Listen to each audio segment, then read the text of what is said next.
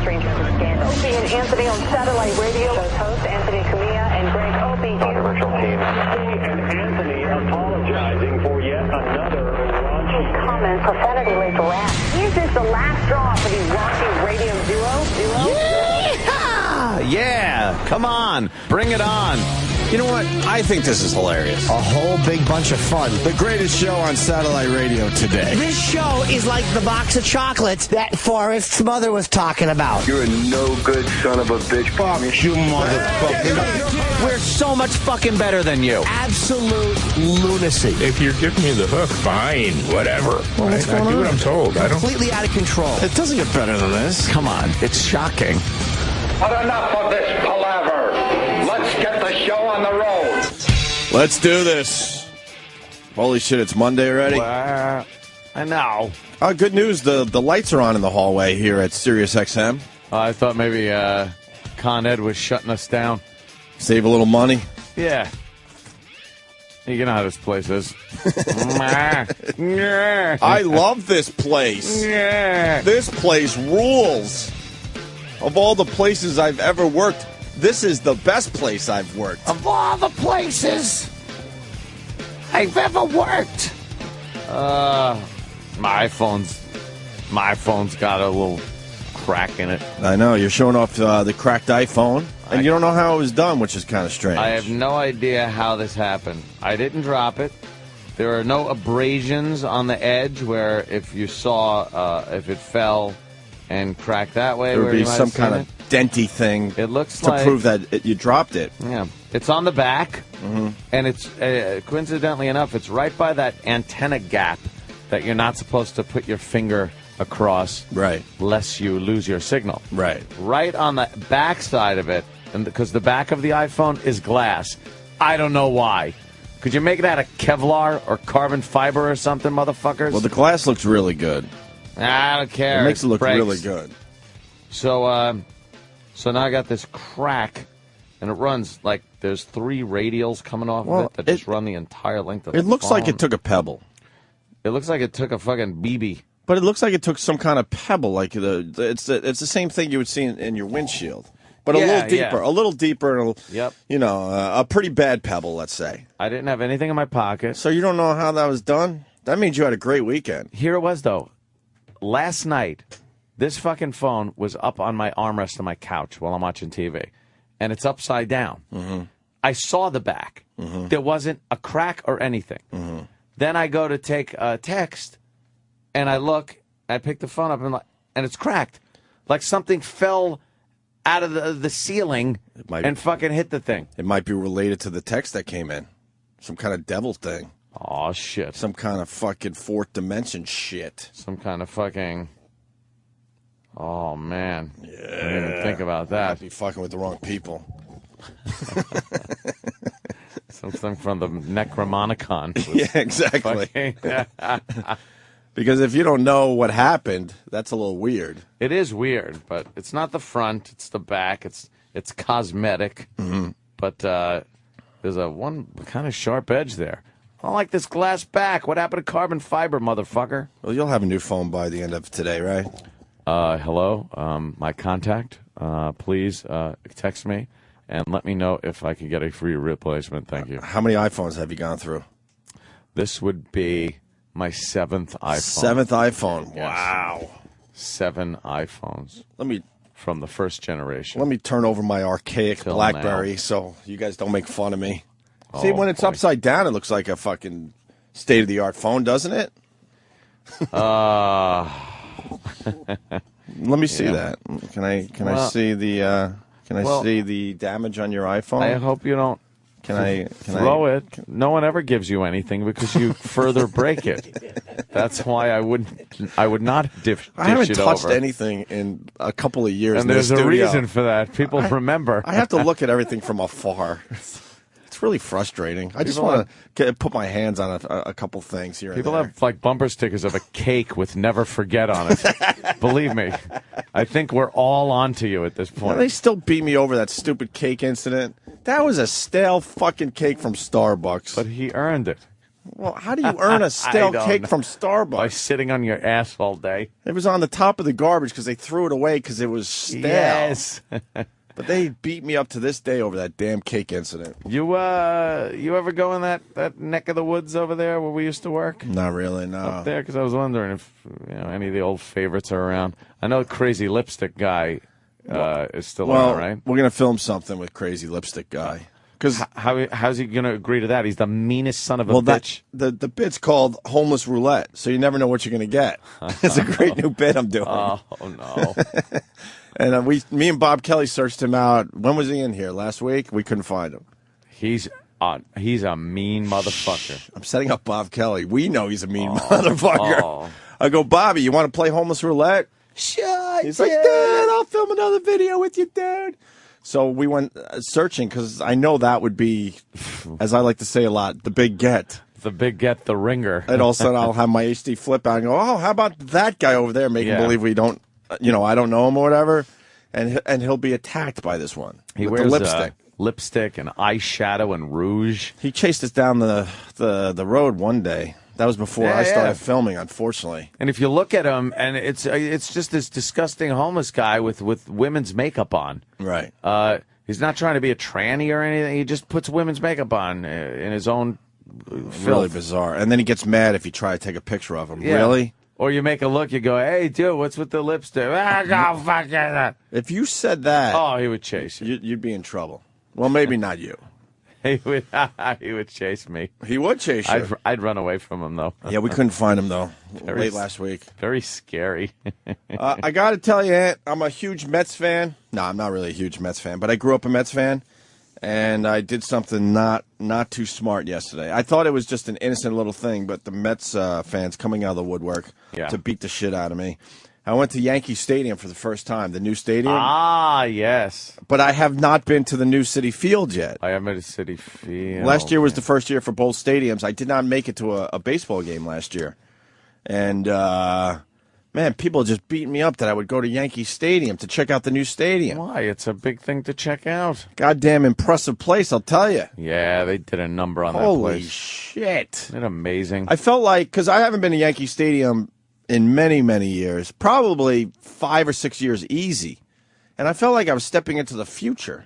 Because if you don't go to a lot of baseball games for that, that long of a time or whatever, then you go to the brand new Yankee Stadium, like, wow, this is the future, and this is how they handle baseball now. Yeah, yeah. For the regulars that go to baseball games year after year, you just kind of go with the progress, you know what I mean? But if all of a sudden you just miss 5 years and then jump ahead and go to a game, you realize, wow, they're doing some crazy shit at these baseball games. That's why I always laugh when someone will be like, the old stadiums are great. This corporate stadium thing, man, it's just, you know what?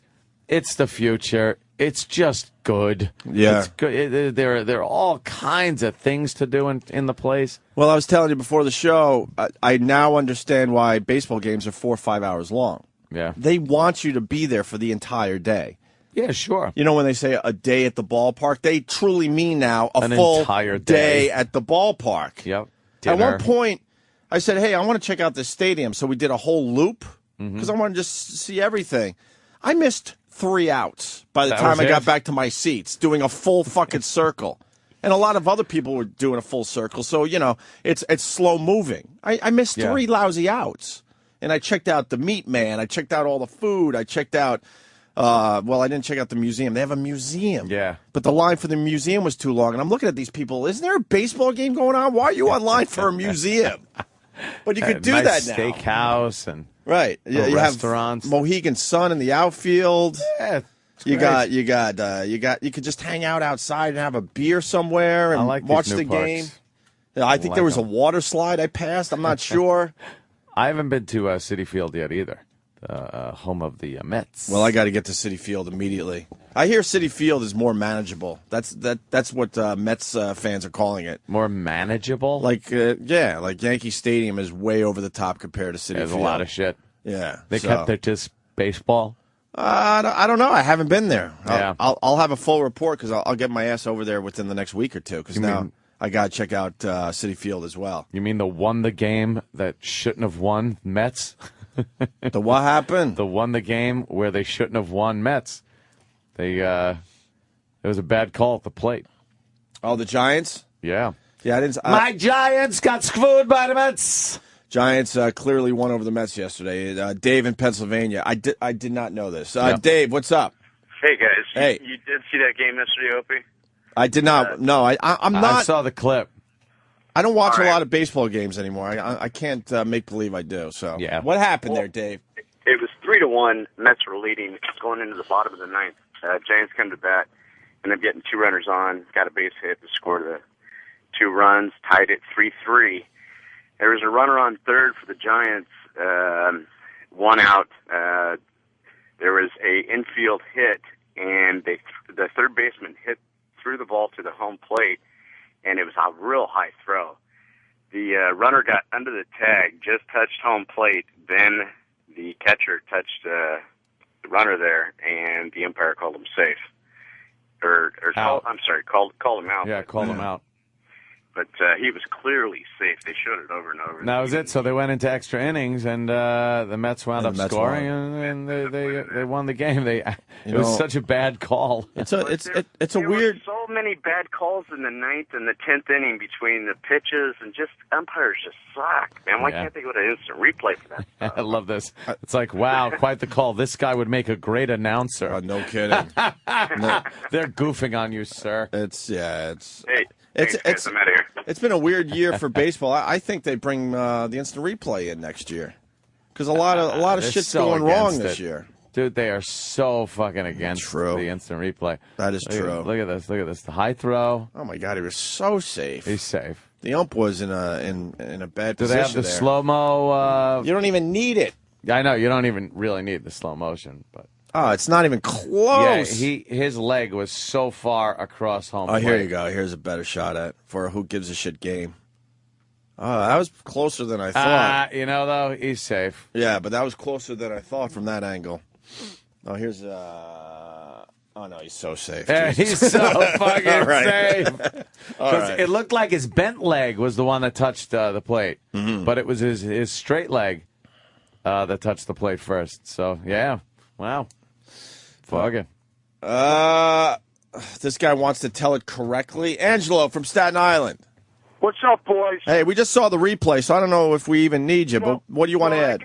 The umpire's a retard. That's the same retarded umpire that when the Yankees were playing Minnesota and it hit the guy in the foot and it was totally foul, that he called it a fair ball. Mm-hmm. That's the same umpire, number one. Number two, the call last night, he even admitted after the game that he thought his foot was over the base but didn't touch home plate. Oh, okay. So it's swept. He said it was over it. He said it did not touch it. That's why he was out. Oh, that's crazy. It didn't even look like the catcher made the tag either. It looks like he came right behind his back. It's pretty amazing. Came behind his back. It's too early for that, man. How great. We go to MLB.com, and we just saw 10 different angles of that one lousy play. I know. One lousy fucking play there. The future. It is the future, but love the intra tubes. But very impressed with Yankee Stadium. Not impressed with the $15 steak sandwich that we bought, by the way. They have a steak sandwich over there. I tweeted. Someone's got to pay the A-Rod salary. Come on. What are you doing? I tweeted a picture of Meat Man. Yeah. And then they carve up this meat nice, and then I guess it's a $15 fucking sandwich. It was good. It wasn't worth $15 fucking dollars. Got any bourbon in it or nothing? Then nothing. $15 sandwich. And then what's up with the seats at Yankee Stadium? You know about them in the front? They're like $1,500 a seat or something like that, but you get everything. They just take care of you the whole game. Oh, the wait staff and everything? Yeah. But it comes with the price of your ticket. They're great. And then the seats are pretty thin because they just can't get that section sold out every game. Yeah. So when you're watching the games on TV, it looks like no one's at the fucking stadium. With the economy the way it is, toward the end of the season, especially if the Yankees are doing good, you'll see that fill up. But it is amazing that you just sit there and you don't got to get up. Right. You do not have to fucking get up. They come by, whatever you want, place your order, and you get it. But the only thing you have to do at that point is tip because everything comes with the price of the seat. Yeah. Then I also learned they have $5 seats at Yankee Stadium. $5 seat. For certain games, and you can sit way the fuck up and check out a game for $5. And just be there. Be there to experience the magic. That's really, really nice of them. Yeah, that is nice of them to shove you in the cosmos. For $5. There are seats at the park that just aren't worth. Like, just watch it at home. But I was just saying, watch it at home. But who gets to sit way high up in the sky? I was thinking, if you're not a huge fan, yeah, that would be a cool experience to go check out a $5 seat and just look at the cosmos for just 4 or sit there 5 and hours. look up.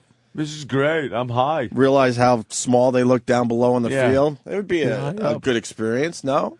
We could spit on people and just go, ha ha, suckers, better luck next time. It's really nice of the Yankees to offer, $5 seats to the real fans.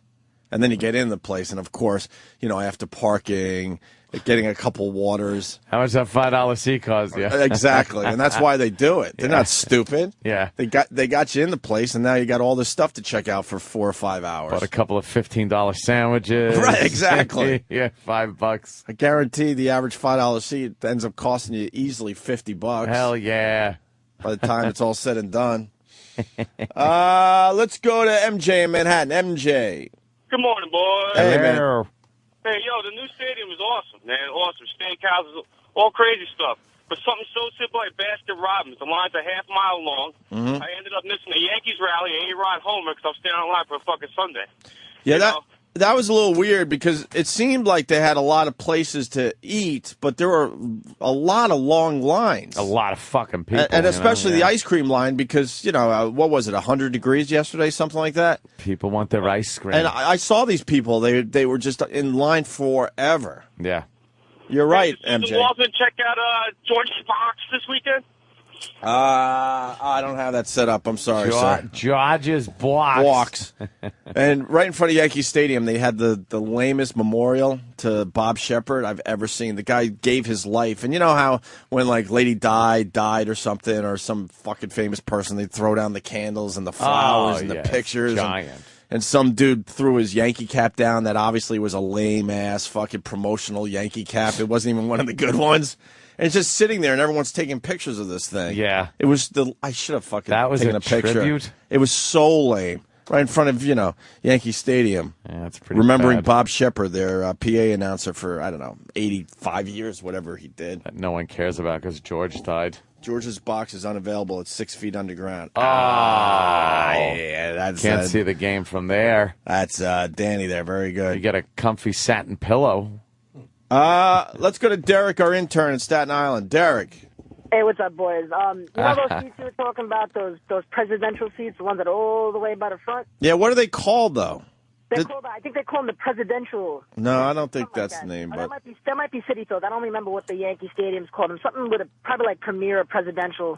Yeah. And I know towards the end of the season, the Steinbrenner family and management, they give the seats out to VIPs just to fill that section up so it doesn't look like it's so empty. But the problem is VIPs don't use their seats, so they would have to give them to the regular fucking fans if they want. Give it to the regular fans. They look at us. They look at the regular fans like we're peasants.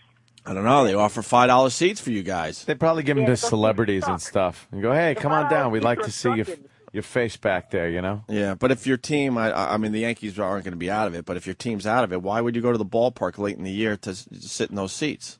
For a $4,000 sandwich or that's true. beer. That's true. Let me say hi to Tony in Jersey. Tony! Tony. Yo, what's up? Hey, buddy. Hey, yeah?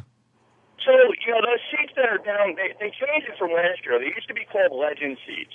And they used to go from all the way from first all the way to third baseline. What they did was they broke it up, and now they have championship seats and legend seats. The legends go from the dugout to dugout, including home plate. They range from $900 to $1,100 per seat. Jesus. Now, you get the only, I believe it's either 4 or 5 diamond restaurant of any ballpark in the country. Big deal. Mm-hmm. It does include all your food and your soft drinks, including water, but not alcohol.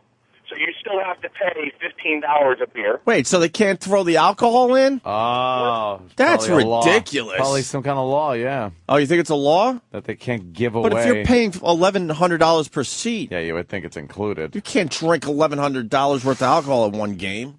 No, and so the seats right next next to a dugout. They're, Giuliani seats, they're $1,100. Right. And actually, they go up in price depending on your row. So, like, if you were sitting, let's say, right by Teixeira, down the first base line in Sure. the championship seats, Yeah. the first row is $550. The second row is $350. Why? Because you're in the first row, man. That's how the Yankees want it. Yeah, but second Must row be is in the front row. second row is just as good. Yeah. In that situation. Sorry, I didn't mean to interrupt. Kenny's in No, front it's of all you. right. No, but here's what really is annoying. If you remember the old stadium and a lot of the ballparks, before the game, batting practice, you can go down, hang out by the dugout. Kids can try to, maybe see one of the stars, maybe get an autograph or something, but at least be part of the experience.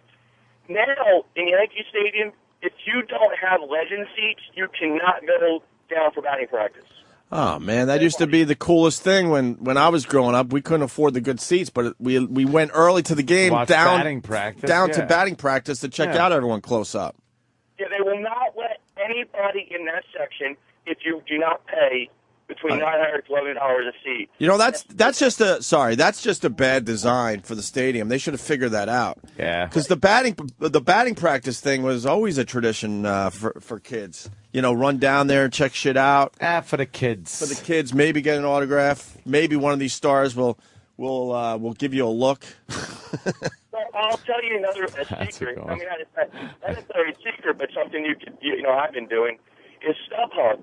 They're like the reseller of. Sure, yeah. StubHub. What the Yankees have been doing is for the seats that haven't been purchased, they put them up on StubHub and they tier their pricing, meaning that they'll start offering, let's say, a seat right behind home plate for $1,100 at face value. As it gets closer to the game, they come down. So depending on the game, you could actually buy one of those seats for like $300-400. Right on. I'd sell my fucking legend seats because of you cunt! Those are my legend seats!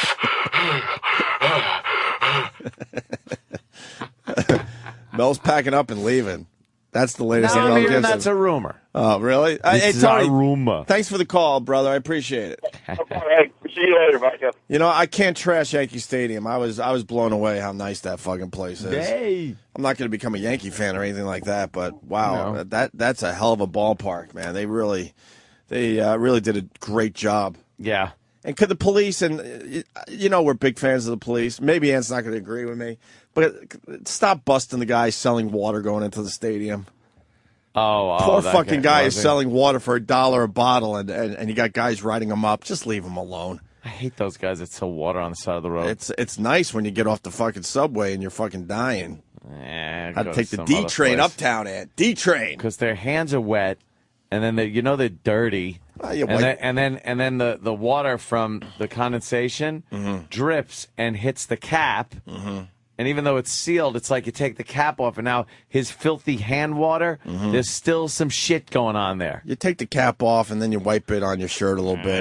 Do a little fucking ring around the fucking lid and start drinking. Maybe for dust, that's good, but I'll tell you, for that disgusting hand shit. I actually felt bad for these guys. They were getting written up, and I'm thinking, if you find yourself in a position where you're selling water for $1 a bottle, and it's 100 degrees out, and you only have, I don't know, maybe like 24 bottles because you can't carry anymore. So I'm thinking they're only taking in 24 lousy dollars. They had to pay for the water, whatever their cost was.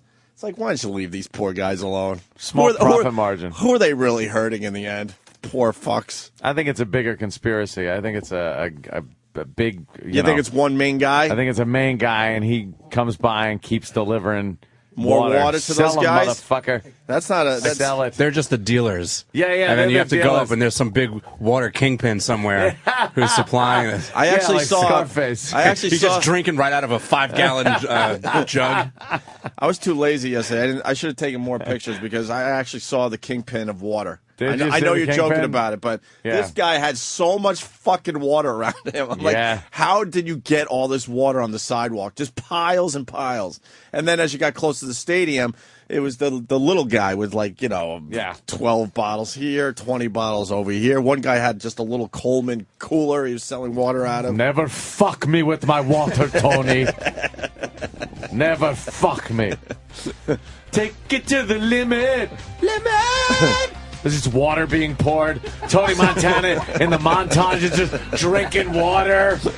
Yeah, they're talking about water. Laughing at each other with giant jugs of water. Close up of hands putting ice into a glass. They're just the money just going through the machine, but it's only $8. Right. It's worn out dollar bills. Yeah. Just a few.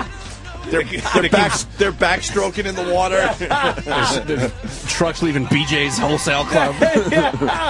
Big stacks of water, man. But I was thinking, too, you know what? Fuck those guys. You know what? I'm with the NYPD after all. Fuck those guys. Because if they're selling the water for $1, they had to have stolen it from somewhere. You have to think the profit margin. Because I'm looking only $1 for a big fucking water as you're walking into the stadium. That's a bargain. Of course, that fell off the truck somewhere. You think? Yeah, there's some kind of something illegal went on there. The water kingpin, I like that. I think I saw that guy though. Kingpin. And a few of the locals, because I wasn't brave enough to make comments. They're like, a few of the locals like, you think you have enough water? Think you got enough water? The fuck is that about? And I just walked by. Just leave the water guy alone. Don't look at anybody. Just focus on the stadium. You'll get there. You'll get there in one piece. Now the margin's better than you think because you can get a case of water for $9. Okay. Case of Polish there's 30 Spring. and 35 to a case. So that's $35. So then $9. Let's call it. So you're $26 profit. Per case? Per case. And sell 3 cases? But what about the guy that only had fucking 24? He gets asked out. That was a sad fucking sight. And is it Poland Spring or they sell that Aquarius shit smell water? I do notice that today there is the Poland Spring is bountiful in studio. Making a big comeback right here. We appreciate that. Aquarius water indeed. And then I finally gave in because then I had to take the D train back downtown. Me doing subways, and of course, it's the easiest way to get there. And I finally broke down and I grabbed one of the waters from one of these guys right, at the top of the subway, and I get lukewarm water guy. I'm like, fuck. I passed 100 of these guys where you see the ice just dripping off the fucking water. And I get the nervous guy at the top of the subway steps praying that he doesn't get busted trying to make a lousy $10. Sitting in the sun. His stupid water is sitting there in the sun all day. He's all nervous like he's selling Coke. I'm like, it's fucking water. Relax. Calm down, fucker. His eyes are darting from left to right over a lousy bottle of water. You don't want to get busted. So I felt sorry for the guy. Profit. So I gave him $2 for a bottle of water. I said, fuck, here's $2 fucking because I saw he only had 8 left. And then it was lukewarm. I'm like, you motherfucker. I hate when you give someone extra money just to get fucked over. It's not a lot of fun. Yeah, whatever. But a very good experience at the stadium yesterday.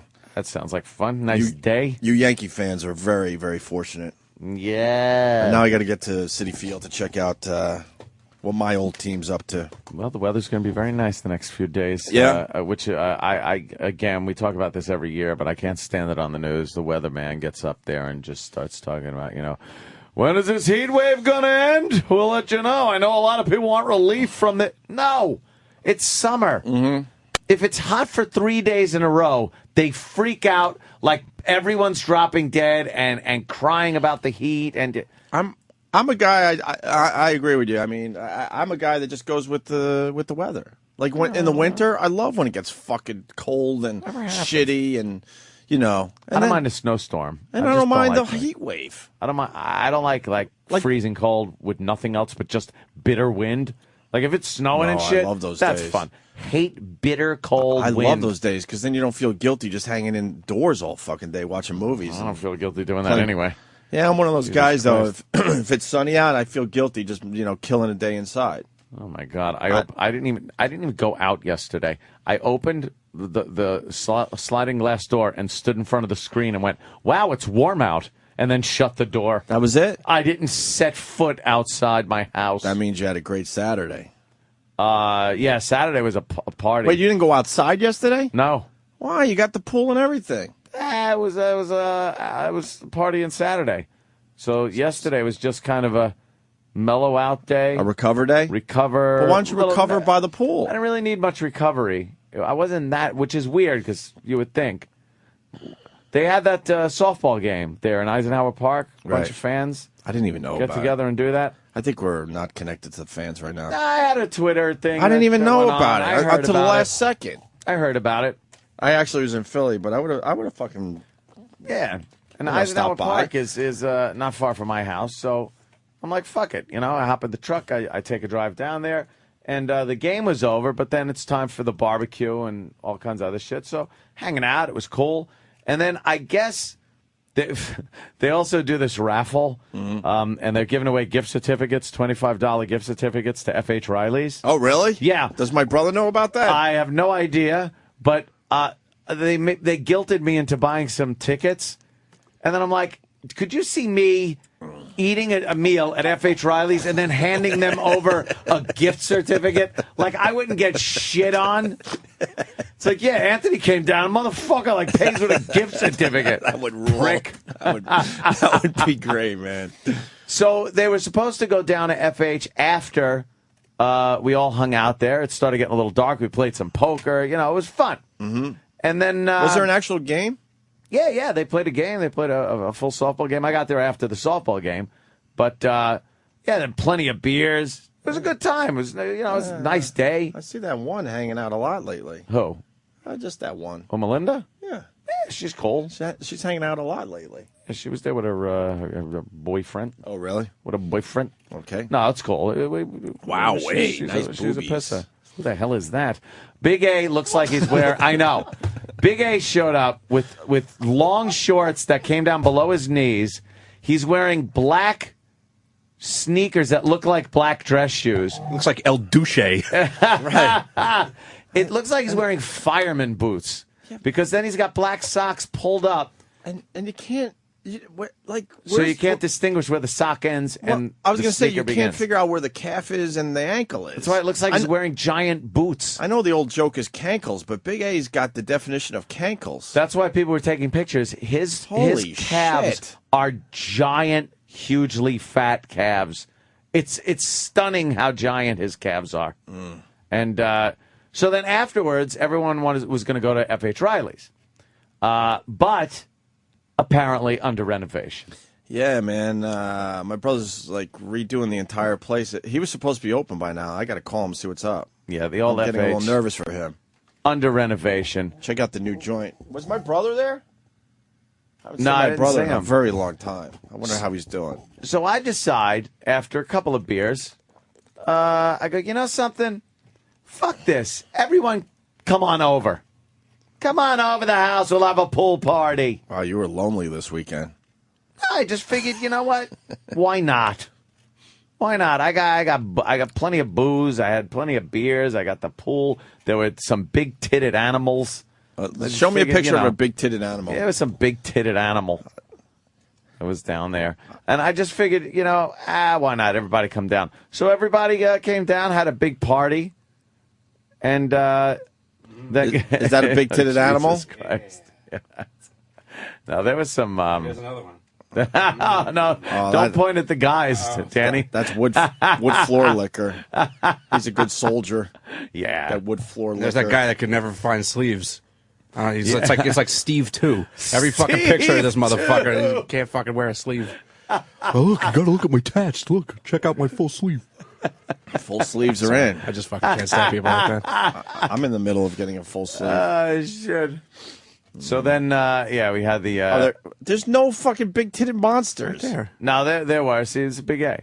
No, there were. There's no real pictures of him there. I don't know why. I think I took a picture with one that was kind of... Did you force all the girls to remove all their clothes before they walked into the compound? Not force, but everything is, open. Yes, well, there were 3 people there that I said, make sure they don't come.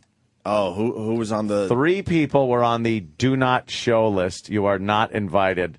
Everyone else was allowed to come and showed up. But was it a lot like of you fun. guys were whispering like party at Anthony's, but don't tell those 3? Or did they openly know they weren't allowed? I pretty much said, I don't want those 3 at my house. All right. One was Bobo.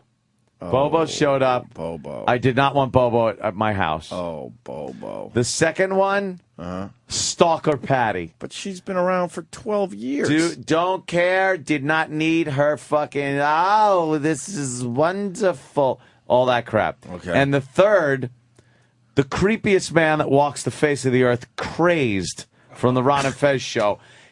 I'm watching him look at the girls. He looks with this out of the corner of his eye.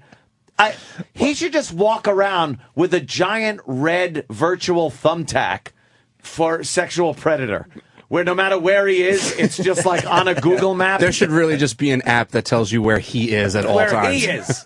Maybe that dot could just be on a baseball hat. Yeah, just put it. Because I think it would be tiring to carry his own dot above his head. Any satellite on a view, stick. You could just see Crazed. Yeah. He was looking. You can't describe. His name is called Crazed. The creepiness of his eyes when he's looking at a girl. Like, girls will be talking. There was one point where, like, 3 girls are hanging out, and they're feeling how heavy another girl's tit is, and it was fun. We're all standing there, like, sitting on the picnic table watching, snapping some pictures. Crazed comes over and broke the whole fucking thing up. The girls, like, walked away. They got creeped out. And we're all standing there, and then Crazed is standing where the girls were. And we're just looking at Crazed now going, oh, good one. Thanks, Crazed. Just his eyes fucking frightened people.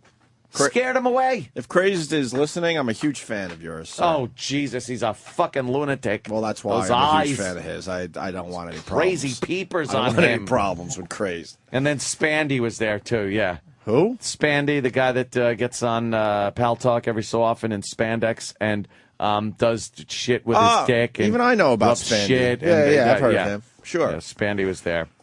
Very cool. Sounds like you had a good time. So you brought them all back to the compound? Yeah, they came back to the compound, and then... did they start touching everything? No, everyone was really cool. I have the keg out in the cabana now also. So Nice. that ran out. That keg's empty, by the way, Danny. Could you imagine that? Are you guys going through a keg a week? Could be 2. Two With a the way week? the parties have been going, there's been a lot of people over the 2 house. kegs a week. A lot of people over the house recently. Wow. So Wow. So everybody was really cool. No one fucked with anything. It was it was a good time. And then the next day, it's Sunday. Yeah, but when did 2:30. Saturday end for you? Did you see the blue sky coming up? No blue sky, dude. Did you make it to blue sky? No, made it to blue sky, and then just broad daylight. Wow. How many people were left when the sun came up? Maybe 5, 6 people. Now, let me ask you this, and it's all in the backyard, obviously, because why would you be inside? Or do you move it inside eventually? No, actually, we did do poker and then karaoke, and then all went back outside again. At what time did you go back outside? Maybe 7 in the morning, and then stayed out there until about 8:30. Your neighbors have got to fucking hate you. What are they going to do? Do they knock on your door ever and go, nope? They don't call the police ever? Petrified of Anthony. That's awesome. They wouldn't say a word. And it's, it's Saturday. Because they don't know what you really do for a living, right? They just they know don't. you come and go at really weird hours. They see me and you're an Italian guy getting into an Escalade. They're not going to fuck with you. I'm a guinea going into an Escalade, and I sit on the back table every so often and just clean giant weapons. I mean, no one knows what I'm doing back there. You think they're taking a peek when you leave at 4:30, 5 o'clock in the morning? Yeah. And then he's leaving again. I leave Where does early, he go? and then they must look also and go, and then he comes home so early. Right. What does this fucking idiot do? You should just throw a shovel in the back of the Escalade every morning. just one lousy some lime. Yeah, just a fucking. How can you guys pretend like there's no such thing as Google? Like they don't know what his last name is and they could just punch it. Yeah, that's true. You know what? You'd be surprised. I mean, people our age especially, they're just not on top of the technology. Savvy. I hang out with old friends here and there, and they got really old phone. I'm like, what's wrong with you fucking guys? Yep. You would think they would, Danny, but you'd be surprised. Most people just don't. I'll go with you on that one. A friend of mine yesterday, he wanted some help with something. He doesn't have a computer, but he's got a phone, and he's like, oh, I want to post something. He's like, but I got to get to a computer. I'm like, you have a smartphone in your pocket, you retard. Just take it out and go to the web. It's right there in your pocket. And he's like, oh, yeah. Mm-hmm. Oh, yeah. People just don't get it sometimes. So the fans loved the compound and hanging out? They had fun. Everybody had a good time. No one fucked with anything. I didn't want those lunatics over there, though, the 3. Mm-hmm. So I kind of... And Bobo is just... I didn't watch him play softball, but he played. But apparently when he swings a bat, it looks just like Wendy swinging the bat. Oh, in The Shining? Jack Torrance. Yeah. He can't, get a swing, so it looks all choppy and weird, and he just strikes out constantly. And then he's sitting on at the picnic table with that perfect seated posture that he does, with his hands on his legs, and for an hour. And then I go, I go, Bubba, because I got knocked out of the poker game at one point, and they were still playing. So I go, Bobo, somebody over there wanted you to play poker, and there's a seat open. He goes, I got nobody. He goes, no, they're footing the bill for you. Oh, and then we see him get up and start walking over there, and then I'm just like, oh, they're going to be so mad. They're just going to yell at him and throw him away. And that's what they did. Like, get the fuck out of here, Bobo. It was so mean. That's great. God, we embraced the lunatic. I love it. Why what other not? radio show embraces the lunatic? It was fun. Goddamn, good goddamn time. But then, Sunday at about, I guess, 2:30, I hear my front door open, and I hear, hello, and it's Keith and Ange. Just coming over? On a Sunday morning, though. And then I hear Keith go, holy shit. And Ange is like, this was just cleaned. Because, you have a party. There's going to be shit laying out. It's going to be a little messy. And then they start talking about, because they know everyone that I know and who's in town and out of town. And how could I be having a party when this one isn't around or that one? Because I just spur of the moment decided, fuck it, I'm having a party. Right on, man. Yeah. Good for you. Sounds now clean it up! Sounds like you had a good weekend. Yeah, it was fun. Great weekend. A lot of fun. I have a kid, so I don't have any real weekend stories. I stay in a lot, so Jesus! I got out for a Yankee game, and it was terrific. Well, that's nice. Hanging out with some old friends. So. What'd you do? You left the wife at home? Yeah, she's cool. Yeah, yeah. She gets mad at me though because then she wants to go do stuff, and I go, yeah, I'll babysit the kid. She goes, it's your kid. You're not. You can't babysit your You're kid. Not babysitting. But I go, yeah, I have no problem babysitting for a few hours. She goes, will you stop saying babysit? You're watching your son. Yeah. It's not babysitting at that point. Which I'm loving more and more every day. Just having a kid thing is fucking... I know people hate better than a puppy? It's way better than a fucking puppy. Yeah? What about a monkey? Monkeys that's a rough one. A monkey with a little engineer hat and overalls? I don't know if I'd want to... Cute as a button. I don't know if I would want to change a monkey's diaper, though. No. That would be a little rough. Oh, they throw the shit at you, too. that would be a little You're probably rough. right. Monkey astronaut was my favorite. Look at the little guy. Oh. He don't know where he's going. Stupid monkey. I think I was in Bizarro World yesterday, too, because... all right, I'll throw myself under the bus for a second. I wear a Bjorn now with the kid. I'm that guy. What? I think it's called a Bjorn if you want to look it up. Wait. It's like sort of like the front backpack. Hold on. See if. No, you don't. See, I have to wait a minute. No, you don't. And I would tweet pictures and all, but my kid really is a civilian. I don't want him in the spotlight like other people's kids around here. So, but there it is. Yeah, no, I'm that guy. No, you're not. Yeah, I'm that guy. No! That's the exact one I fucking use, too. My kid loves it. And I love it. Oh, no. But I'm that guy. If I showed you that picture back in 95. What? If I showed you that picture I know. back in 95. Oh, trust me, I'd be all over it. Yeah, I'm that guy. Oh, God. No, my kid faces outward, though, because he's big enough already. Yeah, I'm that guy. I walk around the neighborhood like that. And I used to make fun of those guys. When he gets to check shit out in the neighborhood. Wow. But I'm in the supermarket yesterday, and it was kind of an awkward moment because it was a meeting of the shock jocks.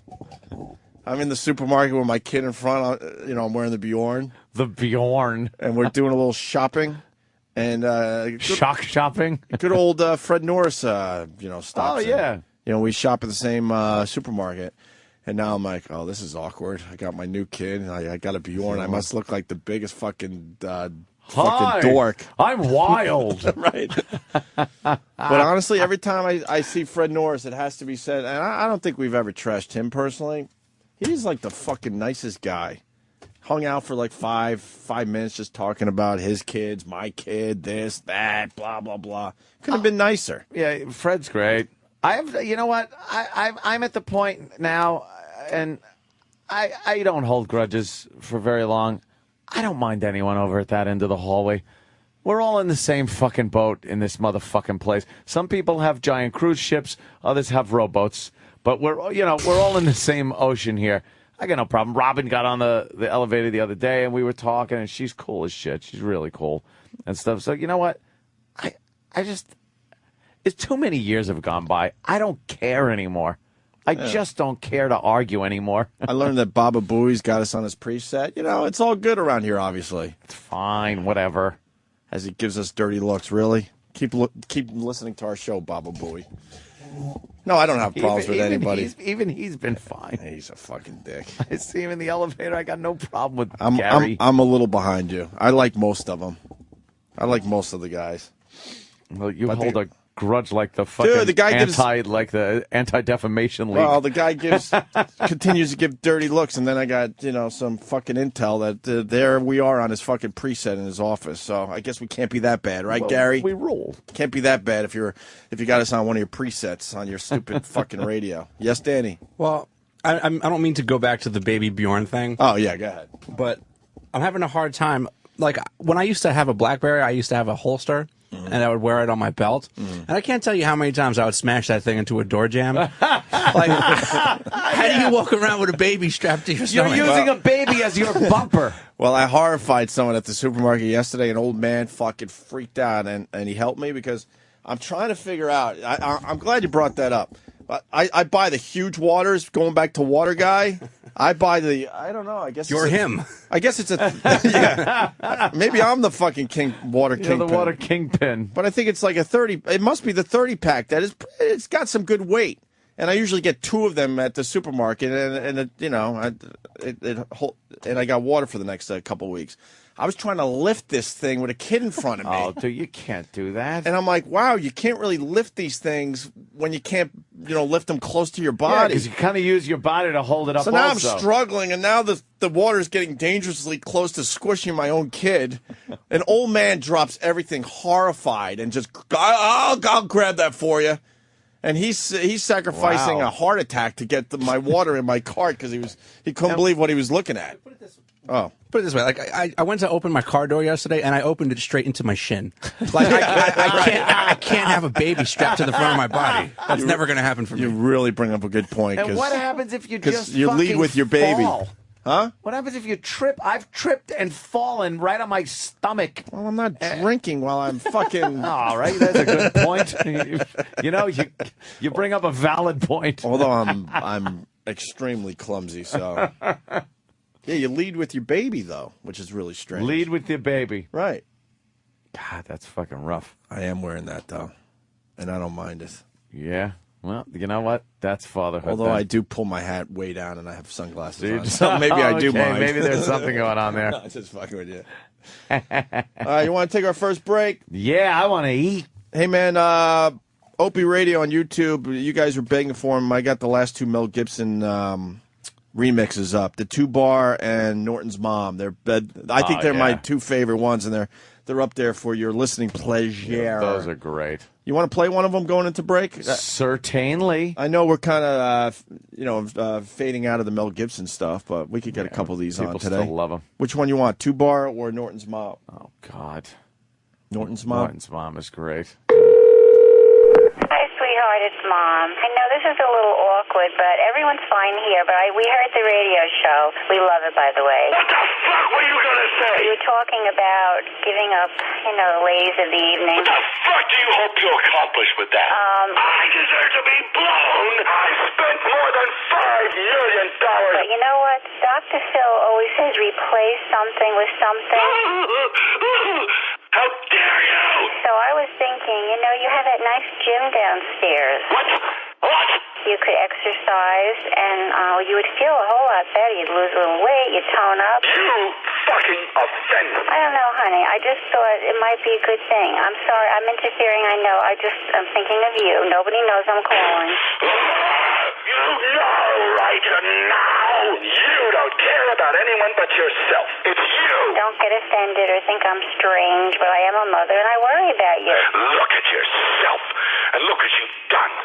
You fucking excuse for a mother. It would help you, sweetheart.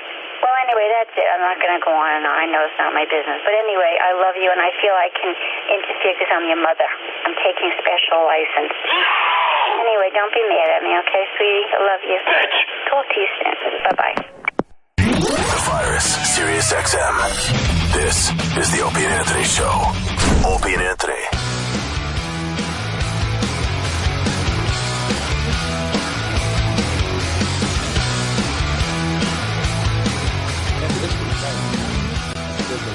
Look who's back. Patrice O'Neal helping us out today. Oh, yeah. And we're very happy to have him in studio, especially on a Monday. Morning. Mondays, yes. It's overrated to talk about Mondays, but they just suck. Do they? I find Mondays to kind of blend in with Thursdays. Really? I don't have a job. That's true, I sleep guess. till fucking 1, and then I have to make up shit to do. Good though. No, that's it. I'm telling you, and I work hard to be lazy, motherfucker. Fucking Patrice nailed it. When we were off the air for 2 years, you get up and make up shit to do. I make it up. It's either that or go crazy. My sleep pattern got all fucked up. But people think it would be cool not to work. It's cool for the first. How long was it cool? Year and a half, year, 8 months. I don't even know if you can make a year. No. I don't even know if you can make a year. Yeah, after the first, about 3 months. You're rolling your eyes, but I'm telling you, we weren't allowed to do.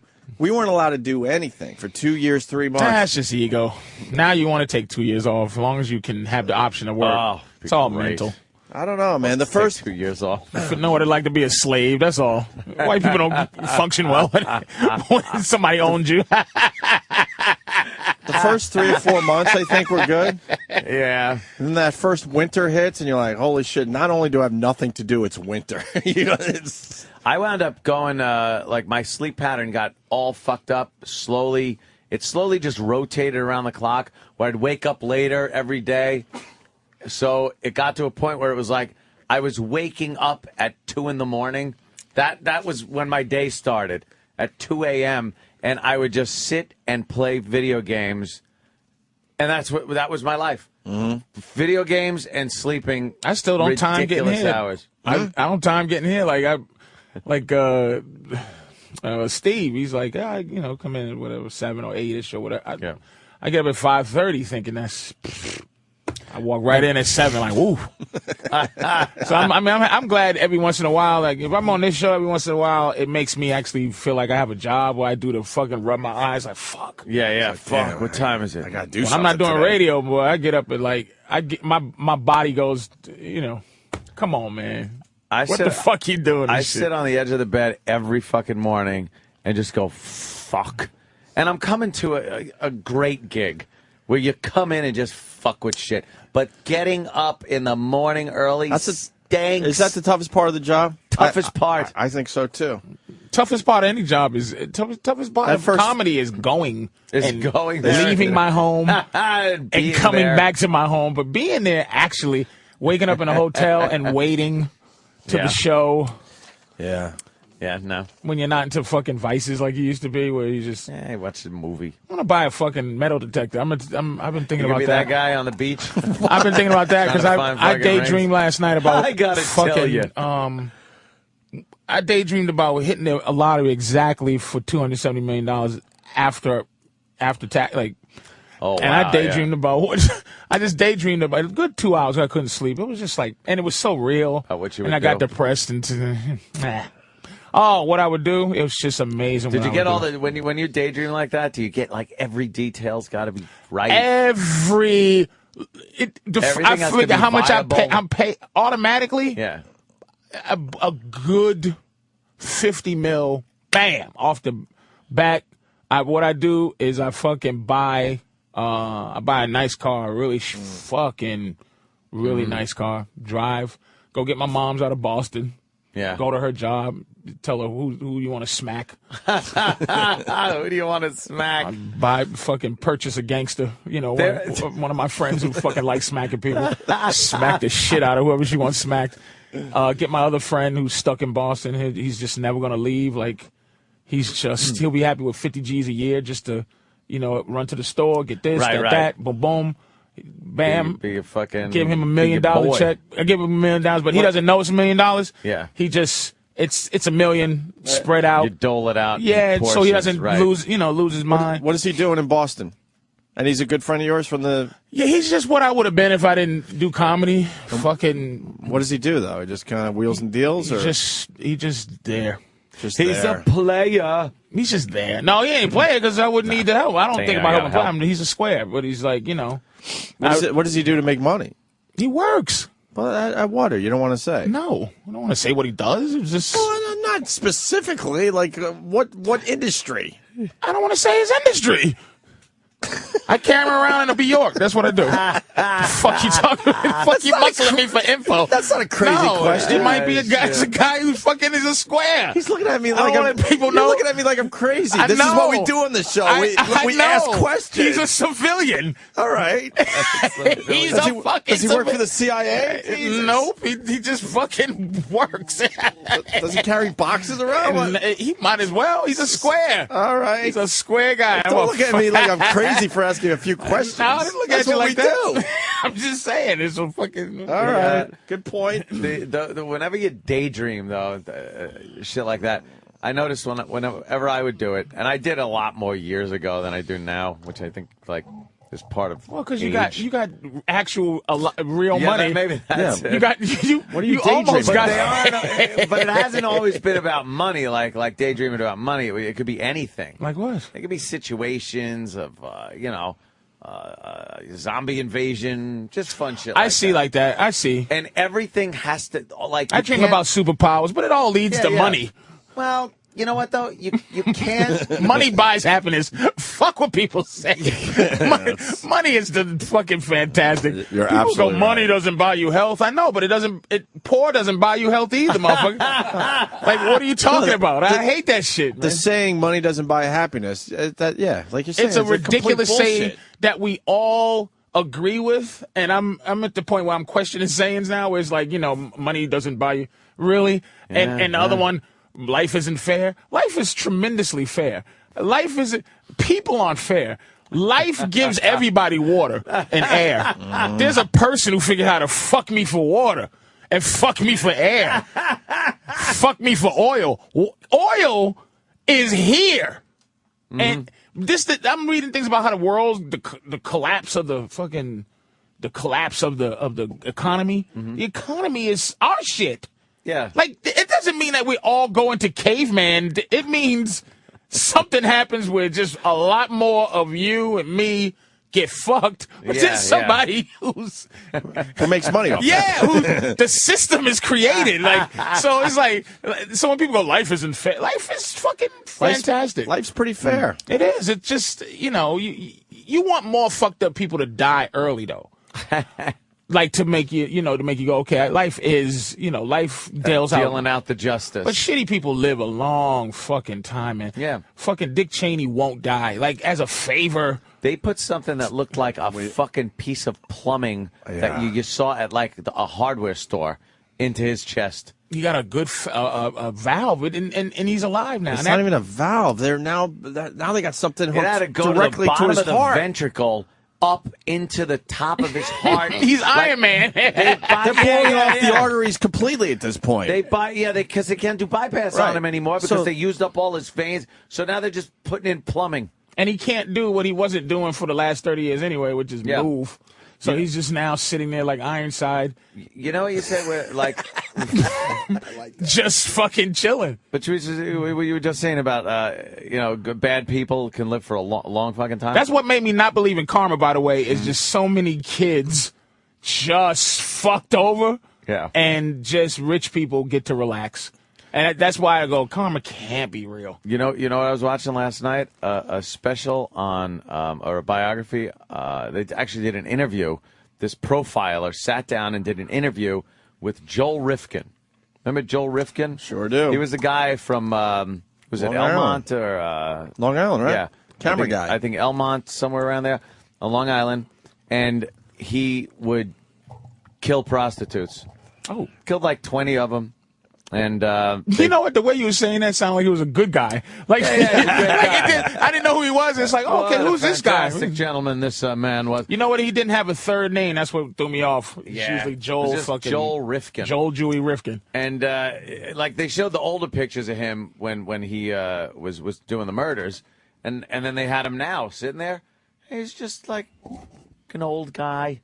Really? Sitting there. Well, he's getting old. Mm-hmm. And in jail? Yeah, in jail. And then they're asking him, what do you do? He goes, well, I do this, I do that. He's in jail, enjoying his life in jail. No one fucks with him because he's old. Well, we talk about it. It becomes your life. Like, you think about these jail, guys don't really suffer in jail. It just becomes their life. When you haven't been in jail, or you've been in jail for a short period of time, you don't understand, I guess, the mindset of being in there for, let's say, 25 years. After 5-6 years, you're probably going, this is my life. You do not. It does not rehabilitate you. It just makes you fucking. It's like it just becomes what it is. After the first second of going, all right, I'm not going to get stabbed to death or raped to death. Yeah. Right. But then you hear people going, I'd rather see him in prison rotting in prison. It's like, you know what? Not many of these guys TV. rot in prison. He's got a job. He's fucking talking, made friends. He's doing things. It's fucking prison. You're stuck in one place. A really nice TV, too, where you can see the tubes. Well, if you're able to... They put the glass on there so you can't hide a shank. If you're able to watch LeBron James's announcement, you're not suffering in jail. No, you're not suffering. If you're able to watch whatever the fuck's going on in the world on TV, how are you suffering? And that's why I am all for the death penalty, because, But it costs more people. And it's like, the that's death penalty. That's a weird thing, man. I'm not for the death penalty. I love the death penalty. Not because I don't want to see a motherfucker dies who might deserve it.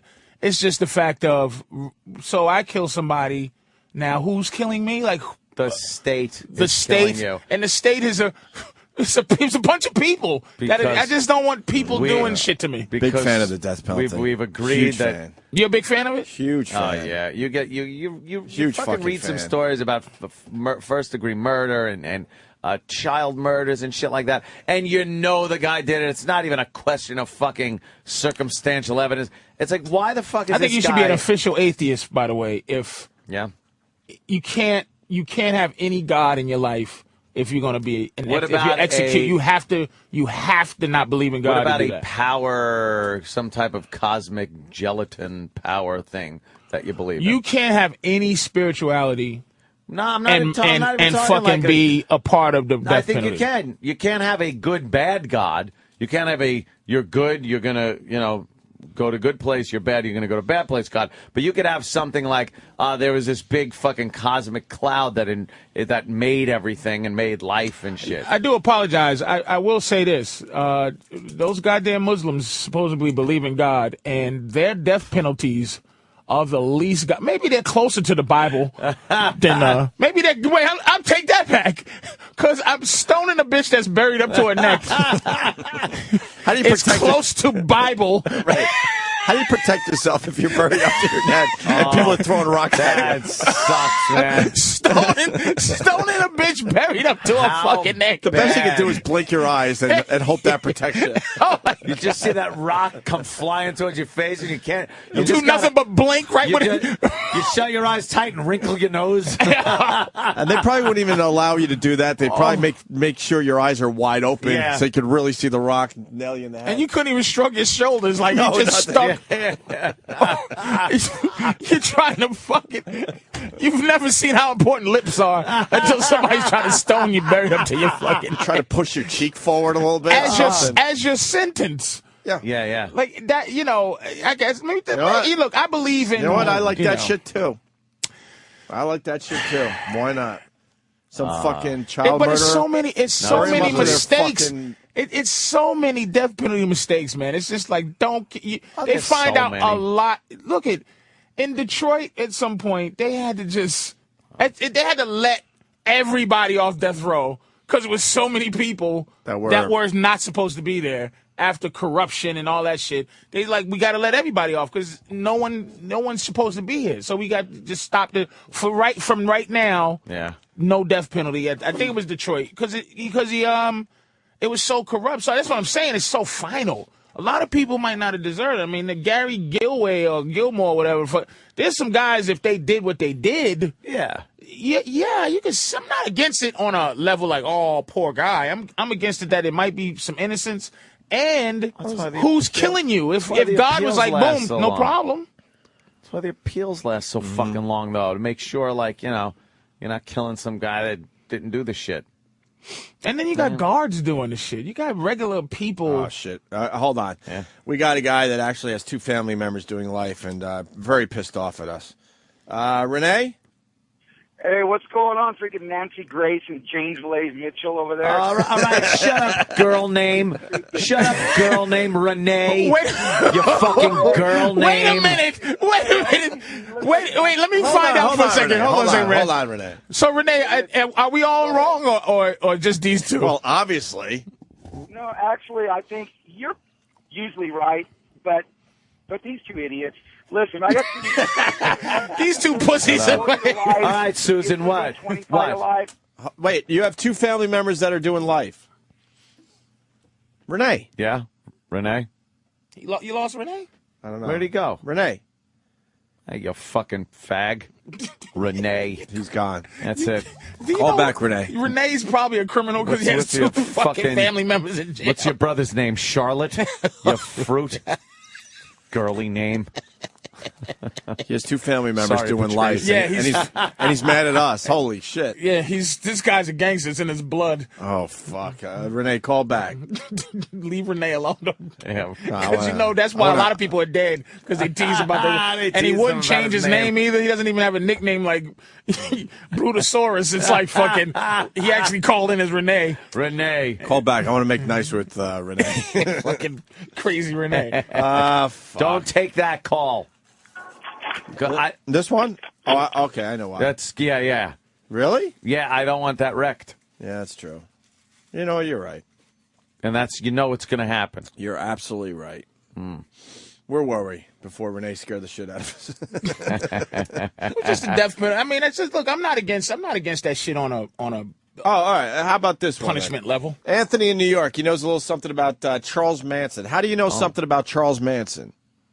All right. Well, first off, hey, what's up, guys? First off, I got a good friend who was in the military, who did a tour on Iraq in 2003. So when he got back, he told me, well, as everybody knows, Charles Manson, you know, he's still alive. He avoided the death penalty, and you know, I forget it, in like the 70s or something, because there was a certain clause. It was a rule in California. Yeah, we know. They repealed the death penalty. Yeah, simple as that. Okay, continue. They were going to kill him, and then, yeah. He got lucky. Here's the deal. I know y'all would think this is crazy. This is true, though. Right before we went to Iraq in 2003, they came to him. The CIA has started, like, operation, and they wanted to use him in Iraq. He had the opportunity to be free. And they came to him and said, you know, here's what we want you to do. What? We want you to go to Iraq and act as one of them and, you know, I guess have him dress up in the clothes or whatever and act as like an ambassador and try and get out Hussein. And they wanted to use him to talk to the people because, you know, he's a very smart man. He's got a crazy high IQ and he speaks a lot of languages.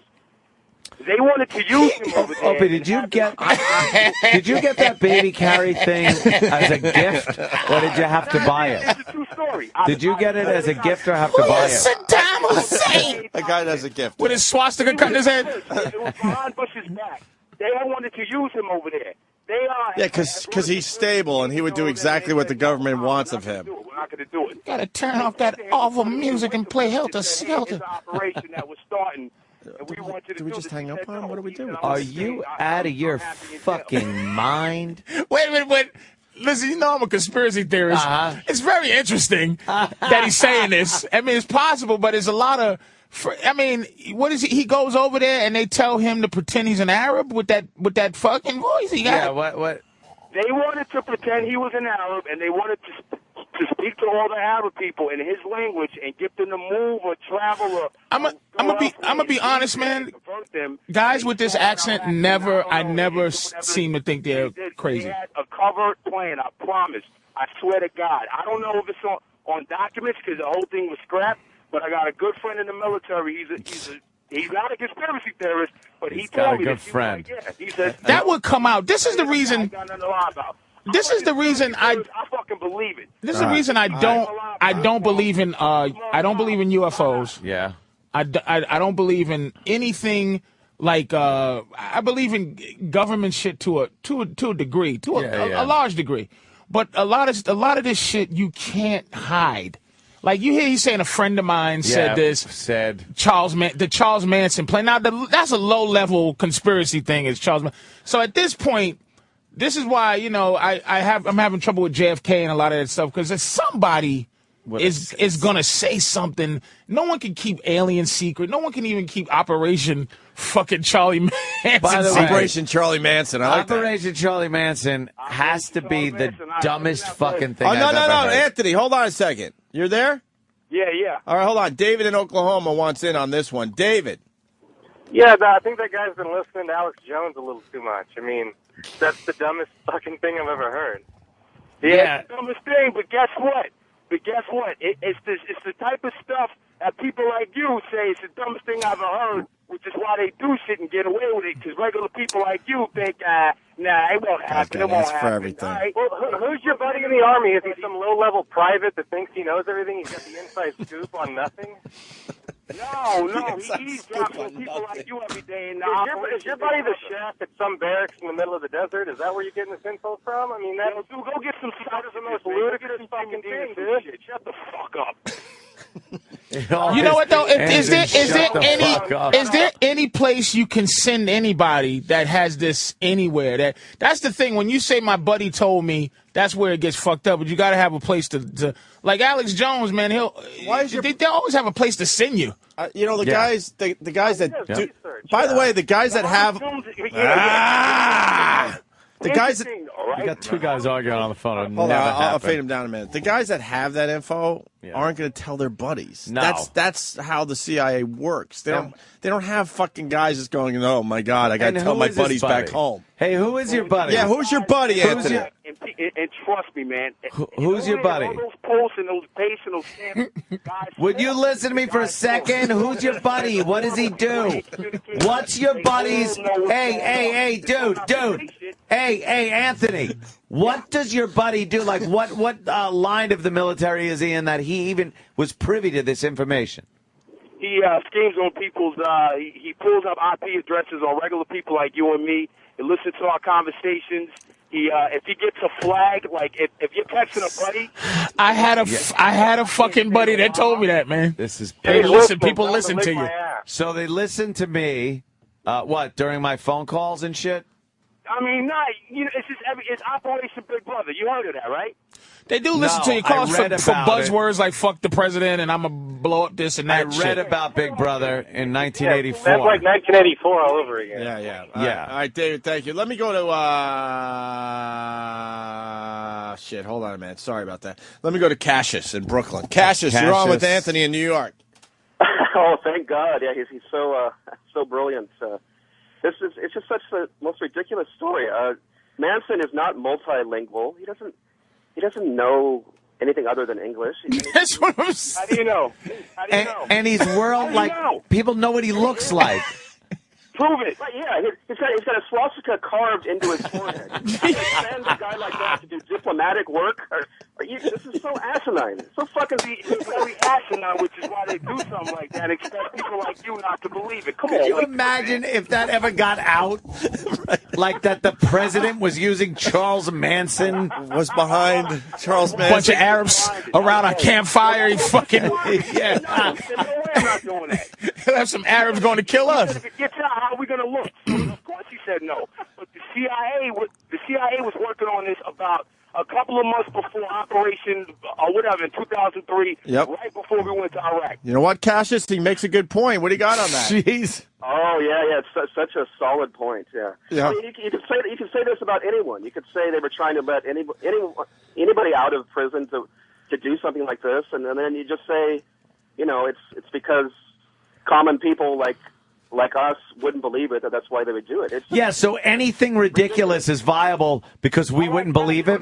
Is that it? Wait, Anthony's got a question. Go, Anthony. Hi, Cassius. You remember the Iceman, right? The Iceman? The Iceman from New Jersey, yeah. Yeah. Killed over 100 people. He killed them in all these sick ways. He ice picked them, stabbed them, he shot them. All right, whatever. Go forward. Yeah, you don't remember him, man. Do your mafia history. All right, man, why do you think he's still alive? Let me ask you that. Oh, good question. Okay. He's Why got is you he there, still Cassius. alive? Yeah. What, is this a person who's locked up currently? Yeah. I mean, he's locked up. He does a fucking interview on Dateline every year. It's like an anniversary thing. And the media gets a fucking kick off this guy, man. They get a hard on off this dude because he's such a fucking genius.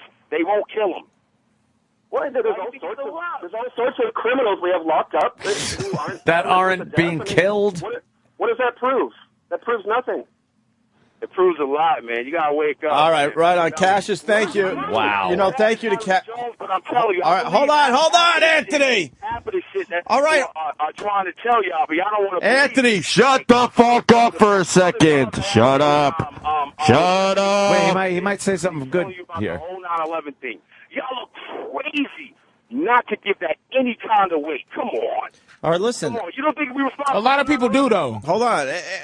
Anthony, I'm trying to shut you up because I got a guy backing you up. We got Dana in Boston. You're on with Anthony in New York. Boys, good morning. Can you hear me? Yes, I got you, Dana. What up, I want to let you guys know that my brother's in the Air Force. Yep. And he heard that they're going to hire Jeffrey Dahmer to go to Area 51 and talk to the aliens. Fucking John Travolta sound a retard. Anthony, comment. He called you a John Travolta sounding retard. Hey, what was his name? His name is Dana. Dana. Hey, Dana. Hey, fuck you and the Boston Red Sox and your fucking bitch-ass name, bitch-ass nigga. Dana. Oh, damn. His name is Dana. This nigga should be calling from Boston. I'm sorry about that, Patrice, man. You cool, though, but, fuck Dana. Well, you didn't have to use the N-word. Come on, Patrice isn't a bitch ass. Yeah, really. He used it in the correct context. There's emotion behind it. Don't worry about it. What are you going to do? Anthony, Derek in Alabama. Derek, you're on with Anthony in New York. Hey, yeah, why would they send him over to Iraq to listen to our phone calls? Can't they just do that from here? No, they're doing that from here, but yeah, he has a point though. You can't just dismiss him. It's possible. You can completely dismiss this guy. Get the hell out of here, Patrice. Maybe Operation Charles Manson could be with someone else though, because people say this a lot. They say this a lot. Why are you wasting regular lives and filling up these jails? There's 2 million people in jail, some shit. And it's like, why not send a couple of them over? And they might be looking into that, giving these guys choice. They do it. They do it on these shows where they give Dirty you. Dozen. But they give these kids a choice. You go to jail for the rest of your life, or you go to this boot camp. I'm sure there's some prisoners, right? They go, okay, we're going to transfer. You seen Con Air? You go, I'm going to transfer these sick motherfuckers to this prison we just built. Yeah. All right. Don't have a family. The guy's been in jail 10 years. Fucking no visitors. They go, listen, you could do this for us. Go into this training, this Clockwork Orange kind of shit, and we're gonna send you over to Iraq and do some clandestine work. It's you can't dismiss you can't just say fuck that because he's right. The point is you can't just Charles go Manson thing. I agree with the possibility of things that happen that we don't believe that they can exist. Scandal. It's funny that he says out. Charles Manson's just a funny guy to say. But if he said this, 70 years old, right, swastika, right. He sits there and makes scorpions out of people's Operation hair. Charles Manson could exist somehow. Listen, we got Bonnie in D.C. I got 2 really good calls here. First one is Bonnie. Bonnie in D.C., go ahead. Hey, how come when the other guy, Cassius, called in and said, Charles Manson doesn't even speak a lot of English, has made a legitimate point, and this other dude, Anthony, his answer was, prove it, and that was it. Well, you prove something. You see what I'm saying? Yeah. It is, Anthony. You don't have any, you're not, it's hard to say. I mean, I've heard some things that make sense.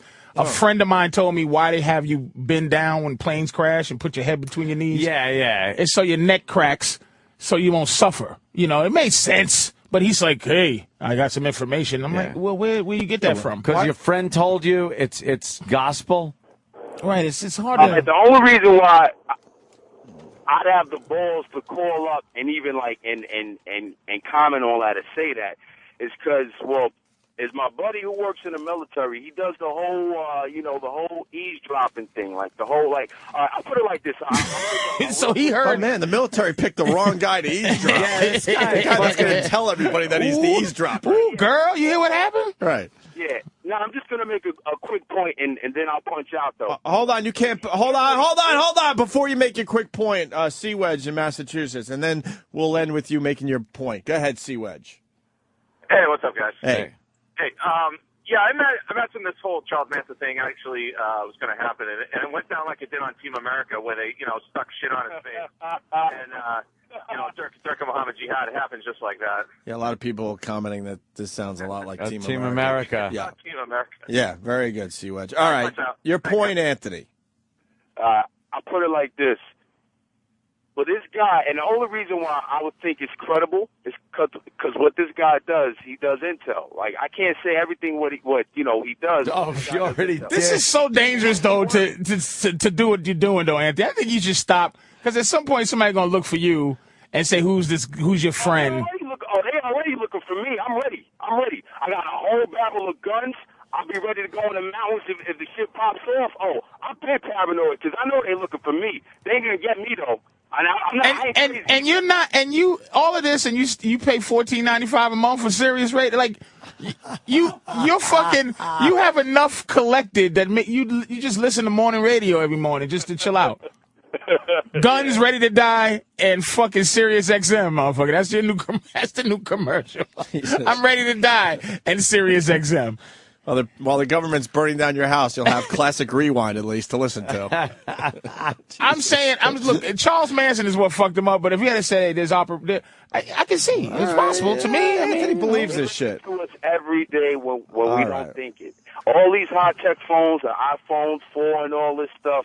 Yeah. If you punch in the right word, it doesn't matter if you're on your internet. It doesn't matter if you're on your cell phone. Yeah. If you punch in a keyword, a flag comes up, and what they do is, it doesn't matter what base or where they at, but your IP address comes up, and they pull your IP address on your phone or your internet. You don't sound crazy to me, Anthony. I got my iPhone up right now. Okay, right. But the people that want to do harm to us, hold on. The people that want to do harm to us would speak in code. They wouldn't just fucking make it that blatant. Yeah, they would. Oh, fucking no, they wouldn't. Yes, they would. If you text a friend, I can't stand Obama. Okay, that's one thing. If you text a friend, I can't stand Obama. I hope he gets blown up in his meeting at Massachusetts as soon as he lands at the airport. But that's they wouldn't. But you just do that. Dude, you just. I believe it. I just. Dude, hold on. All right, I know what he's going to say. Listen to this. You just said it. So now you're flagged. You're flagged, right? You just flagged yourself. That's why I'm pushing it. I'm going to go fucking hide somewhere. All right, you just said it. They got your IP right now. Now they got your shit. Yeah, they got me. But he just ruined his whole argument. Yeah, but he's not worried about it. He's ready to kill everybody. That's true. As he listens to fucking Asia. Jesus Christ, man. That guy is batshit crazy. Batshit crazy with this fucking... I don't think so. Come on. Yeah, Charles but a Manson. batshit crazy guy explained to me why bread is bad. Like, a homeless guy's just screaming why bread is bad. And I go, this makes a lot of sense. Or a crazy man, I've heard, the only person I've ever heard to make space travel makes sense. Like, the how do you space travel quickly? You know, what's the science of it? It was crazy people. It's not like Dr. Kaku, when he's a nut. Like, he's not a regular dude, man. He's insane, but he's not saying his friend. No, like, his whole story. Do you think a guy Charles that is Manson's in military kinda, intelligence... He has a swastika in the middle of his forehead. I know, but Operation Charles Manson could be. I'm just saying. Kind of stands Without out. him. Hold on. Some young fucking... Let Anthony wrap this thing up. Do you think this fucking guy has a friend in intelligence that knows him? Now, he knows him well enough because he's his friend. He's like, hey, my buddy Anthony, you know the loudmouth motherfucker, Anthony, that babbles all kinds of shit? I'm in military intelligence to the point where I know all kinds of shit that they're doing. Let me tell my dopey friend Anthony that fucking blabs it out to everybody. I absolutely agree with you, okay? And here's the thing I'll add. I think a friend told me when you're dealing with a guy like this, is that his friend is him. And I think he might be if he's fucking has the Tyler Durden shit. Yeah, if he has the ideas, I mean, if he's saying that he has guns and he's waiting for this shit, he's he might be listening to certain things, and then you elaborate. Because you when you're crazy, you do crazy things. Sometimes I catch myself daydreaming, like we was talking about, about things, and it becomes very real to daydream, and you make it make sense, and you make it fucking in your head. You gotta but make it work. I think he doesn't have a friend. And I think that Let me, he made it up. He's out of Guys, his fucking mind. that entire time, Renee called back from New Mexico. Oh, Renee. And hopefully having him on hold for 20 minutes calmed him down a little bit. Yeah, what happened, I'm Renee? hoping. Renee. Hey, what's going on? Now let's talk about this man to man. Okay, listen. You have hold on, because people are just tuning in. You have two family members that are doing life in prison, and you got hold on. I'm just setting up. Hold on, I'm setting up the whole thing for you, Renee, and then you can talk as long as you want. And we have said many times in the show, and it's not just us saying it. We've actually talked to guys that have been in the joint for a very long time. We have a nice fan base with guys that are in jail or incarcerated fans, yes. or have done many, many years, and they agree with us. They said after a while, jail just becomes your life, and you're not really suffering as much as the average person would think. Well, most of your callers agree with everything you guys say, so that really doesn't mean anything. All right. But all right. Fair enough. Okay. Fair enough. I've got a cousin doing 25 to life. He deserves it. And I got a nephew doing 40 to life. He deserves it. And I got another nephew who's getting out in a couple of weeks, and he just took some kind of ice pick to the ear. Some fucking family you got there. Now. Yeah, they're nuts. But anyways, that's another point. And they call me, or I go see him and write to him here and there. I don't go see him all the time because they're in California now. But they're miserable, man. They're like sad, run down, depressing people. I'm not saying it's a great place. I'm just saying it becomes your life. No one's rotting away in prison like the family of the victim likes to think someone's rotting away in prison. They're living their life. They adapt to this situation and live. Have to fight every day almost to freaking get to your day and watch. You don't gotta fight every day. And you know what? It's mundane. It's fucking routine. It's like everyone that gets up for their stupid job every morning and then comes home to a naggy wife or whatever the fuck it is.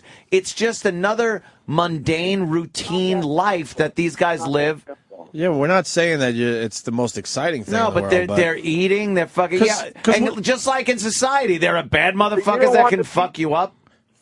So you don't want him to eat, Anthony? Is that your deal? No, I didn't say that at all. The drug users. I just said violent criminals that perpetrate horrid crimes against humanity do not deserve to live in a place that is adaptable, that they can then adapt to. They need horrid places. They need places where they have to work too much, where they suffer every day and have to really think about what they did every day.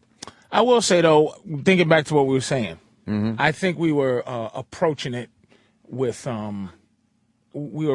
free man's tongues. Like, I think what you're doing right now it makes sense to explain it. It wasn't, the context wasn't, man, fuck, prison is just simple. We're not saying that at all. It's just as you after 5 or 6 years, the point being, it stops being what you don't live like. The suffering of a man in prison after 5 years. After you're living 5 years, you're not the guy on day one when that fucking and that's not saying that is happiness. No, it's just an adaptation. You adapt. You're not horrified like you were on day one. We've adapted to our environment here at Sirius XM, haven't we? Yeah.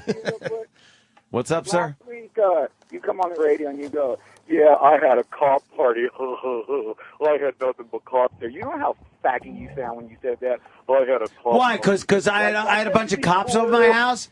No, because, you think that impresses us? Like, hey, I had a club party. No, it was a party with cops there.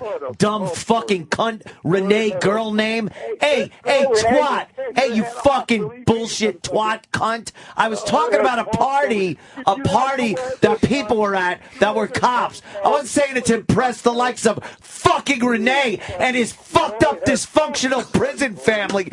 Go fuck yourself. I hope they all get shanked. I hope they all get shanked. I hope they get shanked and fucked up the ass by big black guys. Go fuck your mother. Fuck your whore mother. Fuck your whore mother. Or is she in prison too? Renee, you pussy cunt. You pussy fuck. Fuck you, Renee. Fuck you, faggot. Fuck you, fag. Good. You with your shitty family, your shitty prison burden family. You're burdened. Your family's a burden. Girl name. What's your cousin Kathy in for? What's he in for? He's gone. You fag. Why'd you have to say black cock in front of Patrice? Did you really have to go no there? No one likes black cock in their ass. We're not the only one raping in prison. Is it possible? Yeah, really. Jesus Christ. You could have went to Latino there. You could have kept it PC friendly for Patrice. You could even went to fucking Aryan, the Aryan Brotherhood. You watch these shows. When it comes to prison rape, blacks are the scariest. But everyone's afraid of the black prison rape. Black and rape is the going trend. No, it's just the because you guys got the biggest image cock, of the big so cock. it would Although hurt any more. cock going in your ass in prison ain't gonna Let be me good. tell you something. The pinky rape gang is scary, nigga. Like anything that's trying to go in your ass against your will. The urologist gang is it's not fun either. You're right. It's paying hard to get. I like that. But Anthony goes black cock, and Patrice just fucking throws his hands up in the air like, of course he had to go there. You just gotta go black cock. The sisters, thank you. What about the sisters? The sisters are badass. Yeah, you gotta watch that What about shit. the fucking sisters, man? I just You want to need say, a friend? I just want to say Renee made some great points I in his could be phone your call. friend. Opie is your friend. Renee's a faggot. Fuck that asshole and his dysfunctional burden prison family. With his fucking, this one's in for 25. He deserves it. And this one's in for 40 to life. He deserved it. Shut up. Tell us what they did then, you fucking savage family. How many listeners Asshole. of this show do you think don't like the show? Oh, a lot. And but listen. How many people 'cause work he here doesn't, don't like this He show? doesn't like you. He went to some other shit. There's Yeah, a he weird did. group You of bug him. Patrice, I'll answer your question. There's a weird group of fans, I'll put it in quotes, that just want to hate. They listen to hate. It's That like they're guy not is really in a whole fans nother of the category, show. though. I wish I knew what he was saying, but I couldn't let him get a word in. I had to talk about Well, we're gonna have to horrible shit. Could We'll someone have go listen to the phone decipher call? Because I think what he probably was said saying. some horrible things. What was he trying to say to me? is Some what about I didn't know get. you live and Oh, was it? Yeah, I've been there already. Listen, I was at your party. I was at your party. can we the cop's name. Can we summarize? I mean, obviously, not everyone doing hard time in prison is. Yeah, they're miserable. They're fucking. It's a nightmare. Just for get them. the context. But the context. It's been our experience with this dumb show talking to guys that have been in and out of jail. It's like the majority of people, it becomes your life. And what you're not completely suffering. You'd rather be out on the outside, I'm sure. But it becomes your thing. And because his dumb family got caught and sent to prison, that I'm friends with cops and have them over my house for a party is a problem with Renee.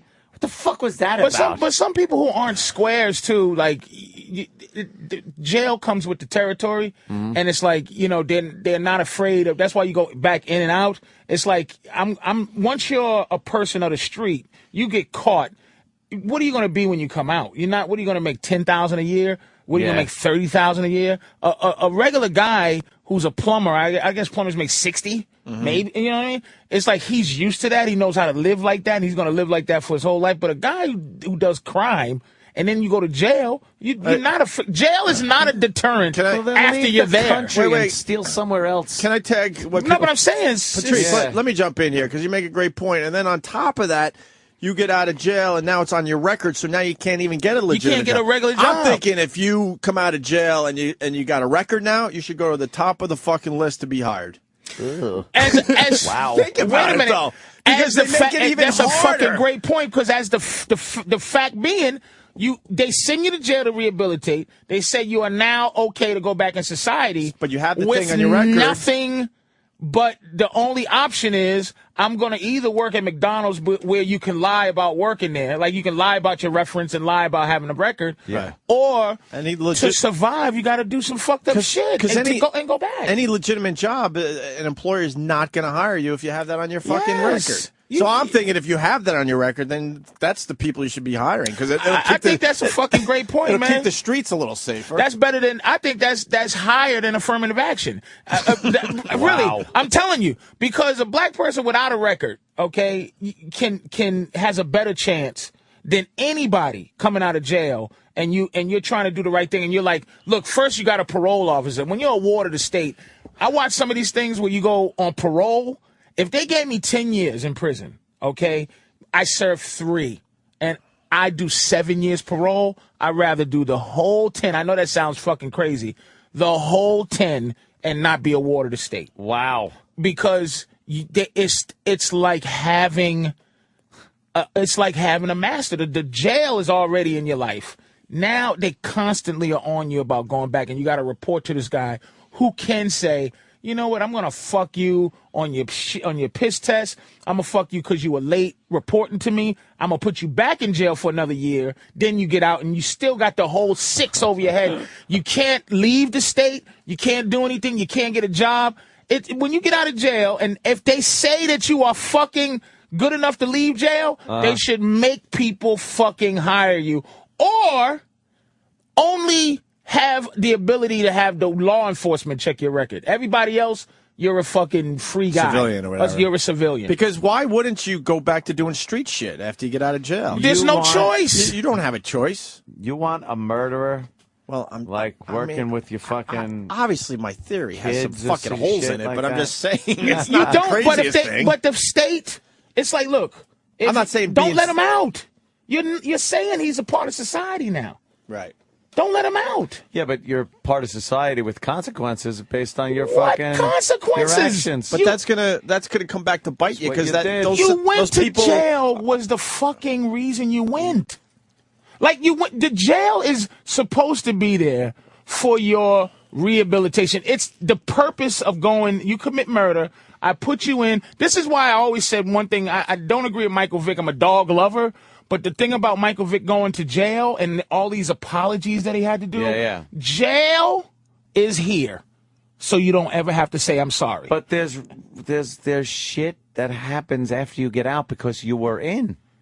What do you mean? What if I joined the KKK and then I'm not in the KKK anymore? Should people just be like, well, he's out now? No. That's the KKK isn't. But it's a repercussion based on what I did. This is all quote and quotes, okay? The state is saying to the society, we're taking him out of society.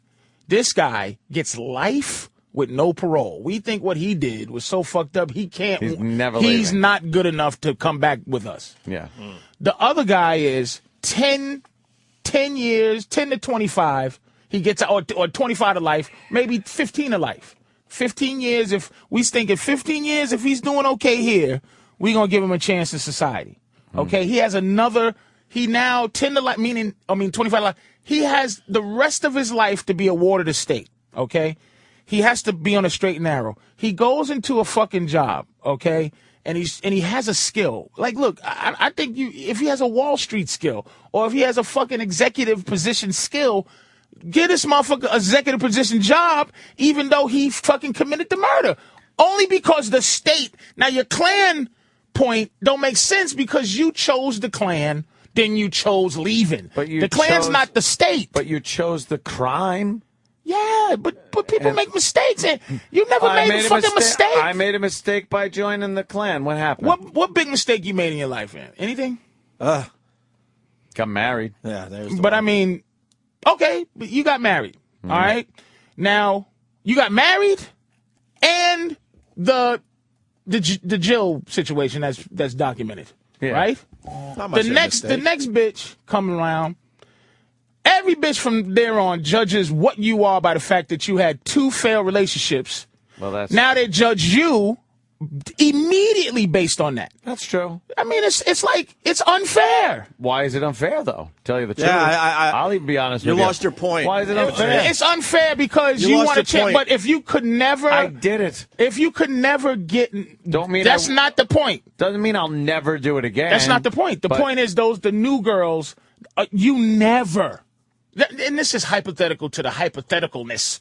You can't get another girl based on what you did with those other 2 relationships. Well, like the convict, you would have to rebuild your trust, and if you got to go out and work a shitty job, and then work shitty your job way is up. fine, by the way. A shitty job is fine. Yeah. It's hard to get a shitty job, and if you're a felon, you can't get a shitty. Where do you go? Yeah, you can rebuild your trust. Good point, but that's what I'm saying.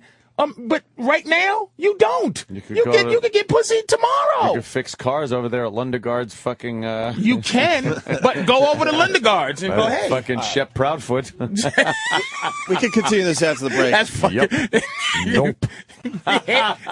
Yo, don't know him, won't vouch for him. That's a great the fucking Fargo. Why do I know Fargo analogies? Fargo love rules. that fucking movie. Listen, Patrice O'Neal is going to be at the Miami Improv this weekend, Friday, Saturday, and Sunday. MiamiImprov.com for tickets, or follow Patrice on Twitter, Big Mama Prods. He'll tweet about his Miami shows, I'm sure. We'll go to break with this, and then it's a Radisson, so it's pretty good. Yeah, and then we'll do something else. see the other guy. You should say the other Oh, we square! We square. Darn tootin'. That's a great movie. What the Christ? What the Christ? It's a comedy. You're such a super lady. Coen Brothers, by the way, best movie makers, I think. Yeah, fucking great, man. I love Coen Brothers movies. Yeah, after... It's just the tags. Miller's Crossing. It's just the tags. All right, listen, we'll play this, and then E-Rock's going to play a little something for Anthony in New York, and then we'll do something else, and then we come back and we talk to Patrice some more. Hello. Fucking embarrassment to me. You look like a fucking bitch on heat. Who do you want to talk to? And if you get raped by a pack of niggers, it'll be your fault. Why don't you go out and fuck your mother, you son of a bitch? You'd be a nice guy, ain't you? Hello? Stay on this phone and don't hang up on me. I have plenty of energy to drive over there. What number did you want? You should just fucking smile and blow me! Yeah, come over here, I'll suck your prick. I deserve to be blown first! Sure, I'll cut your fucking prick off. Blow me first! Well, you motherfucker cocksucker, why don't you come over and talk to me person to person? Hello? You need a fucking bat in the side of the head. But you ain't got the nerve, you fucking bum. Oh, you're all angry now. Come on down, you son of a bitch. I'll give you $50 a reward. I'll put you in a fucking rose garden, you cunt. You understand that? Because I'm capable of it. You understand that? Why don't you come down, you yellow son of a bitch? For what? You motherfucker bum. Fucking blow me, bitch. If anybody would say that to me, I'd come down and fight him. Fuck you. We now return to the worldwide broadcast of the Opie and Anthony Show. Okay. On the virus. Sirius XM.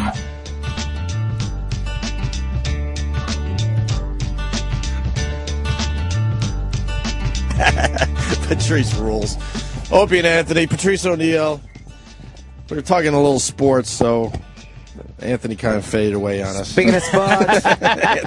Yeah, Why are you a sports fan, man? No, not basketball. I have no He hates clue. basketball. I have Why no is that? clue about it. I don't know. I Couldn't just play it? never... Oh, no, I could never play it. Didn't have a jump shot, never shot around?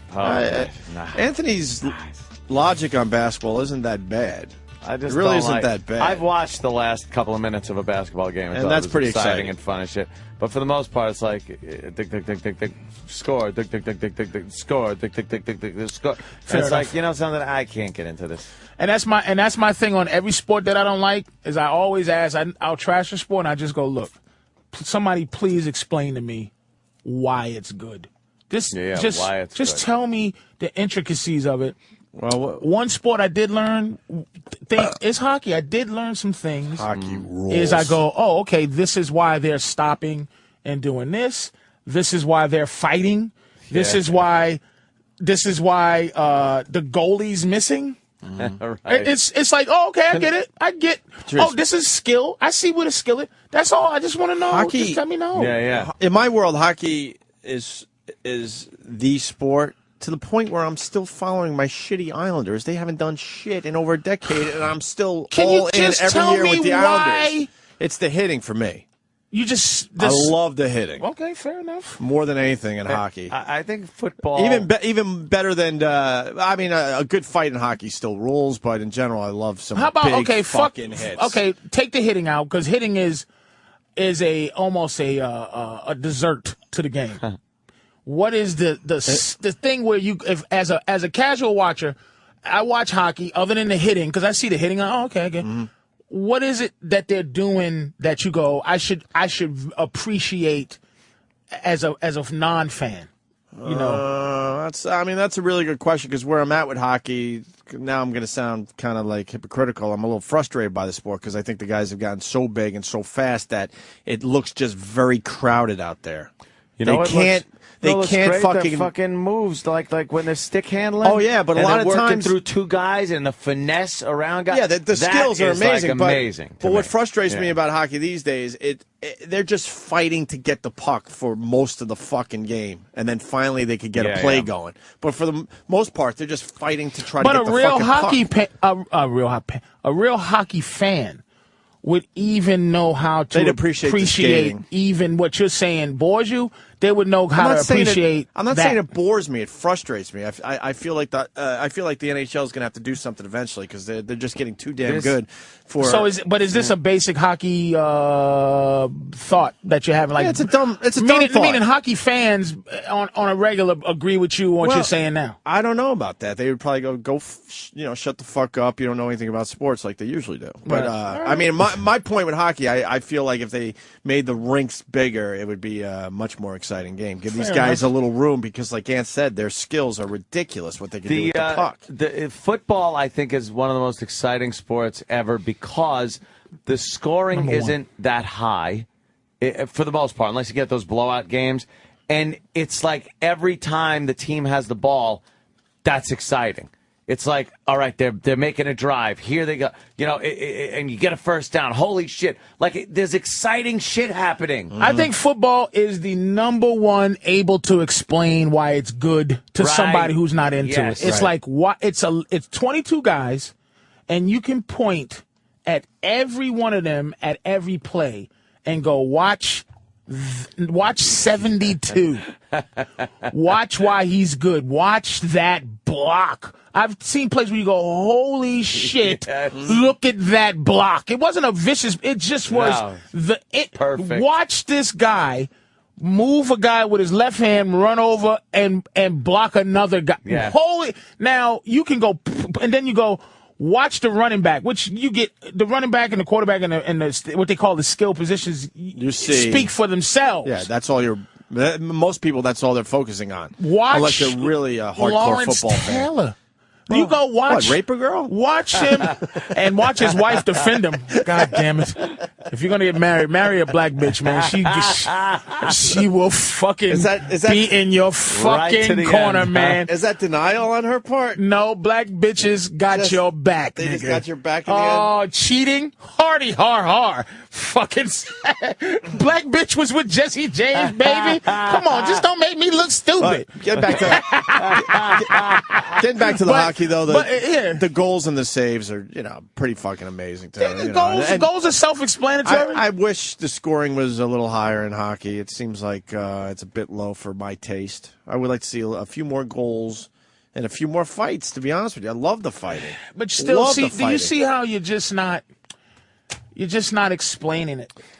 Well, that's what I'm saying. You didn't really explain football that Yes, well. I did. Explain hockey. But I'm saying, if you sat and watch a football game with somebody that don't like football, you can show. If they still don't like football, you go, go fuck yourself. Yeah. You're not gonna go. It's not a boutique sport, man. I actually explained how hockey could be a little better in my eyes. That's all. I'm saying, but I mean, the hitting, when you see someone get fucking crushed into the boards, that's exciting. But that's self-explanatory. And then Opie. and then if a team that hits very well will do very well. Because it opens up some room, it opens up some plays, opens up some scoring opportunities. A home run, I get it. A big time shortstop, a 2-7-12 double play. I don't know what the fuck. Whoa. That's self-explanatory when you watch it. How many home runs you see? Explain on SportsCenter. Explain how baseball's a great sport. It stinks. Okay. I hate it, but I'm saying a baseball I think I did a better job defending enthusiast- hockey than like. You didn't do a bad job. I'm saying you're like, okay, a home run, a double play. You see the highlight parts. Well, you see, right. and it's self-explanatory. I'm saying Patrice, the nuance of it. I was keeping out the obvious. When you see a fucking goal 9 out of 10 times, it's like, wow, that was fucking cool. Like basketball, look, there is a skill, because I played. Obviously. There's a skill to having a ball in your hand and you're dribbling it, and some other motherfucker's trying to take it, and you know how to move the ball with your hand. It's an amazing skill to watch a motherfucker dribble, or watch a motherfucker with a 6'10" guy in your face shoot this fucking ball into a hole yay big. You see the. All right, it's just you see it. Let me jump in on that one. Basketball by far was my number one sport. Okay. I don't know. They lost me somewhere, and I don't know. I'll tell you where they lost you. What? You have to. Well, we talked about the neck tattoos more of a. Yeah, you have to embrace. You have to embrace that you're white. You don't embrace that you're white enough. More as a joke, we started saying when the tattoos started, raising above the neckline. I tapped out. It got but too niggery, man. I don't. Be honest, Patrice. I would be. I don't know if it's that. It's too niggery. So. It wasn't Magic. So who made it that? Who made it that? Iverson? I don't want to blame Iverson for niggery. I don't want to blame him. But David Stern had a dress code implemented. Right, yeah. Because I'm going to tell you, Steve Nash still dresses like a homeless man. Dirk Nowitzki dresses like that dirty looking, that dirty, pressed on their face, wet, greasy, white hair. Yeah. Greasy guys. Sicking me. But it was made up for these gangsters. And I think the product is this. Not a lot of black people show up at the fucking game. It's a white little kid. White kids are there. And when you see this tatted up nigga trying to save the ball and he knocks your little white kid's popcorn out of his hand, and he's just got his nigger sweat on your white kid. They're trying to, let's be honest. Look, you know what? Let's be fucking honest. You know what? This world is really fucked up because we don't even acknowledge it. Because I get to a Knick game maybe a couple times a year, and you can't see a fucking black guy in the back. There's some black fans, but in the back. But Spike Lee's there, And you're trying to tell me if you go to Madison Square Garden and watch the Knicks, you would just assume that white people are the only ones that love basketball. And the NBA doesn't even want to acknowledge that that's a problem. That their biggest fan base aren't even going to the games because they probably can't afford it. They probably can't afford the tickets. Only when your team stinks. Oh, that's classic though. Then you get this honest. This is knocking over your kids' pop. This is the problem with fucking racial conversations, and I can feel a bunch of motherfuckers. Look. But I don't know. Just admit it. There's no other reason it would be bad to you except for it's a little bit niggery for you. I guess. And foreign. I guess. There's no regular white boys playing basketball no more. Yeah, but how do I relate to hockey guys? They're all Canadian. Yeah, but they're regular white boys. Canada, so just because they're white, that I go, oh, okay. Yes. All right. Yes. And I'm gonna tell you, there's a lot of black guys playing hockey. If those black guys, there's like 7 or 8 now. They're moving up. That's a lot.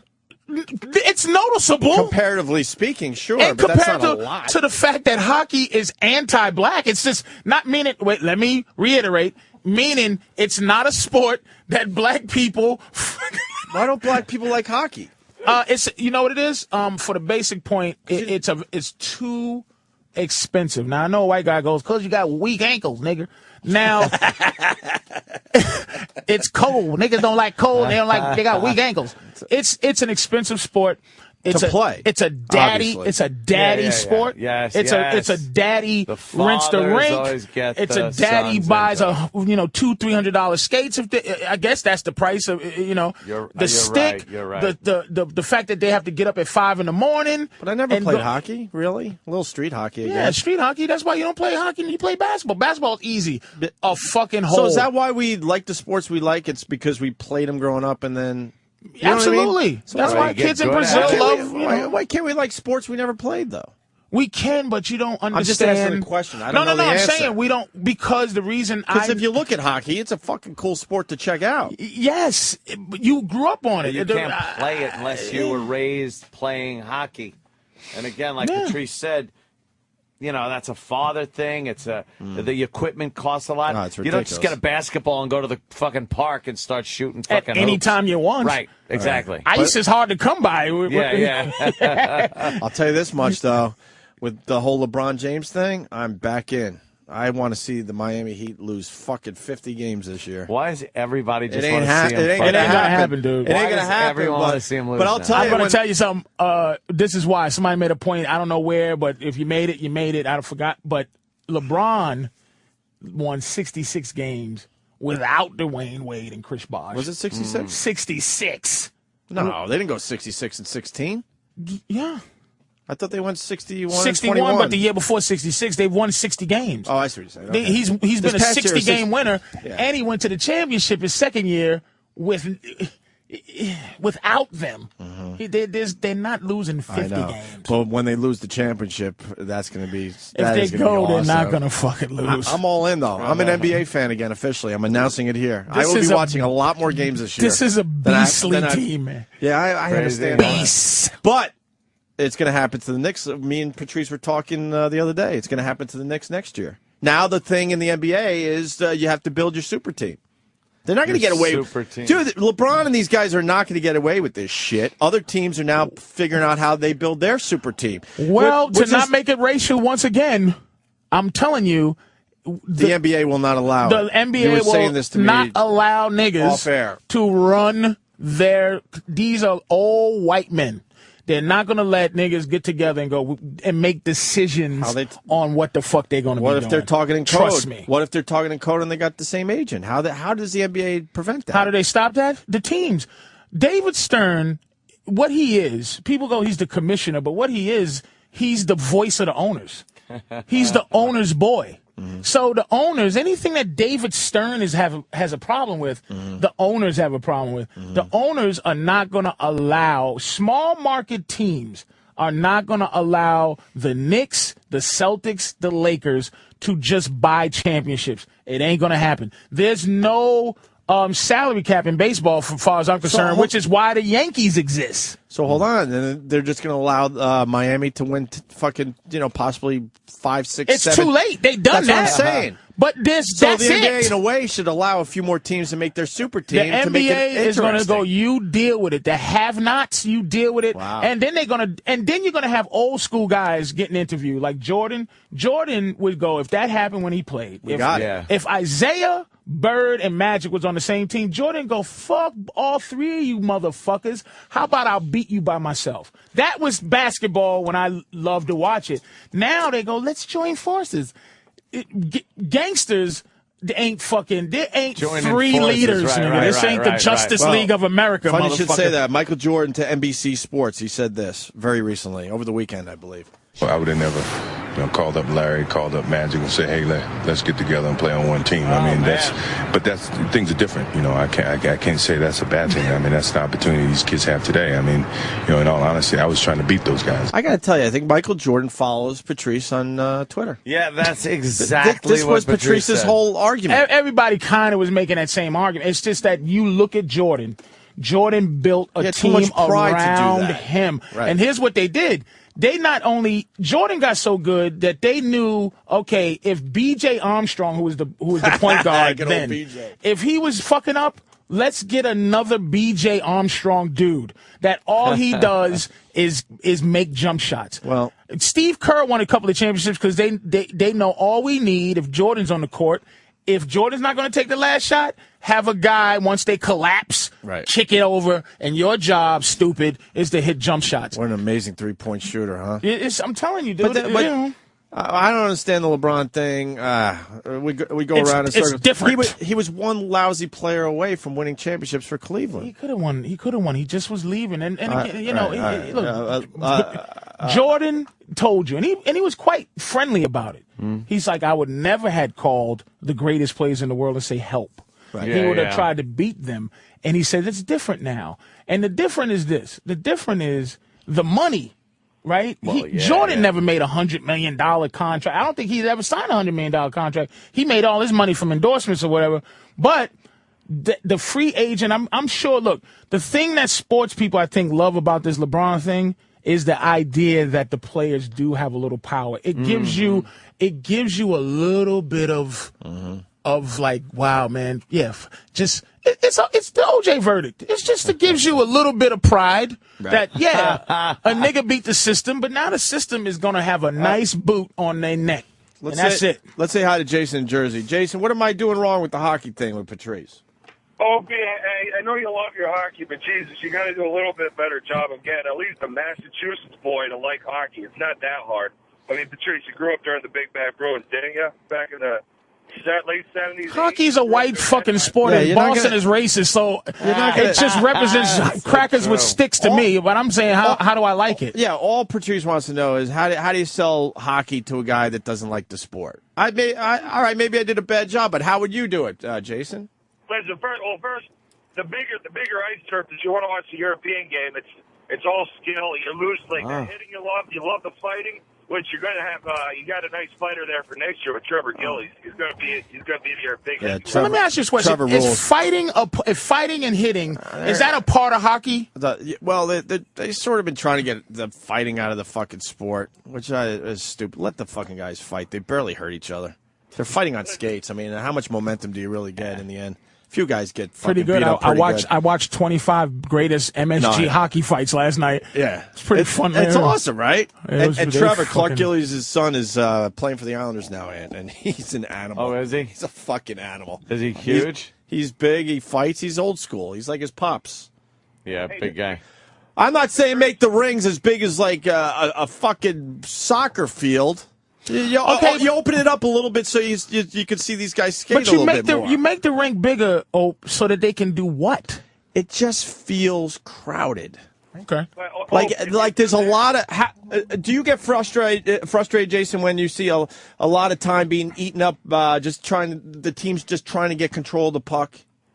You know what? I've seen some of the games on the bigger ice surface. If you get frustrated watching on the smaller, the NHL size rink, right? The Olympic rink is ridiculous. You got these huge corners. You're going to see all those checkers go away.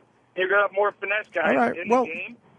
I don't disagree with you, Jason. How about somewhere in between then? Okay, I know Ovechkin and who's the other kid? Crosby. Crosby. Why? Okay, maybe this is a better question. Why are they good?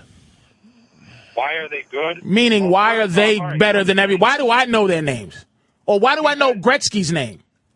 Oh, Jesus, he's the guy that revolutionized. He's Jordan. Okay, explain to me what Gretzky did so that I know his name. So evidently it's a playing thing he did. He was Jordan. This guy's absolutely right. He was so much better than everybody else. He would do what? When he was playing. It's skills.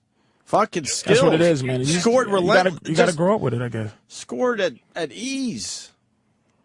Patrice. Yes.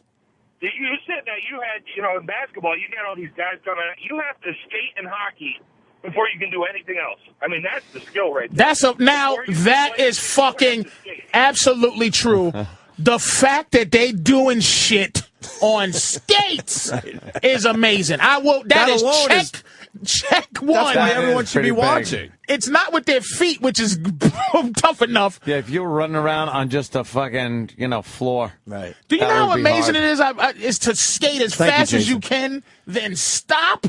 That's fucking, it is amazing. That's amazing. Hockey fans, check. Dude, getting back to Jordan. Dwayne Wade. It's in the paper today, and AOL kind of fucked Dwayne Wade. At first, I was like, "What the fuck was he thinking?" And then you read a little more, and you realize AOL fucked him. It's my deal here, see? That's right. Wade had this to say for AOL Fan House. Okay? He was quoted as saying this. If we lose a couple in a row this season, it will be like the World Trade Center is coming down again. That's like, wow. Obviously, it got back to Dwayne Wade's people, and they're like, whoa, what the fuck? That wasn't what he said. You just kind of edited what he said to make it easy for your website. What he actually said was, we're going to be wearing a bullseye, Wade reported, but that's what you play for. We enjoy the bullseye. Plus, there are going to be times when we lose 2-3 games in a row, and it seems like the world has crashed down. You're all going to make it seem like the World Trade Center is coming down again, but... And this is what AOL didn't add originally, but it's not going to be nothing but a couple of basketball games. That's a lot different than the original fucking thing he said. It's completely different. It's the opposite. Right. He covered his ass. Because he said, hey, but we're just about basketball games here. Right. The world, when you mention the World Trade Center, it gets everyone on edge, and then you realize he covered his ass by adding the thing, look, it's only a couple of games in the end. Totally did. Fucking AOL. What the hell? Wow, trying to get him fucked. So trying to get him fucked. And finally, you might as well wrap up sports with Tiger cursed on TV. So that's a big deal today, I guess. What did he say? I fucked. What name followed that? He didn't do well with the British Open. Another major goes by, and Tiger didn't win. Huh? He came at 13. Something like that. Yeah. Yeah, whatever. I guess we don't have to talk about golf. Most people don't give a shit. You don't like golf, do you, Patrice? Do you like watching it?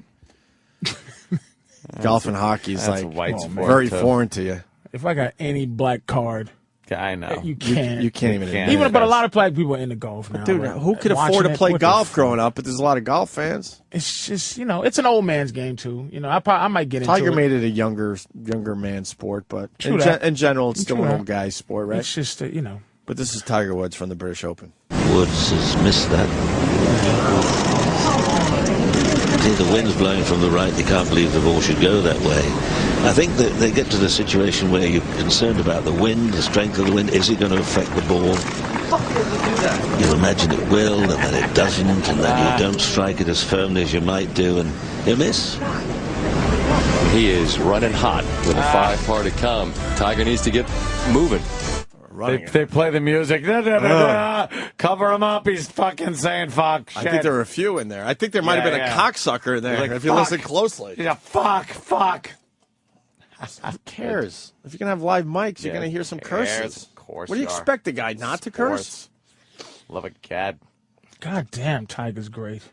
Yeah. To be able to fucking have people interested in that fucking. You know how great Tiger Woods is? Shit. I watched the British Open the entire weekend. I get up early on weekend, so it's right there on the TV, right? Mm-hmm. The guy was pretty much out of it early. Man, he got so much coverage all the way through his last fucking hole on Sunday. Oh, yeah, they don't care. They just... Usually, if a guy drops out, they're like, you don't even see him again. You're like, what? Did he walk off the course? You don't even know if he's still out there. They don't care. Well, with Tiger, they show pretty much every shot he does. Yeah. That's how great he is. When there was guys leading this tournament that were just blowing everyone else away, and they continue to show you. Boy, are they writing him off too? Huh? They are writing him off. What do you mean? They just. You could see the media or whatever you calling it. You could just see them devising a way to have everybody say "fuck Tiger," and the cheating thing has disappeared. But now it's here's where all the other greats failed, have fucked up, and he only has 5 years. But he has more because Jack Nicholson was a.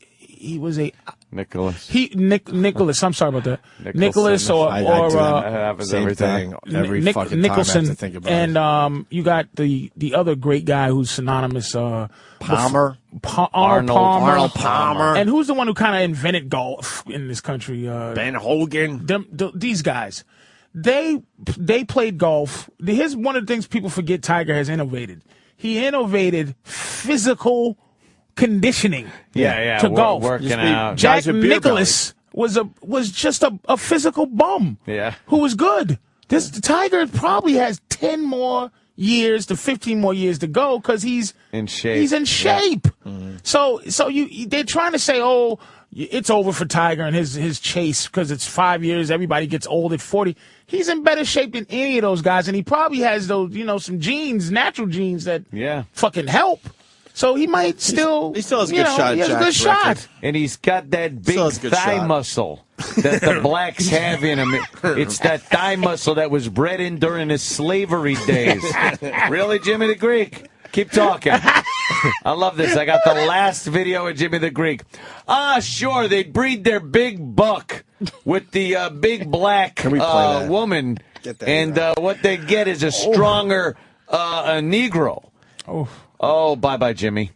Bye, Jimmy the Greek. Hold on, let's play Now, does he get fired because it's true, or he fired because he said it? Because he said He just said it. Here it is. This goes way back. I love this one. For the youngsters out there, I mean, there was no one bigger than Jimmy the Greek for a while there. Every event. This guy was so massively huge. Every big event that happened, they would go to the handicapper, Jimmy the Greek, to see who is going to win, what are the odds. The Belmont Stakes, he'd pick the horses, the Super Bowl, the teams, the over-under, the fucking... Did you see 30-30, that documentary about him? No. They have a documentary, ESPN 30 for 30, and that statement was made in conjunction with the fact they was trying to get rid of him. Oh, like at that point, he was just a crazy old coot, and it was like, oh, thank God. CBS was like, thank God he said that shit. Send a cameraman over there and just bait him with questions. Yeah. Because he was starting to dip in his popularity at that point. Yeah. Oh, yeah. Well, the dip got a lot dippier after this. The black is a better athlete to begin with because he's been bred to be that way. Because of his high thighs and big thighs, it goes up into his back. And they can jump higher and run faster because of their bigger thighs. This goes back all the way to the Civil War, when during the slave trading, the slave owner would breed his big black to his big woman, so that he could have a big black kid. Jimmy! Even in 2010, it's uncomfortable to hear. The fucking knowing what he had as a career. The cameraman's jaw was on the floor. He was like, "Oh my God, I am filming the last you will ever see of Jimmy the Greek." Your big black. Your black is the better athlete. All right, ready? Can we make that acceptable now, please? Make that do that, okay? Well, in getting fired right now terms on ESPN. On ESPN. On ESPN, not getting fired. We can barely do it on satellite radio. First, you got to start it out with this. Some people would say. Okay. See, that takes your responsibility completely right away. Okay. Some people would say that a black person would make a better athlete. Based on I say I have to stop you there. I say immediately. I already went over the line. If you agree, Gregory. What happened? I say right there. Start it off again. Some people would say this is trying not to get fired. The entire statement on ESPN right now. Okay. Don't get fired. Some people Jimmy would the Greek. say that based on history, what the black man went through. I think I stop you there. Yeah, we need a buzzer. I think we need a buzzer. You're already fired. We need a buzzer. Hold on, let me get my buzzer You're out. already fucking fired. Patrice, point to me when you need the buzzer. Wait, I gotta find my buzzer. Go ahead, man. Hold on. I need the buzzer. How long was that, Danny? Was that whole thing that he said? Around what? All right, let's try this again. All right, go ahead, Ant. Try it. All right. Hold on. How long was Jimmy the Greek's thing? Now, you have to go at close to the length of Jimmy the Greek, not getting fired. That's probably about a 30-second clip. 30 seconds to 45 seconds? Yeah, 30 seconds. Let's just call it 30. Make it easy. Patrice. 30 seconds. Make it easy. 30 seconds. You have to survive 30 seconds. Wait, let me get my fucking. You gotta stop walking watching on your phone. racial eggshells. I got right behind you. Okay. Racial eggshells. You ready 30 to go? seconds. Hold on. In 5, 4, 3, 2, 1. Anthony, trying not to get fired. Go. Some people would say that over the years, the black athlete. You got 6.3 seconds. You can't. No one says black. Right, you fucked up All already. right, let's try again. Come on.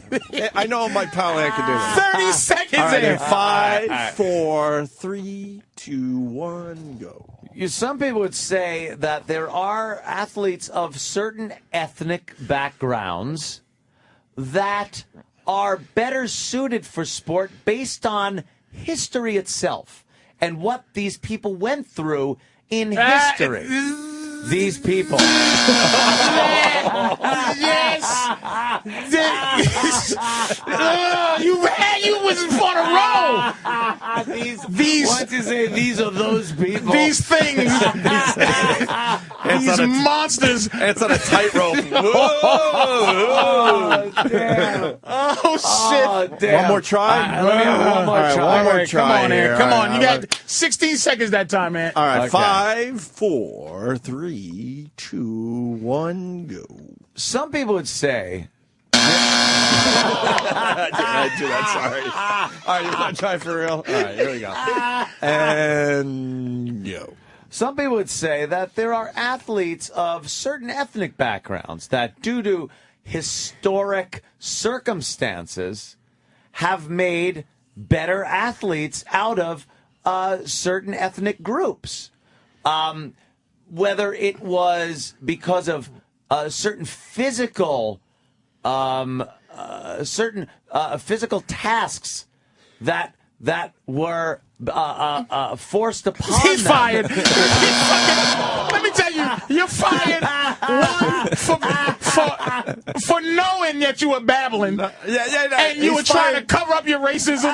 You're fucking finished. He's fired for showing his panic. Yeah, ESPN, you're done here at ESPN. I've never heard so many. I mean, I do a lot, but I never heard Ant do. One more time. No, he could do this. I got it. Jimmy the Greek's fucking spiel Yeah. without getting fired today. All right, here we go. Oh, hold on. God, it has to be. Don't get your boy Mad Dog. Is it any? How do they touch on racial shit? They probably just don't. One more time, man. You got One this? more time. Okay. I think I got it. All right, Ant's got it. All right, you got the stopwatch? Yeah, here we go. Ant's got it. Okay. Don't laugh or you're going to ruin it. Ready? And go. Some people would say colored people are faster than white people. They have an extra bone in their leg. It's called the Negro bone. And it makes them run faster, jump higher, and throw things further.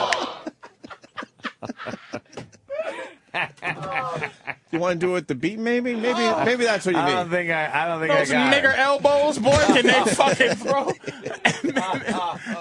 Those ashy elbows of theirs. Oh, my God. No, there's no way a white man could get away with the Jimmy the Greek speech. We got in any another way. Jimmy the Greek clip. Okay. The black coaches one? You remember this one, right? Right, yeah. E-Rock, you got that? They take over coaching like everybody wants them to. There's not going to be anything left for the white people. I mean, all the players are black. I mean, the only thing that the whites control is the coaching jobs. Now, I'm not being derogatory about it, but that's all that's left for them. Jesus fuck, man. Don't make them coaches. Do you have the Howard Cosell one if we're going to be doing this today? You remember what Howard Cosell? We talked about it one time, and his son called in. Yeah. He was like, look. I love that his son listens to the show. Look at Lawrence Taylor. Look at that gorilla climb the Empire State Building.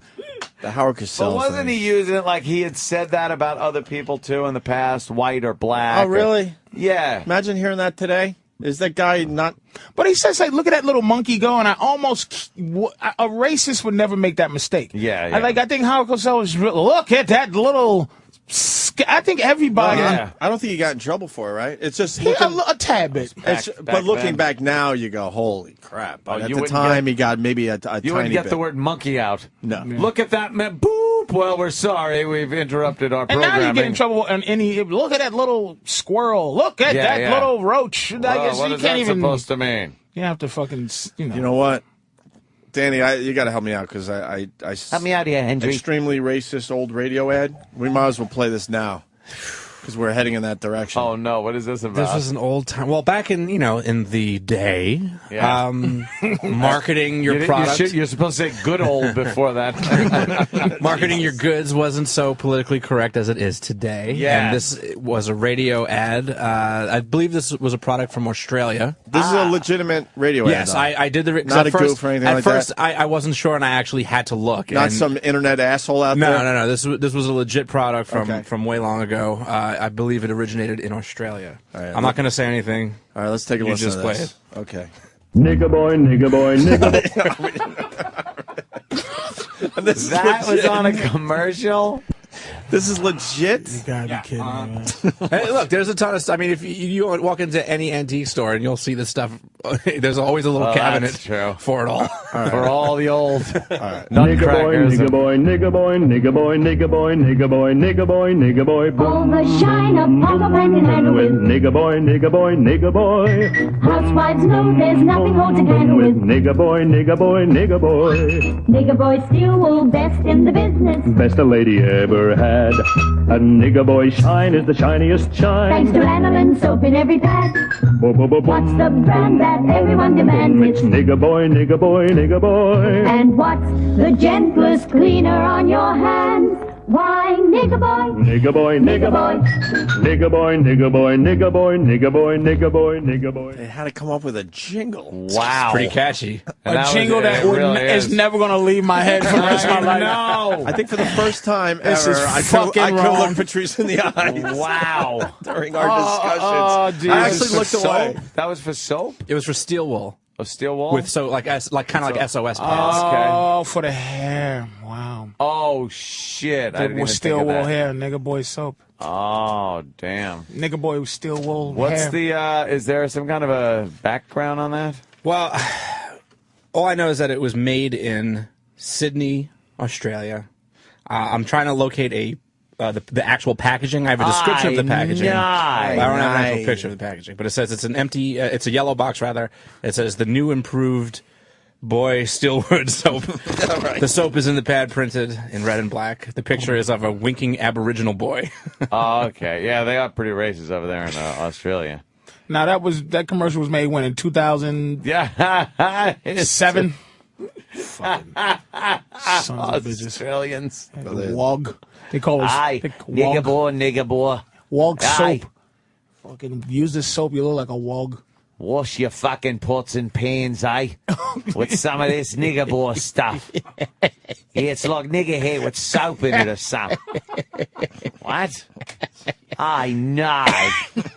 My pans got all stuck with eggs on it. I need me some nigger boy. Oh, Jesus. Well, that's what the fuck. Fucking Australians. I Pick know. me up some nigger I boy know. soap. Where is my I know. I gotta find my I know. You ever try to cook up some Vegemite? Get stuck in the bottom of your pan, you know? You gotta break out the nigger boy. Is that on Mel Gibson's tapes? Yeah. Wash it, you cunt! The pan! Oh, no! Grab the nigger boy! Holy shit. Oh, you gotta be kidding me. I know. I know. I know. I know.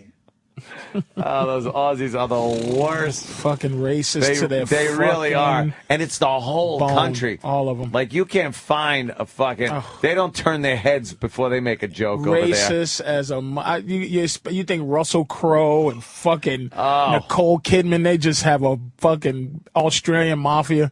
It's just all about it. You know Russell calls fucking Denzel a nigga when he lost to him in the Training Day and Gladiator. He fucking lost to him in Training Day, and he's like this, clapping fuck, like he on just- camera. Yeah, hey, congratulations. And in his head, he's just singing nigga boy in his head. Nigga boy, nigga boy. Congratulations, great job, great King job. Kong ain't got nothing on you, nigga boy. Really? Yes, he does, nigga boy. Oh shit! Fucking Unbelievable. Let me go to Robin Garden City. Jesus, fucking awful people, man. Rob, what do you got? Hey guys, last week I did my own Mel Gibson remix. I put it on YouTube if you guys want to hear it. It's a Peter Griffin verse Mel Gibson remix. It's already got like close to 200 hits. Oh, 200 damn, hits. That fucking thing's going viral. Wow, for you, huh? dude, That's amazing. Fuck.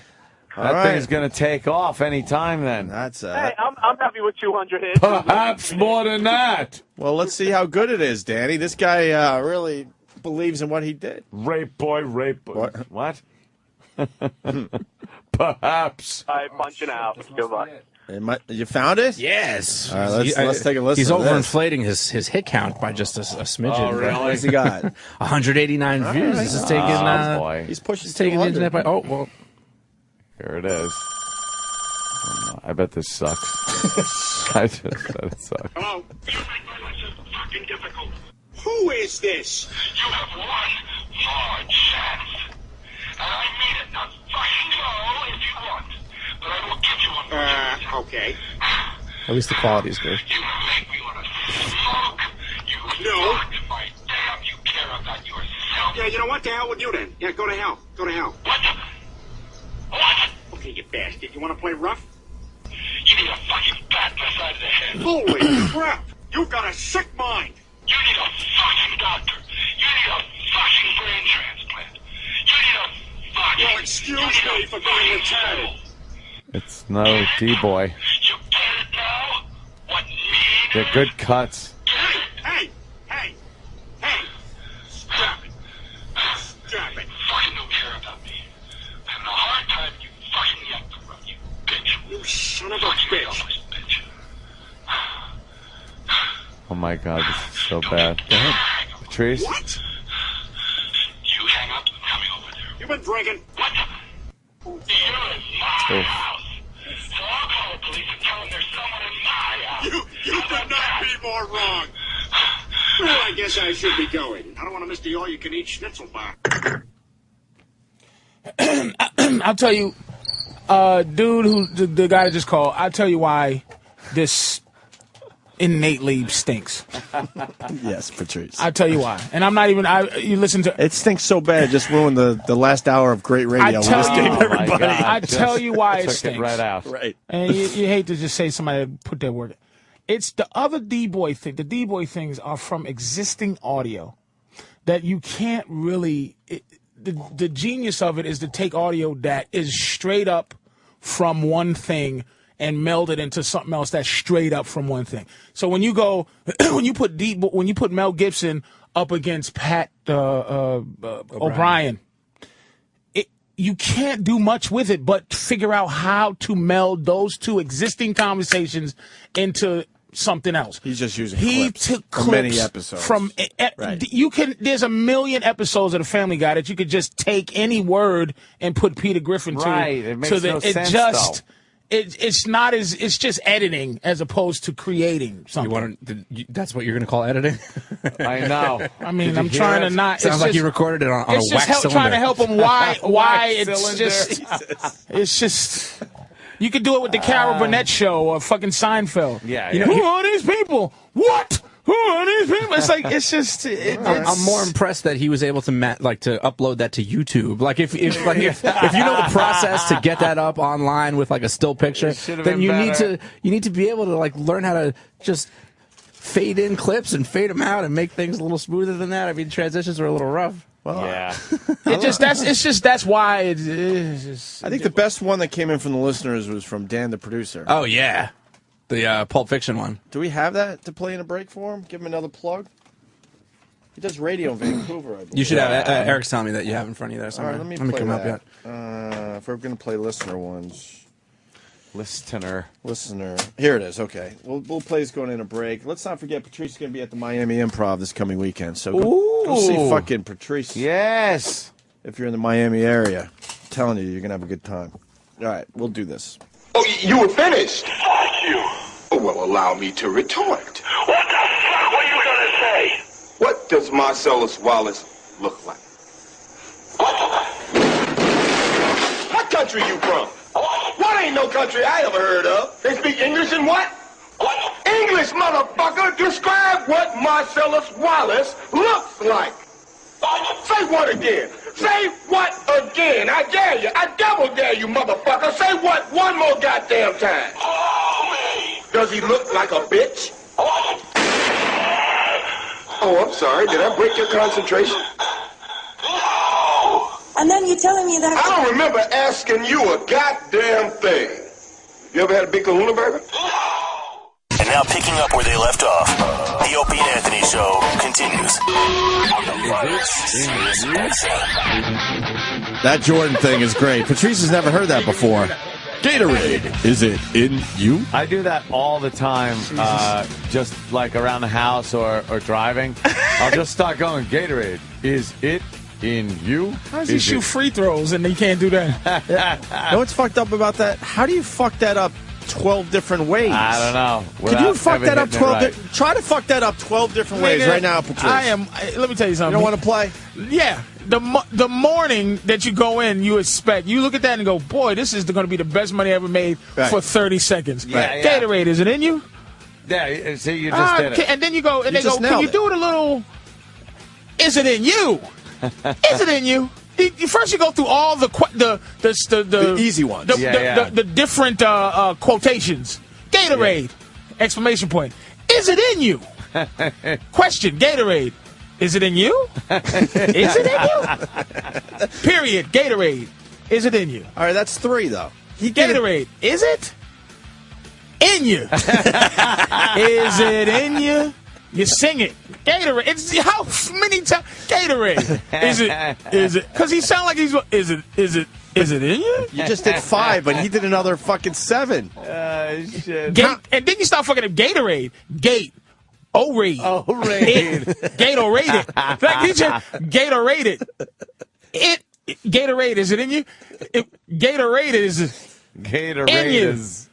So we shouldn't fault Gatorade Michael is. Jordan? We should fault the people, the engineer? Yeah. In that situation? Yeah, you faulted for saying, you come in and they probably told, I've done this a million times where it's like, all right, give us another read.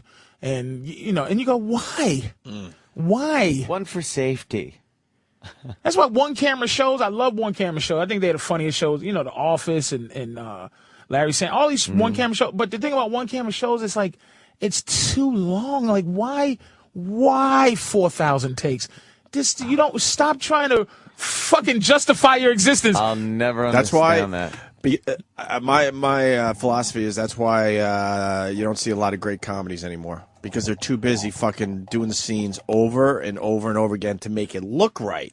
And then taking all the energy and the feeling is gone. That's my theory on why, like, when we were growing up, it seemed like there was a new comedy popping out that everyone loved, and you just don't get that anymore. And I think it's because they want to make sure the lighting's right, and you know what I mean? I remember recording stuff, and you think it's hysterical. You wrote it, you fucking do, you record it, right? And then after it's all mixed and arranged and everything, and by the time the final product is done, you're like, was this ever funny? Yep. This stinks. That's what happened to that pilot I did. It's just like it was a vision. Yep. And it's just so many people that think all the funny that I do. Yeah. Like that's why I'm in deep shit. I think me was just talking, going to the bathroom.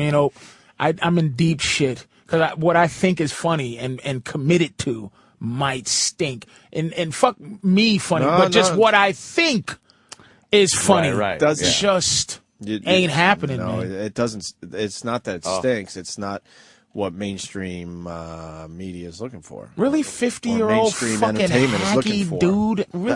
Really, dude. What's funny?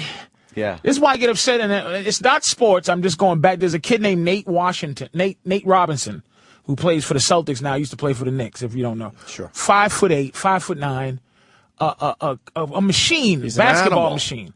He's only good if there's fucking David Banner or the Hulk. He's only good when he's the Hulk. But these old, irrelevant guys try to make him play as David Banner. They go, you have to calm it down. But he's only good as the fucking Hulk. Just let him be the Hulk. Just let him. He wouldn't have made it to the NBA if he didn't always play as the Hulk. Leave him alone. So you get a guy that people go, oh, he's funny. The guys that come on your show, me, Bob, Bill, fucking Rogan, to a lot of degree. It's like you go, these guys fucking have been funny all their lives. Yeah. And then you get into the business part, and Susan, head of development, thinks it's not good, and you go, "What the fuck are you talking And it's about? like, why did you hire me then? Right? Why am I here? You could get anybody to do this then. You didn't Holy hire me to be shit. the Hulk like you're saying. Yes, I'm funny because of how I've been, you know. Hey, we're going to move on, but we were talking about LeBron James, and Patrice mentioned it outside the studio. I've seen the video as well. I don't know why we didn't bring it up when we were talking about LeBron. the heel turn video that's up on YouTube. I think it's hilarious. Have you seen it, Ant? Yeah. You I like? saw it when Patrice retweeted. Yeah. Oh, you saw it? You watched it? Oh, It yeah. made me laugh, man. It's just so goofy and dumb. It's Basically, it's a classic wrestling heel turn, but they fucking put like a LeBron James face on one of the dudes. It's cheesy, but it's so fucking It's funny. so That's cheesy, why I but was it just works. At its cheesiness. It's like, just oh my so God, what is he doing? I got to get something out of the way.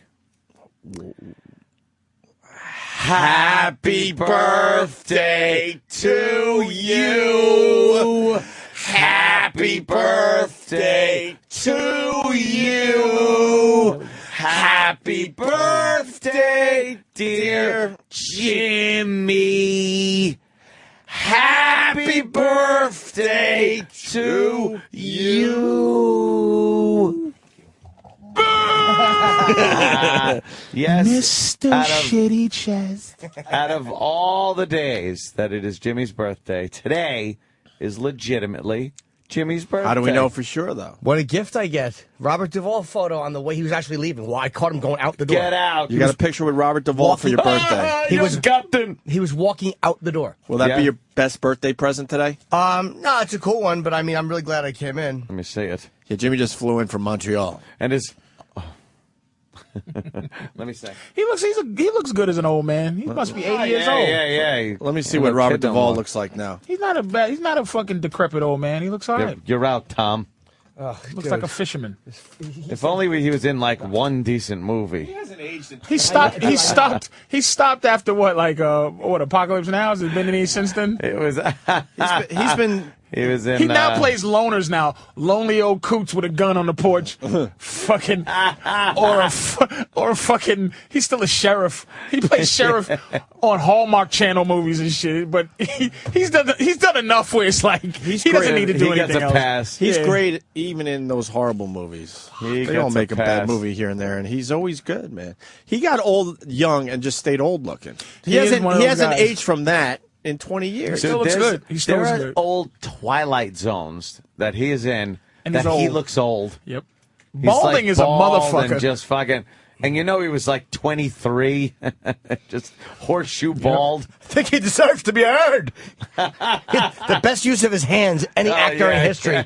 He would do this thing where his hands would be out in front of him and kind of cupped in. Yeah. He had this great way of fucking of using his fucking hands to. What movie was that where he used his hands? That like was in with fucking Ned Beatty.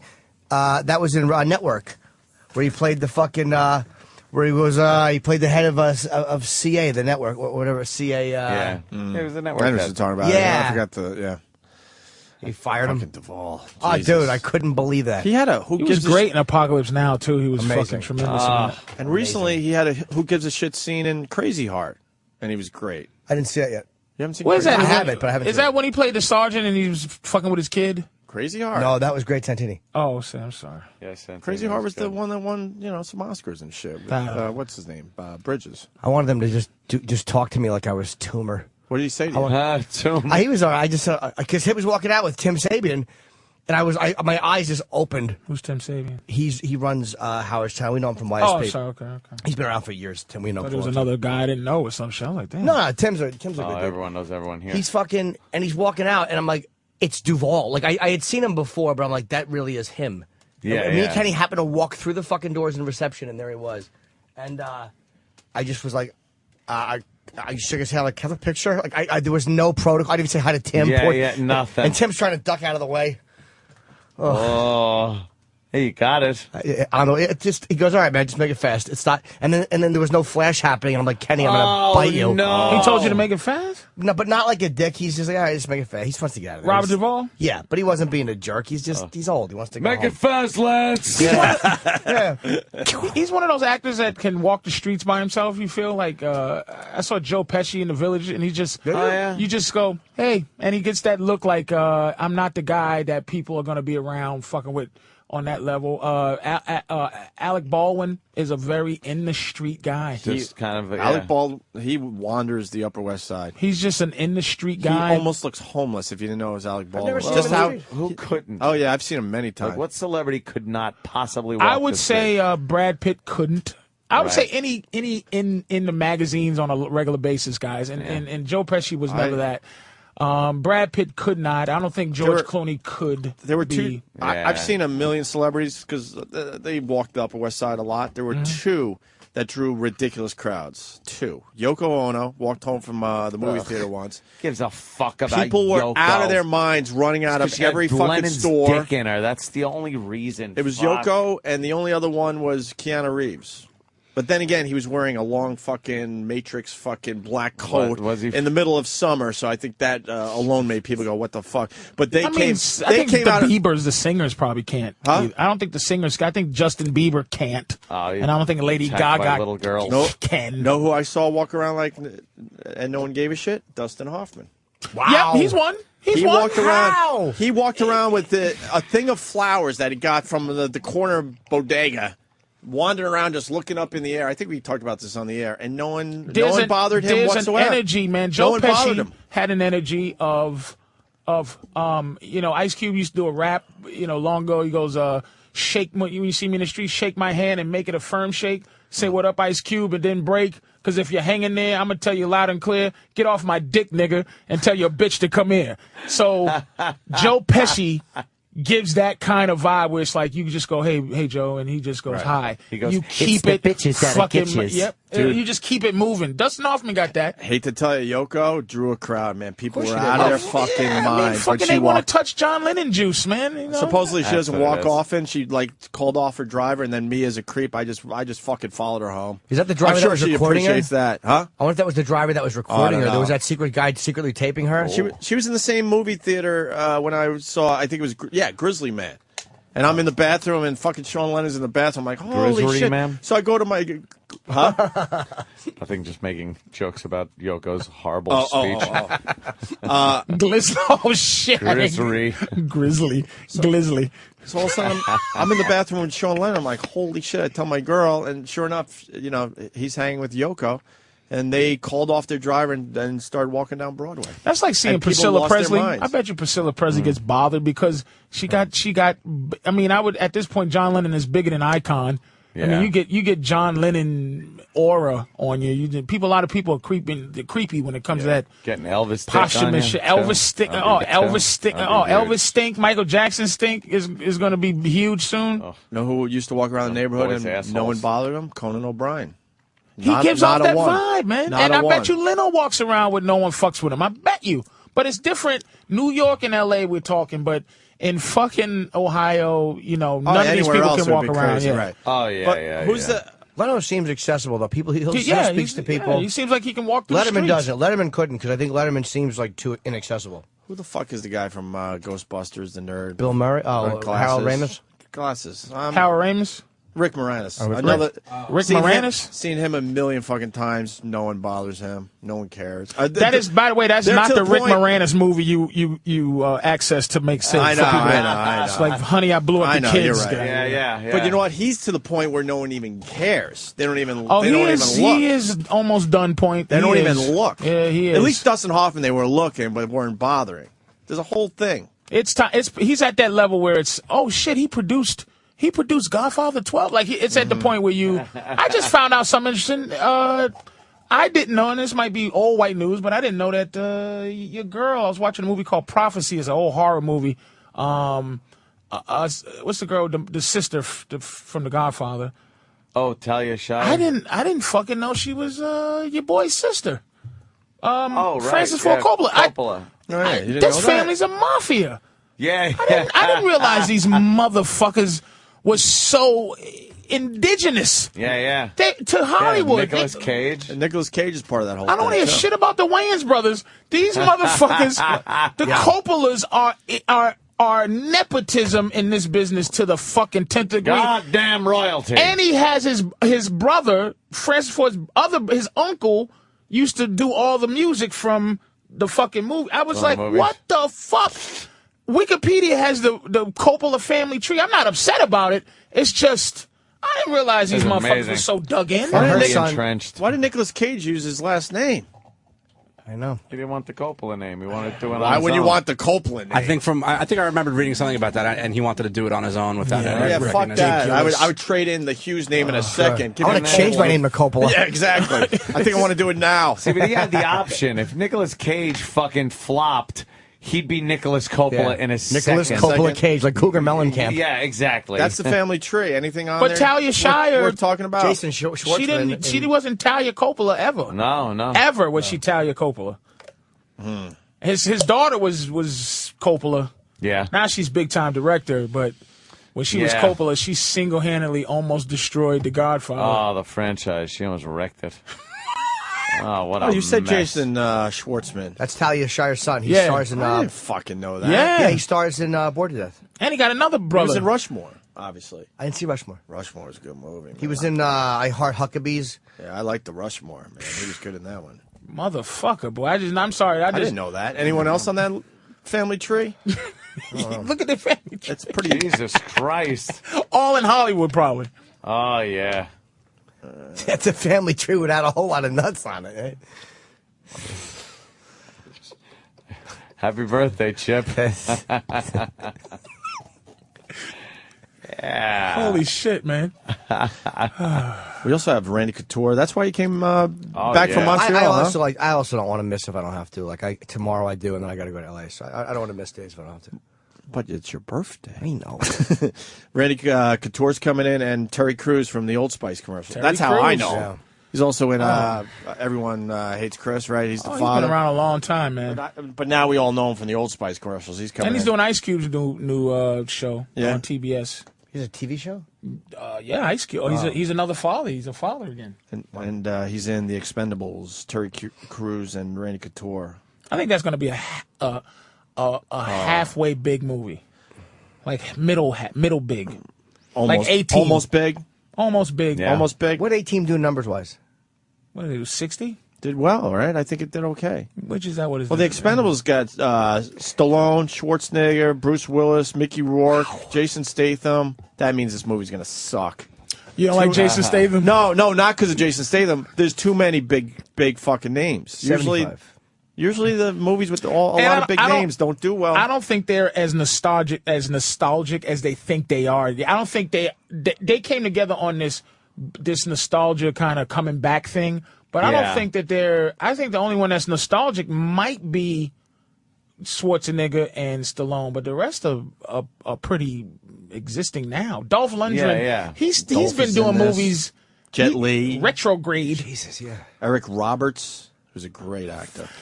Underrated, Love by Eric the way. Roberts. Great, one of the great fucking, for the time that he was great.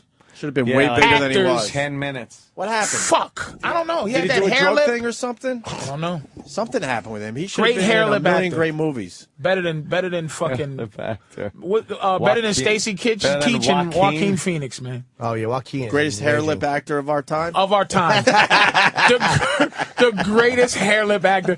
Him and Star 80. Cheech. Fucking Cheech. Doesn't even have a. It's a knuckle on his mouth. That's terrible.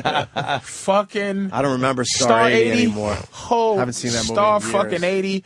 The thing he did with John Voight was the Runaway Train. I didn't know he had a hair lip. Oh, yeah. He was got in a hair lip. Pope of Greenwich Village. Pope of Greenwich Village. He was Charlie. They took my thumb. He was that guy. And Mickey Rourke, by the way, another guy that. But we know what happened to Mickey, but.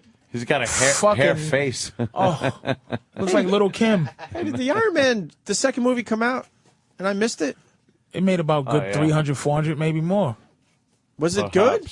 Or was it a people bomb? loved it. People loved it. It wasn't a What bomb. the fuck happened? You just missed it. Oh, I think I had a kid somewhere in there. Yeah, that might have done it. I'm finally coming out of the fog. I just realized I missed the Iron Man sequel. the fuck? I hate how people go away and come back, though. Meaning, how they control that. It's like Mickey Rourke gone. Now he's back. He did The Wrestler, and now that fucking mashed. No. Sin City. Sin City kind of brought him back a little bit. That was a while ago too. Then he did The Wrestler, which super brought him back. Now he's like villains in movies. But he was playing himself in The Wrestler. Was that impressive? It was a great movie. It's fucking very hard to play yourself, I think. Still okay if you play yourself, yeah. I saw a movie called Rampage over the weekend. Who was in that? It was like fucked up. I don't know. There's like no people I've ever seen in it, but it's this young guy, and he just he's like just inundated every day by the news and the horribleness and everything, and he just fucking puts on this armored goddamn bulletproof suit and goes out and fucks up his hometown. Is it like falling down? It's like falling down, but Taxi driver on crack. More on crack. 80 times more violent and heinous. And anything. Like there's one scene where he's standing there and he's got two like Uzis and this complete fucking suit where cops can just shoot at him. Is this a made for DVD thing? I don't know where the fuck it came Where'd from. you I see never it? heard of it. Pay-per-view. I think the same guy did the Chronicles of Jerry Sherbert. Jerry Sherbert. It's just a bad name for a movie. Of course it is. That's horrible. Well, why don't we know this movie? He walks up to this chick. Are you a violent movie enjoyer? I love that shit. Please watch the newest Punisher. Yeah? Punisher? The newest Punisher, Warzone. I like Enjoy the the first newest Punisher. If you like violence, fantastically violent. Rampage? Can't find it? Well, we find IMDb? the Rampage, but not Rampage the movie. You got to put Rampage There's like one point 2010. When did they make it? This fucking chick, it's new, is cowering in a corner because they've told everybody that this guy's like fucking this town up, and she's cowering in this corner, and the guy just kind of loads his gun up and goes, "Oh, hey, hi." Okay, I'm looking at the trailer. Yeah, pretty bad, huh? He Totally already just shoots her in the face. He already has indie hair. Yeah. He has independent film hair. This means it might be good. Why haven't we heard this so one? Precious, aren't we? Everyone's got to live. Everyone's got to be happy. He looks like Adam Baldwin. It's a joke. It's an absolute joke. You think people are equal? They're not. They're not. He plays a good psychopath. Yes. I mean, that's my plan. That's what I want to do. Let's just clean the world. So maybe the rest of us can sustain a little bit of life. These people are out to kill us.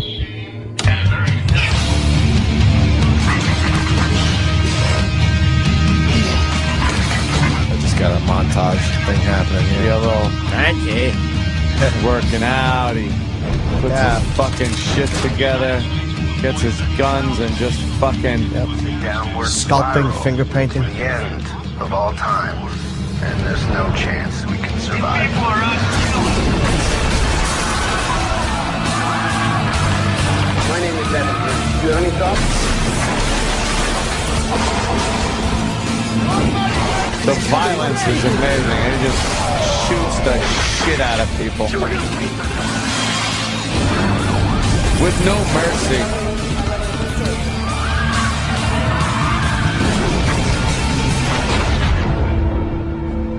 You know why this is violent right away? They showed a death in the trailer. Yeah, no shit. Yeah. But how's... Oh, of course! Uwe Boll, we had him in. Oh, good old Uwe. Uwe Boll. Of course that's him. We had him in? That crazy German director. What was he in for again? I forget what the movie he did where they shows the plane hitting the trade center. Yeah, I think it was. I think it was based off a video game called Postal. Postal, yes. Right. Very good, Danny. Yeah, well, at one part he doesn't fucking hold back. One part, he fucking stabs his cop in his liver and then pulls it out, and the cop's just kind of fucking dying there, laying there. And he just leans over and goes, "It'll take about 8 seconds." Like tells him, you'll be dead in about 8 seconds. Don't worry about it. Just fucking, I'm watching this going, this is so fucking bad and twisted. How was the story, though? You know what? Was the storyline good? It's got, you know what? I'm gonna Wikipedia it. It's got a fucking twist to it. Better than Taken? What wasn't? I didn't like the. Me and Patrice loved The Taken. The lack of soy sauce hair. Every time I see that fucking movie, I'll pop it on every so often when it's on. And all I can think of is Jimmy saying this asshole dyed his hair with soy. I'm not saying that. And he didn't ruin it for me. He just ruined his hair. But he ruined Face Off for me. But he didn't ruin Taken. Taken still I love Taken. I'm not saying that Taken didn't have problems, but it's like still retard run daughter. I want a pony. Jesus, I gotta watch fucking Rampage. No wonder though Yeah, it'll it's never good. be big No. because of society now and Society. And Uwe Boll, however you say his name, makes really controversial flicks, that guy. He sure does. Hey, Danny, can you find the scene he did where there's a window washer and a plane in his head? It wasn't a trade center. It was just a window washer. And it gave him a lot of shit. And you know what? Someone came up with Departed, so I'm wrong. But I think movies where they get the huge all-star, over-the-top cast, they usually don't do well. But, you know, Departed The big obviously did ensemble great. cast. And maybe the Godfather, maybe sneak it in there. Yeah, but were those guys all stars when that They movie absolutely, came out? I would say they were. Yeah. Okay. Oh, what is this? Postal clip? Oh shit!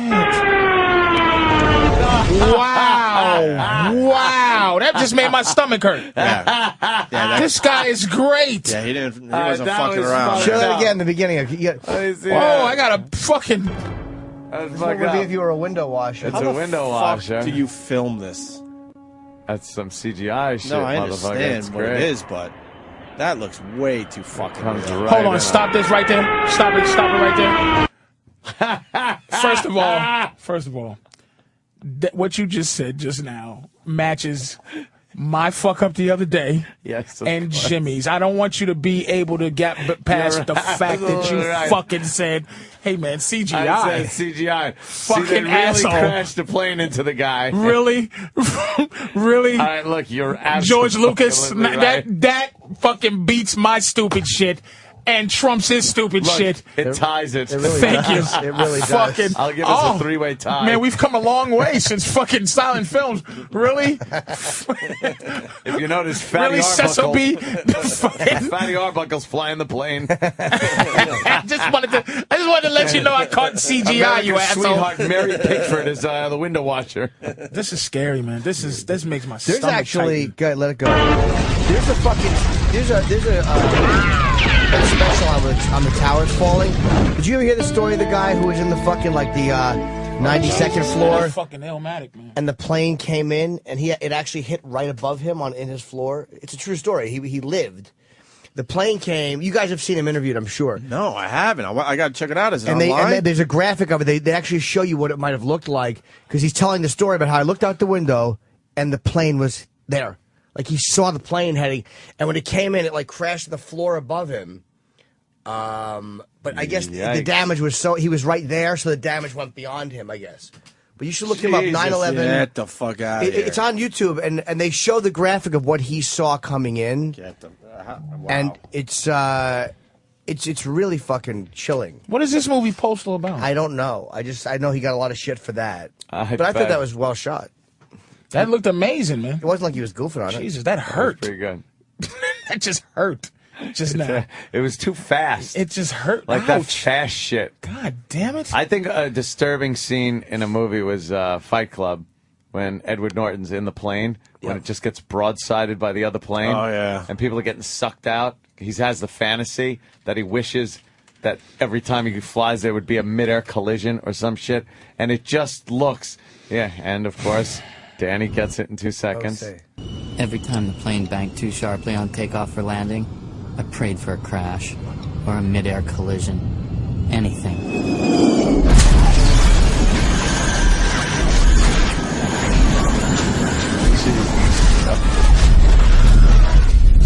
Life insurance pays off triple if you die on a business trip. That's well shot. See, that's fucked up, right?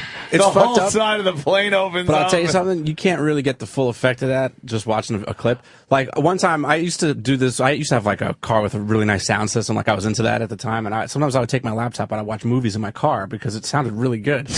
That fucking scene... Do you understand how psychotic that is? I know, trust me. But it sounded fucking ridiculous. That's- Like, I've seen this 1,000 times, and that fucking scene scared the shit out of me. By the way, that's a man who's heavily into kiddie porn. That is sit in the laptop. I just sit in the car with the laptop. Yeah, you're not watching. In the woods. Rampage. I had to live with my grandfather for a while. It was full of roaches and dirt. I didn't like it. Oh, was it really? Yeah, we used to talk about you living with him. That goes back a while. The more time I spent outside of that apartment was spent Poor more beneficial Danny in for his me. vehicle. Yeah, I spent a lot of time in my car. Oh my God, that is really psychotic. Because there's a good sound. How'd you hook the laptop into the fucking? With one of those tape adapters. Jesus. Hey, you guys want a break so we get ready for Terry Crews and Randy, Randy Couture? Speaking of movies, they're promoting the Expendables. Can I say one thing before we break? Yeah. Two things I watched. I did a gala last night in Montreal. It was good. I went on. It was a little late and it was hot and whatever. And fucking Panette went on. John Panette. I hadn't watched. I've never seen Panette for more than a minute, like in a clip. He is fucking awesome. I'm not breaking ground by saying that, but I watched him get a standing ovation, and I had just worked the crowd. Like, I saw they were tired. It was hot.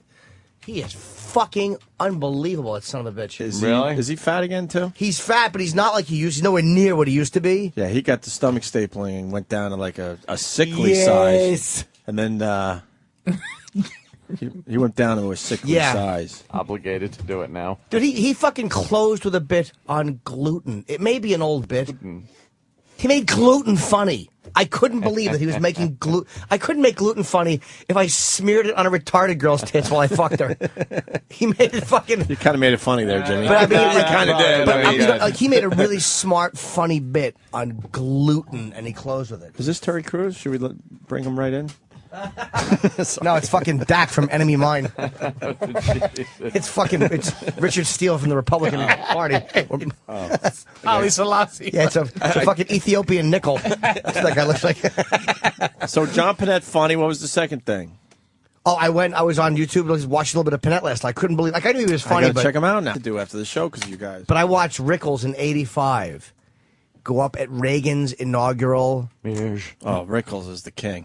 I'm pissed that that he's too old for us to completely appreciate. Dude, it was Reagan's inauguration, and it was all of Washington was there. It was a massive. Could you get 5,000 feet? That's worth playing. Fuck it.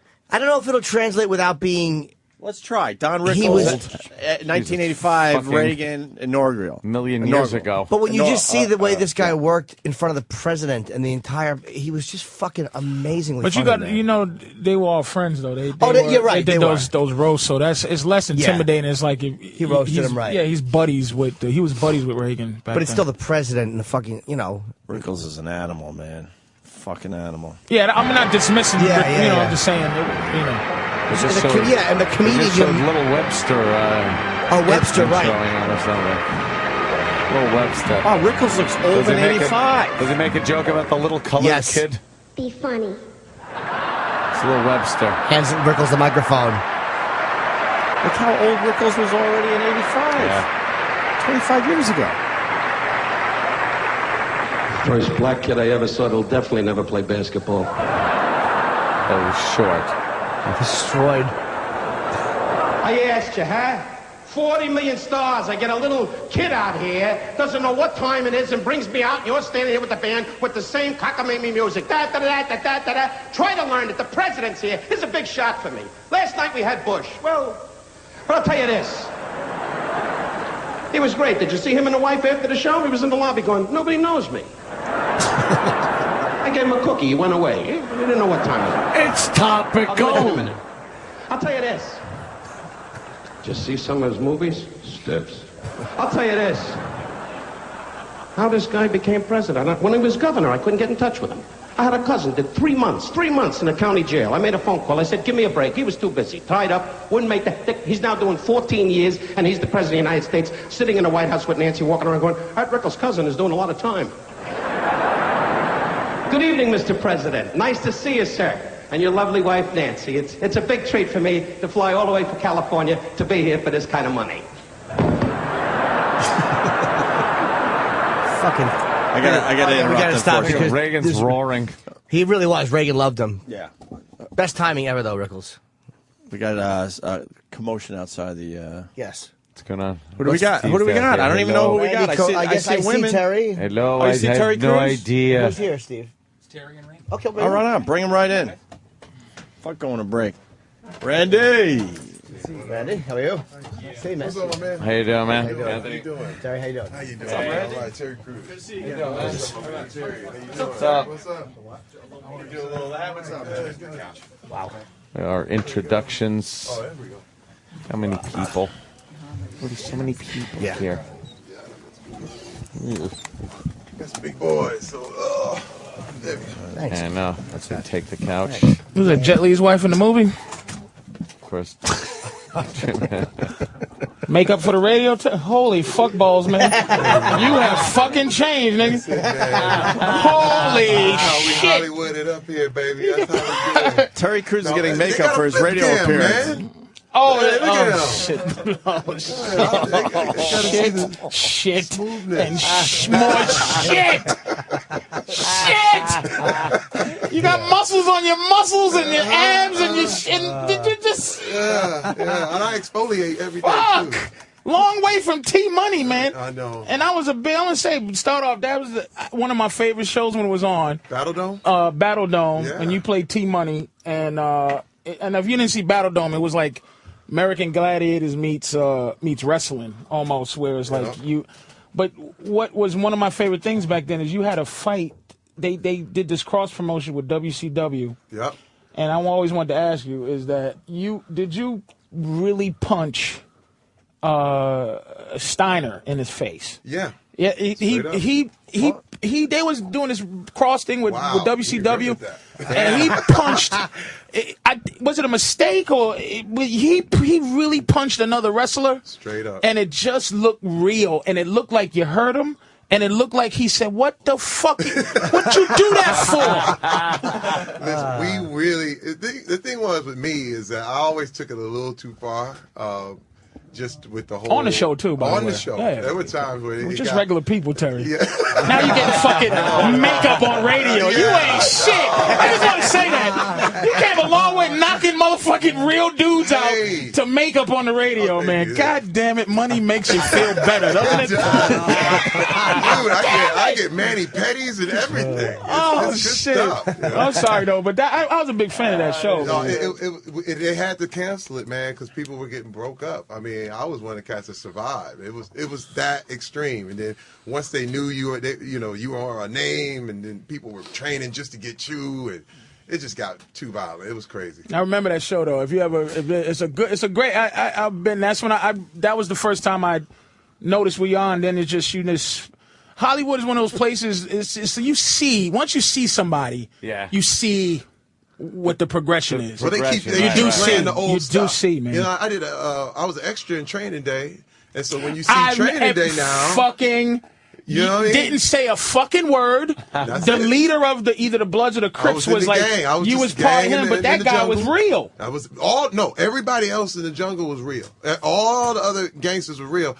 I came to visit the set to watch Denzel, and literally the director, Antoine Fuqua, was like, "Hey man, you want to be in this movie?" And I'm like, "Yeah." He said, "Look, take your shirt off. We're going to the roof." I go to the roof. I'm the guy with the pigeons, the whole thing. You the pigeon guy? Me. If you see the lumpy head, that's me. I was the pigeon guy. You were flipping pigeons? Flipping pigeons. Shit. That's Terry Crews. Flipping pigeons in a world where you were the pigeon flipper? I'm the pigeon flipping brother. That's it. Holy That's me. shit. That's me. I go. And I'm going to tell you something else. In movies, I noticed this about maybe a year ago. You know, in any time you see someone who's playing a gangster who looks really mean, real gangsters, like if you watch American Gangster, they never have a mean face. You see Randy's face? Like the comfort of either killing you with his hands or I'll shoot you immediately makes you easy. You were the meanest face motherfucker and I'm but getting you makeup look on the radio now. And he will kill you. He's smiling and he will destroy you. Do you fight mixed martial arts at all or no? No. I'm the NFL guy. I played 7 years in the NFL. Rams, right? Rams, Packers, Chargers, Redskins, Eagles. Wow. But you were really a beast in like college though, right? Yeah, I did my thing, man. I did my thing. I'm still, it's all for looks. That's it, man. Abdominals. That's me.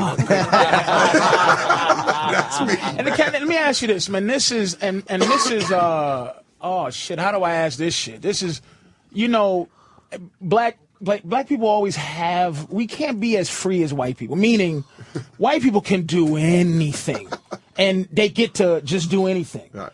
Was there any of that fucking blackness question when you had to get naked almost? Oh yeah. And where you go, man? Am I up here with just muscles, naked and shorts? We turn around. Everything has to be Martin Luther King Jr. Like, you are now representing all black men. Right.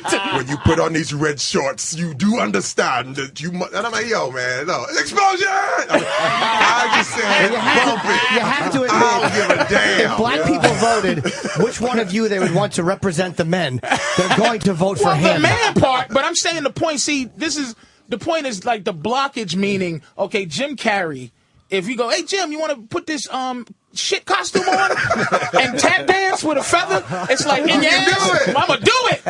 And it's no block, but it's like, it's, you know, the NAACP, you see just, and he's in fair condition, and the other motherfucker that's riding, the naked guy riding the horse, and ladies. It's just like, you know, black people go, why is this nigga naked? And it's like you have that block that has to make. So I was wondering if you had to have that. You go, all right, family. Then I don't want NAACP fucking with me. How is that? I don't. I do what I love. Good, I good. do what I want to do. If I think it's funny, if I think it's great, I'm gonna do it. Good. And you know, I mean, that's the thing. You can never. Let me tell you, my wife is not black enough for some people.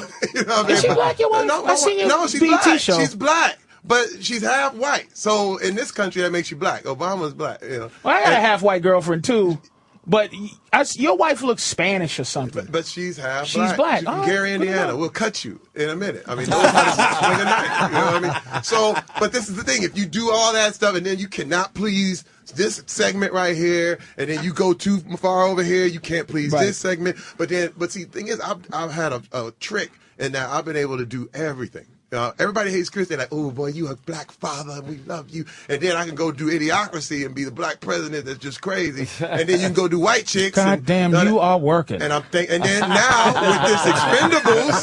with Expendables, it's about the whole action movie genre. And literally, this thing is the dream of my life. I always wanted to run with the gun. I always wanted to work with real tough cats like Randy. This has got to be the greatest movie set of all. Just and let's be honest, man. I was watching the trailer of who's in it. Theoretically, I would say you are the toughest dude on the set. Yes. Now, in reality, I mean, there's no need. Who's second, and who'd you give that look to? Like, you know what? I'm gonna taste you because I know you want to taste. Like, who's the guy that really is it? Dolph or is it Jet Li? Who you go? You know what? I'll fuck you up, man. I think Dolph is probably the only other guy that's really had any combative sports. He's a fighter, right? Yeah, exactly. Fucking Dolph Lundgren's a fucking fighter, man. He had his trainer there, a Bulgarian cat that he did. He's still a martial arts guy. Yeah, he's still. Can you take him? We never got to hook up. But wait a minute. But you wanted to taste him. Come on, Randy. You wanted to fucking taste him, though, just to go really fucking Ivan Drago. I'll punch you right in the fucking mouth right now. No. I was trying to start fights on the set. I would bump somebody. Hey, man, Dolph said something about you, dog. Hey, Jet Li over there looking at you, man. You know, I wanted to see something break off.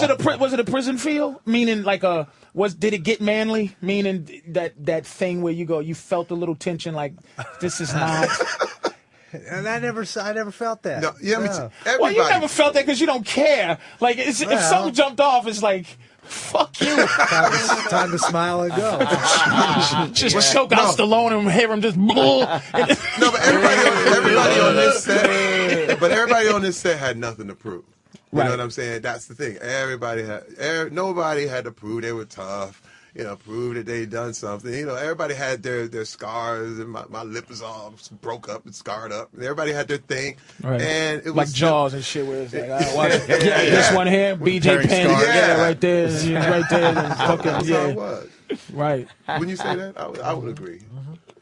Y'all get along? Absolutely. You guys get along? My man. This is my man. We were in the trenches together. I tell you why you get along too, because you guys are doing the tour together. The guys that got along are doing the tour So fucking Dolph is probably with fucking Jason Statham. Both of them look like they swim and they fucking from England or wherever the fuck they're from, so they're doing their shit together. Stallone and fucking Schwarzenegger. Yeah, it's everybody kind of twisted off into right. I bet you that shit is. It looks like it's gonna be good too. How big is Schwarzenegger's part in it? Because they're actually making a big deal because he's finally doing a film again. Well, I think the biggest thing is that those three, Bruce Willis, Schwarzenegger, and Stallone, have never been on film together in the same movie ever, and they're three. Who's the last huge one? Schwarzenegger, Bruce Stallone, Willis. and Bruce. Okay, right. Yeah, three huge action stars in the same. Wow. scenes. But now they have to come together like LeBron James, Dwayne, Like Chris Bosh. I don't know. So we have to come together. Holy shit! That's how you got to do to make a movie now, though. I mean, all movies are like that right now. You know, freaking Sex in the City, you got to team up to make a. You know, I would love to see you guys have knocked the shit out of those chicks. That would have been a great movie. I beating the Sex in the City girls. Put those things in the you put both of those movies in the multiplex. You're gonna have a baby. You know what I mean? It's like Expendables and Sex in the City. Yeah, well, you could have thrown a saddle on Sarah Jessica Parker and ridden her around. Randy, what was that last movie what was the movie you did? The last movie you did. Red Belt. Red Belt. Good movie. I didn't mind Red Belt at all. With Chiwetel Akeem Olajuwon. What's his name? How you pronounce? Chiwetel. I refuse to even figure out. That motherfucker better have a nickname at some point. I'm not going to pronounce your African name exactly. Really? You got to keep your African name Chiwetel? With all these fucking Jews around, he got to keep Chiwetel? Change that name to Chewy Johnson, motherfucker, for you to get a job. But he's fucking getting his jobs. Yeah, he did a great job. But you did something else too, Red Belt, and then something else right before it. Scorpion King 2. That's the one. That's the one. That first one I saw you in. Yeah, that was fun. And then fucking Soul Plane was the first movie. Yeah. Your first movie. No, Friday After Next. Right, Yeah. and it was a big ass role too. Huge. God, you've been on a fucking run. Oh, it's crazy. And you took the father from fucking Everybody Hates Chris from me. Yeah. I'm fucking ready for that. Oh, God damn it! And now you another father. I know. Can I have something? But Chris Rock said you fucked it up. Fuck him. Chris Rock really said that, Terry. Him, Told man. Patrice right to his face that he fucked it up. It was We've heard his. a lot of Patrice So almost you had got it to roles, though. lose? Is that what happened? Yep. No, look it, man. It ain't even. Look, it was just. I don't know what it is. Me and Chris are both comics. And I don't know what it is, but that motherfucker, he could have made me the uncle or something. That with all the guest stars y'all had on that fucking show, Ricky Harris was on. To give me a fucking, can I get in there? Oh, dude, everybody. I fucking actually know you. Motherfuckers like, I know you from Battle Dome. Right. Shit. I don't know. I'm taking everything though. Dude, you are working. When I saw the Ice Cube thing, I just went like this with the hands in there, hit my hand. What the fuck is Terry Crews doing? I'm taking all they're giving right now, and that's just it's a blessing, man. It's a blessing for you. No. You hear what happens when people say it's a blessing? Nigga, it ain't a blessing for me.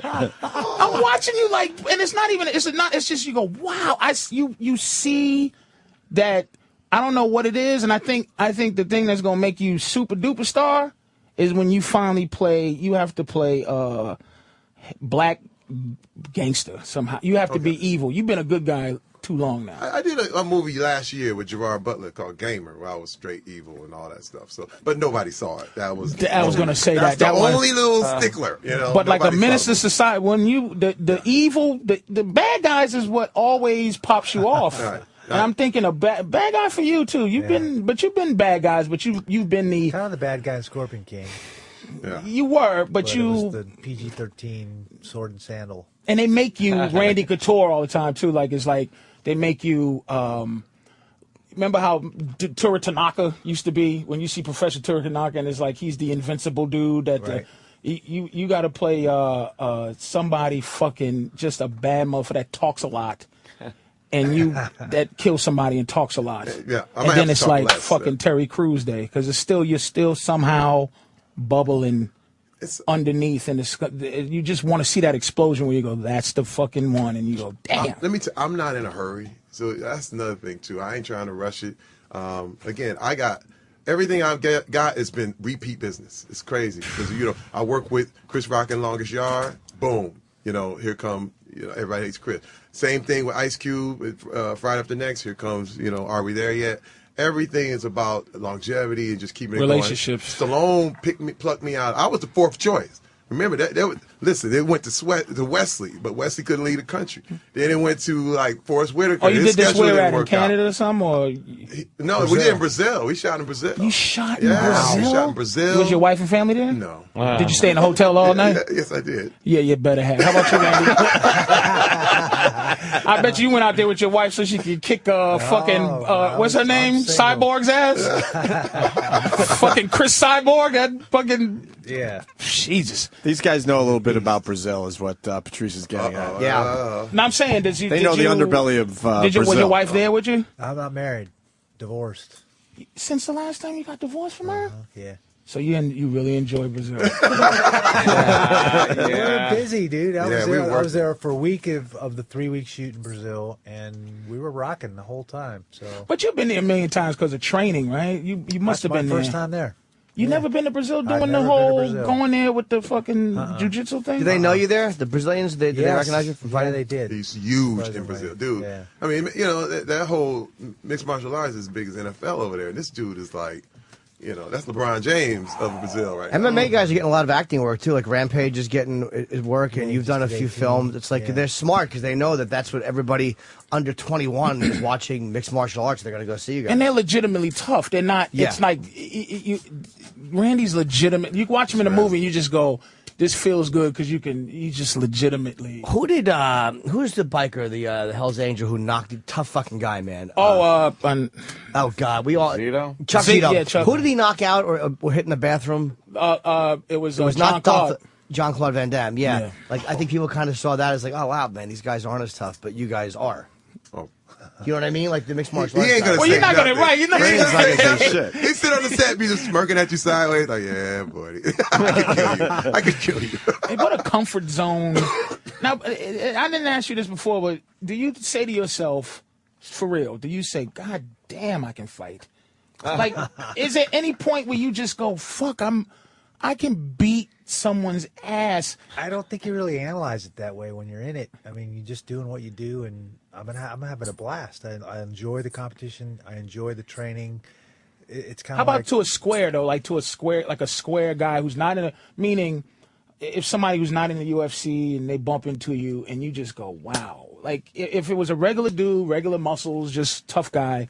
And I always say it's like you can't beat a dude that knows how to fight. You can be tough, but it's like wow, you can look at a guy and go, wow, he's standing in a way where I could break his leg or something. And would you question him would you say to him, look, man, I know how to fight. You're gonna get hurt.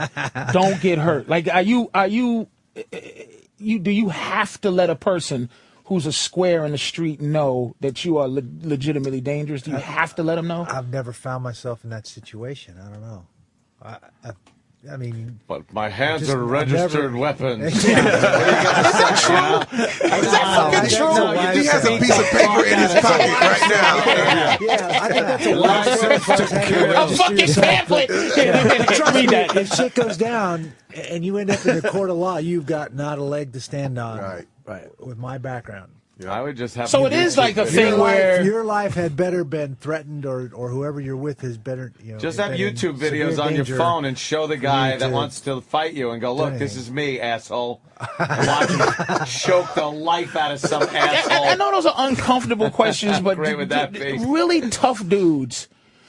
You know, they got this thing called no homo. You go, no homo, but it's like really tough dudes. We used to have a question. We grew up and go, okay, how much anger do you need to have been able to fight Mike Tyson? And it's like, you go levels, smack your mother anger. Like if Tyson smacked your mama, do you think you can muster enough anger to, you know what I mean? To fight him. So it's like you just tough dudes. And when you say tough, legitimately hate for fun, That's why the questions, man. I know it's like kind of uncomfortable, but it's like motherfuckers that fight for real are like superheroes, man. But most of the guys I know that find themselves in that situation, when you're in a bar or whatever, and the guy makes the offhand, you ain't so big. I think I could take you. they're going to smile. They're going to laugh that shit off. They're not, they got nothing to prove, and they're not going to take that step to that guy. And say, what? Right. And they're just going to let that go. See, I'm the friend that you don't want to have with you because I go, no, you can't. I'm smacking your bitch face. You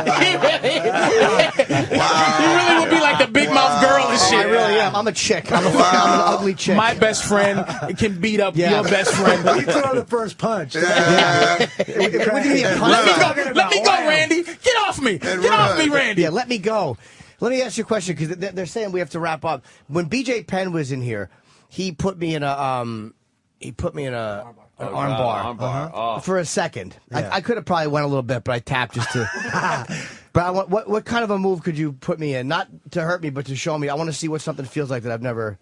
Have you been choked? Well, it ain't. No, don't choke. Go for the choke. I'm gonna tell you what's gonna happen. You're not gonna be able to choke him out because his neck. You ever see? You're not gonna be able to find his neck. He's got 2 carotid arteries there. You can choke him out. No, his neck will press against the back of his spine before he. All right, could you show me how that's done? But then I will tap very quickly. No, I won't choke you out. Okay, thanks. But I'll definitely you'll feel. Oh yeah, no, I just. And by the way, James Tony, is this? Are you gonna? It's on. Are you gonna? August 28th. Are you gonna Boston. out to fuck him up, or you gonna teach him a lesson, or is it just regular? It's a fight. You got to take it seriously. I mean, the guy's a world champion boxer. He must be shit talking. I haven't seen any promos yet. Lord. Is he talking shit? All over it. Oh, he's good at talking shit. If you start losing the fight, just say fuck the fight. Just attack him and break his leg and take the loss on a technicality. Yeah. Are you shooting right away? I don't want you giving away plan, but There's you no must be secret there. shooting right Yeah, there's away. no secret there. This is a mixed martial arts competition. Okay. He's taking him down. Take the boxer. Oh, it's mixed martial arts. You're not just boxing. No. I'm Okay. not gonna, Now you remember I like you a lot, right? You know that. No illusions. Ray Mercer made that shit stop with Tim Silver. That is no more that shit. And that was supposed to be a boxing match, and they wouldn't sanction it, so they had to do an MMA match, and there was supposed to be a gentleman's agreement that he wasn't going to kick. The first thing Tim did was walked out and kicked Ray, and Ray's like, "Oh yeah," and dropped him like a bad habit. Wow. So. Don't get knocked out by James Tony, please. Oh, thanks for the mojo there. I'm just saying, it's a weird day. Fucking Fedor loss, kind of weird. You just don't want. It's just kind of weird day. Just some. I'm taking it very seriously. He's going to be dangerous, especially early in the fight. He's an explosive, very good striker. And, I've got to do my best to make sure he doesn't land one. Wow. All right, now choke Jimmy. Choke Jimmy. Well, let's phrase this properly. We're just demonstrating on how a move would be done. You ever choke a clam? Use that technique. Ready, Couture. All right. Now, what's the proper way to... Hold on. Physiologically, the carotid arteries are right here. Oh, fuck. There's 2 kinds of choke. There's a blood choke, which is you're cutting off the blood supply. There's a wind choke. Wind chokes are actually very painful. You don't want it again. Okay. Crushes his trachea or some crazy eventually shit. he'll pass out because there's no oxygen, but it's a much slower It's way. it's a death blow. Really. You know how humiliating it is? He's controlling me with his finger right now. You know why? He's checking to see if you're done. Oh, God. What's the fuck. bicep on one carotid and my forearm on the other? Okay. And now if I apply... Wow. That was it right there? Wow. You made it sound... He peed. He didn't hurt me. There's So pee on his how do leg. you fucking get these guys who fight Jimmy made it sound like... when Fedor got choked, he fought a long time. He choked with his legs. Triangle choke is a blood choke. He applied the pressure. Wow, that's effective. Could you do that again? You can't. You can't. Don't start jerking off, Norton. Now, But here comes the you poop. can't. Now. Done. Wow. You can't. There's nothing you're gonna do to get out of that. Nope. If you're me. Wow, that's fucking great. Holy shit. So if a guy has you like that, you got the same carotid artery, My chin down. but you still can fight it. Okay. Like because he's giving me his neck and let me. But is that what you guys are avoiding? That's Like end game right there. Once he gets it sunk in that deep. In real competition in real time, I'm going to fight and keep him out of getting it that deep. So that's what Jimmy can't do is put his chin down. Need one. immediately. Once it's sunk, it's over. And so when Brock got Carwin, what was being crushed there? His carotid artery. Triangle, so he had Oh, a good. bicep on one and his own shoulder on the other. Oh, his own shoulder was choking. Okay. And if you don't really like a motherfucker, you go for the fucking one at the trachea. Choke, That's I don't like you very much. Yeah. That's you're not And you breathing. never really see that. You don't see it because it's guys like each other, basically. You know how embarrassing that would be if my girlfriend saw me that happened like in a bar if I shit talked you and you did that in front of my chick? How fucking humiliating that would be. Second, you're just wow. She's a whore. I'm sorry. Wow. So Jimmy, were you just like fucking? I'm an actor. Did you realize? I need more makeup. Terry's like, doubles. My makeup, please. Thank you. I just want to know if Norton, did you know you were like you would pass out? It was a weird feeling. It was almost like instinct kicks in, and my there's nothing I could have done to stop my hand from going tap. Nothing. Nothing. I know at that moment like there's because I can't fight, but there's nothing you can do. Yeah. Again, there's because he's a lot stronger than me, obviously. But once you're in that pit, there's nothing. By the way, there was a girl on YouTube that lasted about 10 seconds longer than you did. She actually, she actually wouldn't tap you, fucking sissy. That's the difference. She said, "I'm going to take it like a goddamn man, you fucking worm." Hey, you know what? He just all he did was place his thumb knuckle, and Norton's like, "Oh, I feel it." No, fuck you. Yeah, but she that fucked that. Salmon neck motherfucker. The girl took it. Yeah, but she didn't have Randy Couture doing it. No, fuck She did have Randy. It was her. Yeah, bitch. That's what I just said. He was taking it easy on her. She wanted No, to be choked out. she choked out. She went out. So, Jimmy, why don't you try It the wasn't last about 10 tapping. seconds? She wanted to go to sleep. Oh, I don't want to go to sleep. No. Some women like submission. Exactly. Some women like submission. Exactly. Real men don't like submitting. Yeah, real men tap and go, You tap out. We got to get him out of here. They're freaking out. Real men do this right away. I feel it. All right, we'll take a break. We got to wrap it up because the people are going Well, we got to crazy. get the plug out. The Thank you, guys. Expendables in theaters August 13th. Terry Crews and, of course, Randy Couture. Thanks, guys. Thank you. Thanks for having us, man. Sit very still and listen. Yeah, this is the Opie and Anthony Show on the Virus Sirius XM. It had to be. They're not going to talk about it, though. Pretty good show today. Want to thank Patrice O'Neal for sitting in. Oh, hell Want to yeah. thank Jimmy for coming back from Montreal to do about an hour of radio today. Of course. On his birthday. Yes. Yes, happy birthday. Thank you. What's going on here? Show's ending? A little bit. We're getting close to wrapping up. Yeah, 15 minutes. I don't want to go. Terry Crews, I'm lonely. he's a good guest. He's a very nice guy. Lonely. Real good guy. I'm lonely. You're lonely? I don't feel like going. What are you? Well, you come back. Jimmy's out a lot. Yeah, I'm doing Leno Wednesday. Are you in tomorrow? Yes. In tomorrow, out Wednesday? So Wednesday, Thursday, come Friday. do Wednesday. I might do Comic-Con or I might cancel. You don't want to do Wednesday? I'm leaving. Where you going, baby? You're not. I'm going to Miami. This weekend. When do you leave? Wednesday. So I can do early morning radio in Miami. Thursday. And Thursday. Doing the improv.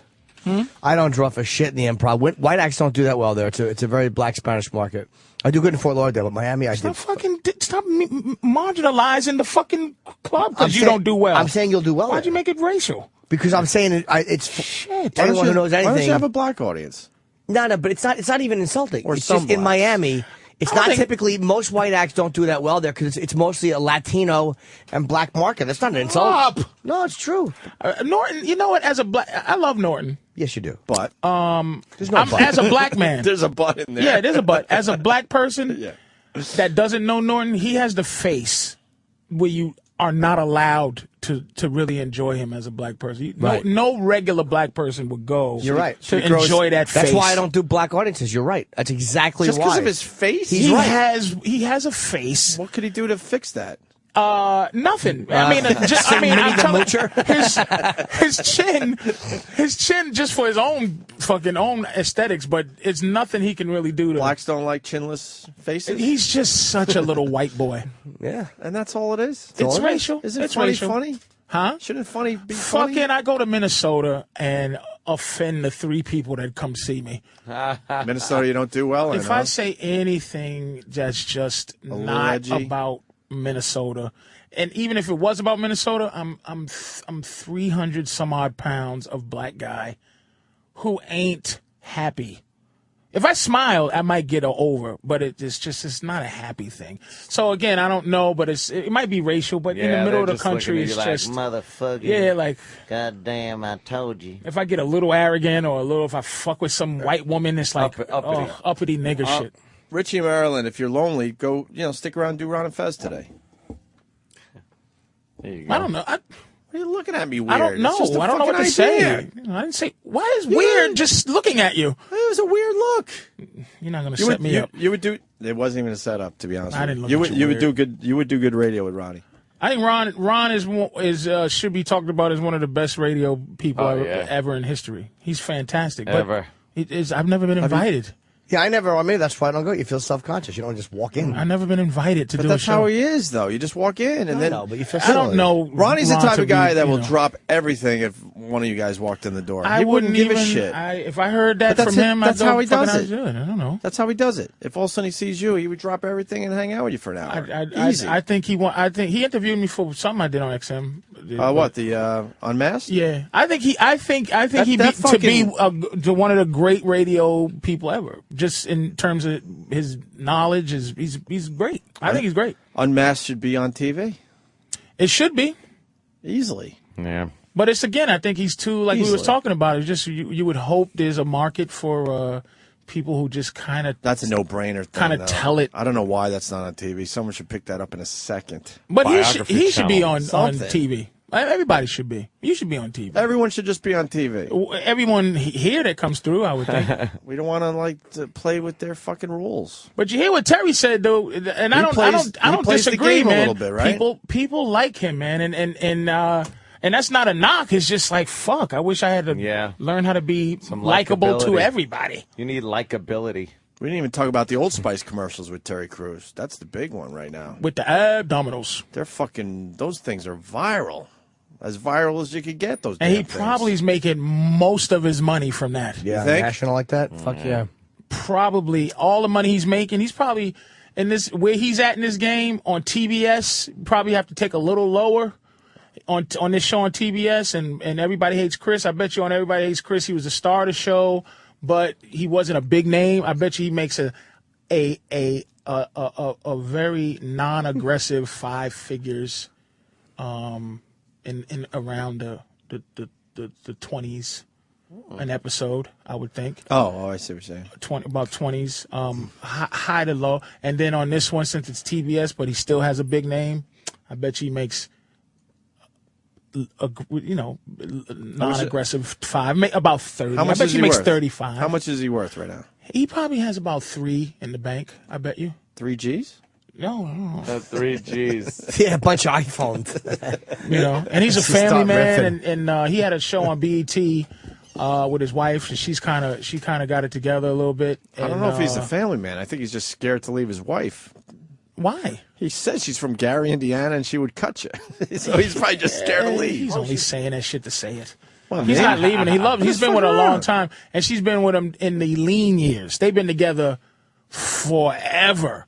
So it's like you have to be a little, have to be loyal, man. You have to be loyal. Girl that's been around during the fuck you ain't shit. Then when you pop, and he's popping, and Popping, he's more than popping. well, he's still He's bubbling still. A lot of white people, you ain't popped until white people know your name, and I bet you the thing that most white people know is the Old Spice commercial. Of course. Oh, he's the old with the muscles coming. Of course. But it's like black people. He's pretty much a household name in black world. Oh, really? Oh yeah, he's big in black world. In white world, he's probably still he's the fucking. Got to catch on name wise. Yeah, Who's the white equivalent to Terry Crews? Maybe a tough That's known in question. the white world and not as much in the black world. That's that a might- fucking. that might be a tough question. Yeah, But I'm saying who should be Gary Oldman. I bet you, to the average black person that might watch Friday, you go Gary Oldman. You go, who that? Oh, you know the motherfucker played Commissioner Gordon. Oh, that motherfucker. But if you're a fan of movies, you know him from Professional. There's certain people that True that Romance. should know. True Romance. He's. You know what I mean? Gary Oldman is probably not known by as many black people as he should be, because he's so white. He's so white. He was in JFK. Played Oswald. He's a genius. Did he? Yes, he was Oswald in JFK in the movie. about that. I didn't know he was British until I heard him Like interview. Brad Pitt is famous and Denzel Washington's famous. Anybody Across the board. Across the Right, board, right, everybody knows that. All right. What else we got? Oh, E-Rock's got the noise you made when you got choked out by Renee let's hear Couture. that. It was just for the radio. It didn't. Oh, it's good enough. I want to hear that. Here it is. E-Rock's panicking. Are you panicking? Is that a look of panic? I think so. E-Rock's head's getting Now bigger he's and his screaming. face is getting smaller. fucking guy's starting to look like a. It's like he's being blown up on a bicycle pump from the back. What a great visual. You see those guys. Their head gets bigger, but their face gets smaller. His features are disappearing. He's just like one of those things where you put a big one in a little one, and then a little one and another little one. He's a Russian fucking balloon face. His head is turning into a black hole. It's collapsing on itself. He really makes me sick. That's E-Rock. Oh, boy. I'm getting fed up with E-Rock. I say hello to him every morning. I'm just looking at him struggle. But E-Rock's lucky. I don't think anyone will Photoshop you on those little Russian fucking... You don't have that to worry about, E-Rock. Don't worry about it. Stackable Russian thing. And the other thing. I love the other thing. I'm just saying, and then notice it because he's just sitting there and as he's under pressure to do something, he's and his freaking little out. baby features are just. Someone's saying it's not Terry Crews in the new ads. What, they changed the Old Spice They- guy? no. There's two different ad campaigns. Yes. All right. And there's I was two ready to yell at different this black guy. guys. One is Terry Crews and one is this other guy. Oh, okay. The one on the horse, you know, you look at me, look at him, look at me, look at him. And Terry Crews is like, ah! Two naked niggas. And it's like, that's why I asked that question. I hope I didn't ask him that question, like, fucked up, but it's like, black people do have that. They're gonna... You know, just a big, strong, naked Negro screaming, and it's just like, you know, he said it. He said, fucking, man, fuck that. Fuck it. And I mean, I like to hear that. This one does, dummy. It's super powerful odor blocker body wash. Oh! Power! That's Terry Crews. Odor blocker body wash has 16 hours of BO blocking power!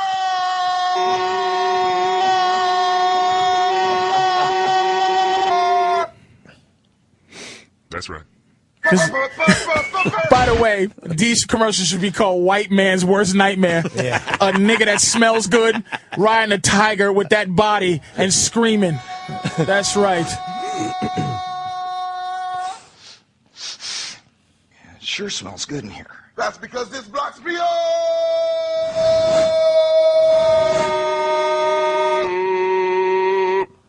Sorry. Sorry about that. Who figured out this would work? Who the fuck figured out that would work? I see these spots a lot during Adult Swim, so that should probably give you an idea. The potheads. Just screaming with muscles coming out of his muscles, and he's making $1 zillion. Even if I was a nice guy, I couldn't get that commercial. You have to be in complete shape, and I think he's close to 40. What is Mark Maron doing here? Oh, me and Mark got to talk. You don't like us anymore? Come in and say hi. You don't want to. What happened? Everything good? Nah, me and Mark, what is fucking Mark Maron going to come and discuss something with me and is mad? They was like, oh, Jesus, Mark. You don't like us anymore? Mark is out of the business. He's dressed like he lives on a beach that one of his friends owns. He looks like he's a member of the Sierra Club. Oh, he's just... Maron just said, fuck the business. Please, God, help me. I don't want to quit yet. Oh, my God. Who's talking? I just got here. Andy Dufresne sanding a boat. All right. Okay. Hey, it's great seeing you guys. He's out already. Jesus. What do you want from me? It's hot outside. You look healthy, though. You look fucking...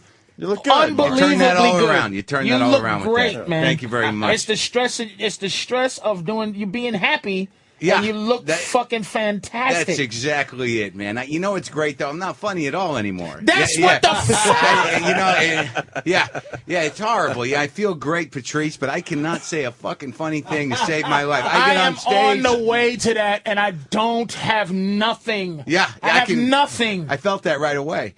But it's see how that bombed? You are done.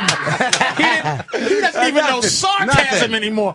Nothing. Fuck, I get nothing. Fuck. Why, you happy too? What? Have you really felt that way? I've had those moments, a lot of them, where you just like, I stink. Well, what happened to me, like I quit, I got off the nicotine finally. I was doing the lozenges, the gum, all that shit. So I'm on nothing. So I get up there. I'm not aggravated. I'm not mad. It's just pure fear, and I want to leave. And there's that moment where you're like, holy shit, they can see it. It's fucking over. And then I got to get angry at somebody in the audience, and I rejigger it, and everything's all right. But that's what it comes down to. Looking good, man. Thank you, man. Are you going to talk to me after the show? Yeah, we could do it. Mark has a very popular podcast. It's big doing time. very well, man. Fucking exposing people for the horse shit they do. A little bit. I'm ready for it. Expose me because I'm ready to quit. There's nothing to expose with you. Expose me. Just make everybody, the fucking 2 people that know me, just say he's a fraud. The 2 that believe in me. My mother you want the last and 2 my to dog's leave? just fucking done. Right. Fucking done. Is that why you're here, Mark? We would have had you on the show today. I just got here today. I told Steve that I'm around all right, week. Then we'll have Mark on the show later. Yeah, this it'd be week. great to not be funny here. I can't believe how fucking delicious Mark looks. Jesus. Oh, this is Your calves are very muscular. I noticed your calves when you're running or he's something. fucking looking good, man. Well, I started dating a lunatic. So, and she's a vegetarian. Are you the She's same person we talked about last time? No. No, it was very difficult to get rid of the dominatrix, but I did. Oh, that's right. It was hard to do because they don't like being told what to do. They like it the He other just way. won't get that San Francisco Wait, I wanna hear horse shit about out the of his lunatic. system. I want to hear about the lunatic. She's 27. She's a vegetarian. She's completely out of her mind. She lives in what looks to be a nest of some kind. A lot of clothing on the floor. Every day you go over to her house, it's like, how can everything you fucking own be on the floor in mourning? And then she's kind of draining. Here's the kind of girl she is. She said to me, because I left for the road, and we had a mature discussion about trust. She said, I just want to tell you, if you fuck anybody on the road, I'm going to fuck people you know. Oh, see ya. Have a good time. Yeah. So drop my name. So I think it's love. I'm very excited about Fuck people you know. Yeah. Just a general fuck people, no one specific. Yeah. Wow. They could be friends, they could be enemies, but She's gonna hot fuck. too, isn't she? She's really cute, man. Wow. Yeah, Now, did you get her on Mark Maron-ness or fucking dude with a mustache, glasses? How are you kind of? It's a mixture. I got her on, I think Mark Maron. She sent me an email through my website saying, look, I'm not going to have this body forever. I need to fuck somebody a lot, and I want it to be you. So I said, of course, and we met in Portland, and we spent the weekend. And you gave her some nice fucking hard alternative dick, you motherfucker. I did. I gave her some powerful nerd cock. You say, take this, Jake Johansson. Yeah, that's exactly what I did. Give her a little Jake Johansson and a dash of Oswald. Right I said that fucking... twice. Yeah, I said. Did I say Oswald? A week later, she moved to L.A. That was a little creepy. Wow. A week later, she's like, I'm here. I moved here. And she goes, but not for you. But not for you. And then it was one of those things. Here's what happened. She texted me like 49 times. I told her, you're a fucking stalker. Leave me alone. I've had it. She said, why don't you fuck me? Why don't you fuck me? Over and over again, like 40 times to one text. Like if I held it up to you and you wanted to, I said, this is what crazy looks like. Then like the 50th text was a picture of her pussy. So I was like, I got to rethink this. But this is the true story. 2 texts later, the guy who was building my bookshelf sent me a text of the bookshelf he was building. I was more excited about that. I thought to myself, this is something I'll have to be afraid to put my, something into. So and it might last. So I got the bookshelf and the chick now, and she's coming out here tonight. I'm a little. How long have you been seeing her? Because I remember you telling me about it. 2 months. I lose touch with that shit, but it's been a few months, and it's really good, and it's really fucking crazy, and I thought all that anger and weirdness in me was gone, but it's all right there. Apparently, that's how I court. That's how I yell at a girl until she cries a few times, and if she can take it, we're in. We're gonna go for a while. You look better than you did in your '95 HBO special. Holy shit! Are we gonna fuck after this? I just can't believe because here's my fear. He looks so much healthier now than when if you say he's on top of his game comedically or whatever is relevant. Right. He looks. It's like I'm sitting here going, am I going to Mark Maron myself and feel and look better, but be traveling around doing a fucking podcast, which is what we don't want to be doing. But he's happy. Happiness. The world turned into a shitty joke you were starting to an insult on me. I'm being very sincere. He's ahead of all of us. That's the world is going toward the podcast. I'm telling you, he's the leader right now. But it's the fight, the early fight of trying to get to this place where we think we want to be. Yeah. And then you're realizing you're never going to get there, and you better settle for something. And you better fucking be happy. No bullshit.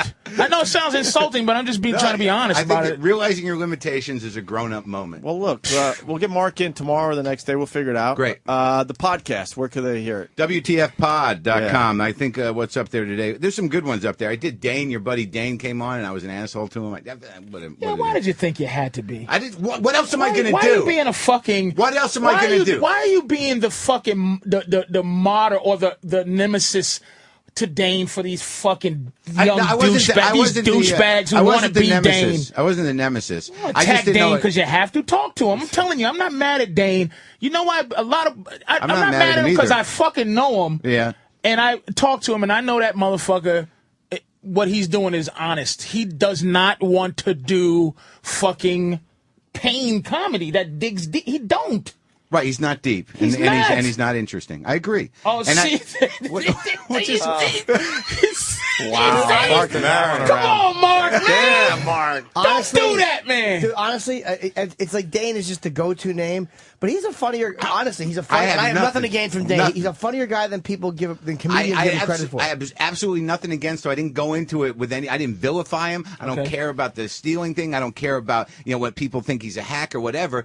You really are a slick white guy. Listen to me, Patrice. This is very good, man. All I'm saying is that when I just thought that he had a lot of charisma, not a lot of depth, and when I listened to him, I thought like, well, I guess people like it. He's filling arenas, but I'm not that interested. But he wanted to come on, and I was going to talk to him, and I was a little defensive. I just quit nicotine that day, and also I just didn't. I felt like he was just giving me patter. I want to have a conversation. Yes, but you know what? Only people who are finished in the business give you the interview that you're looking for. That you're hoping for. Yeah, Dane can't give you is that true? a fucking... We see that a lot. Patrice is making a pretty good point. Can't say anything. The guys that have a lot, guys that have a lot to lose don't give up much stuff on this show.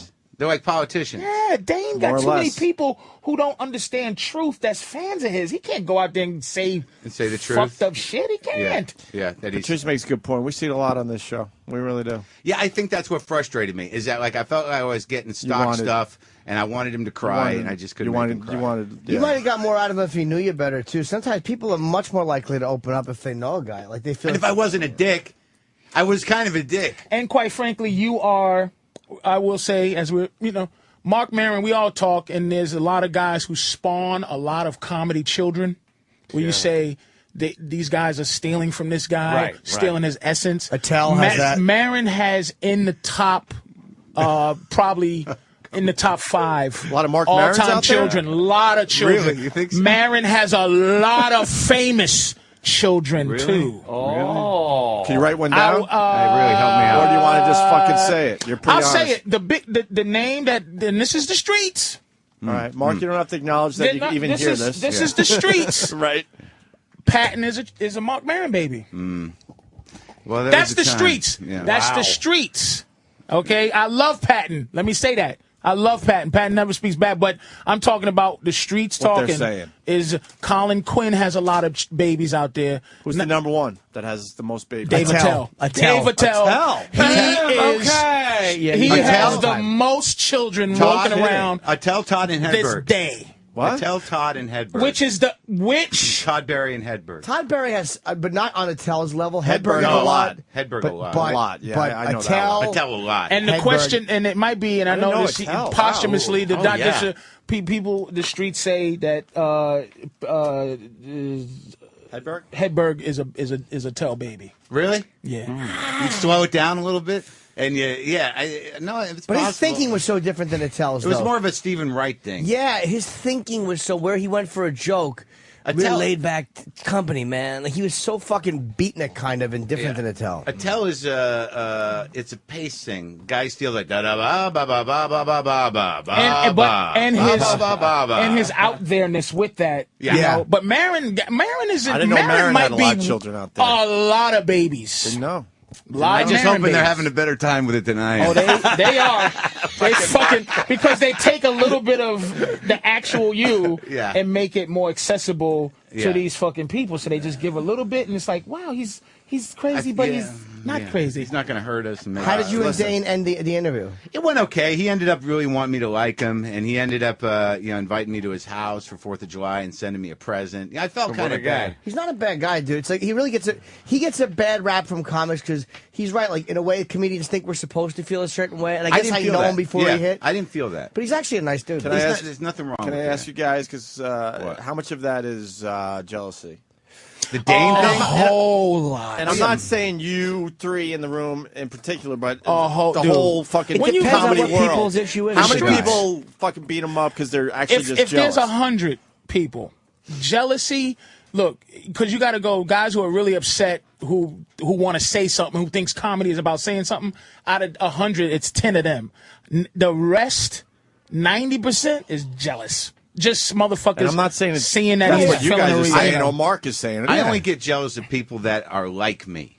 I don't get jealous of people that I got nothing to do with. Right. I never understood the contempt against them because it just didn't register. That wasn't that really wasn't a shot at any of you guys. I'm just talking in general I'm the comedy jealous. world. The contempt, jealous of him. And you know what the jealous of contempt him. is? The contempt is Dane made it on this perception of a plan that everybody thinks was like that's the contingency plan, which is like I'm going to be famous by doing YouTube, Facebook, MySpace.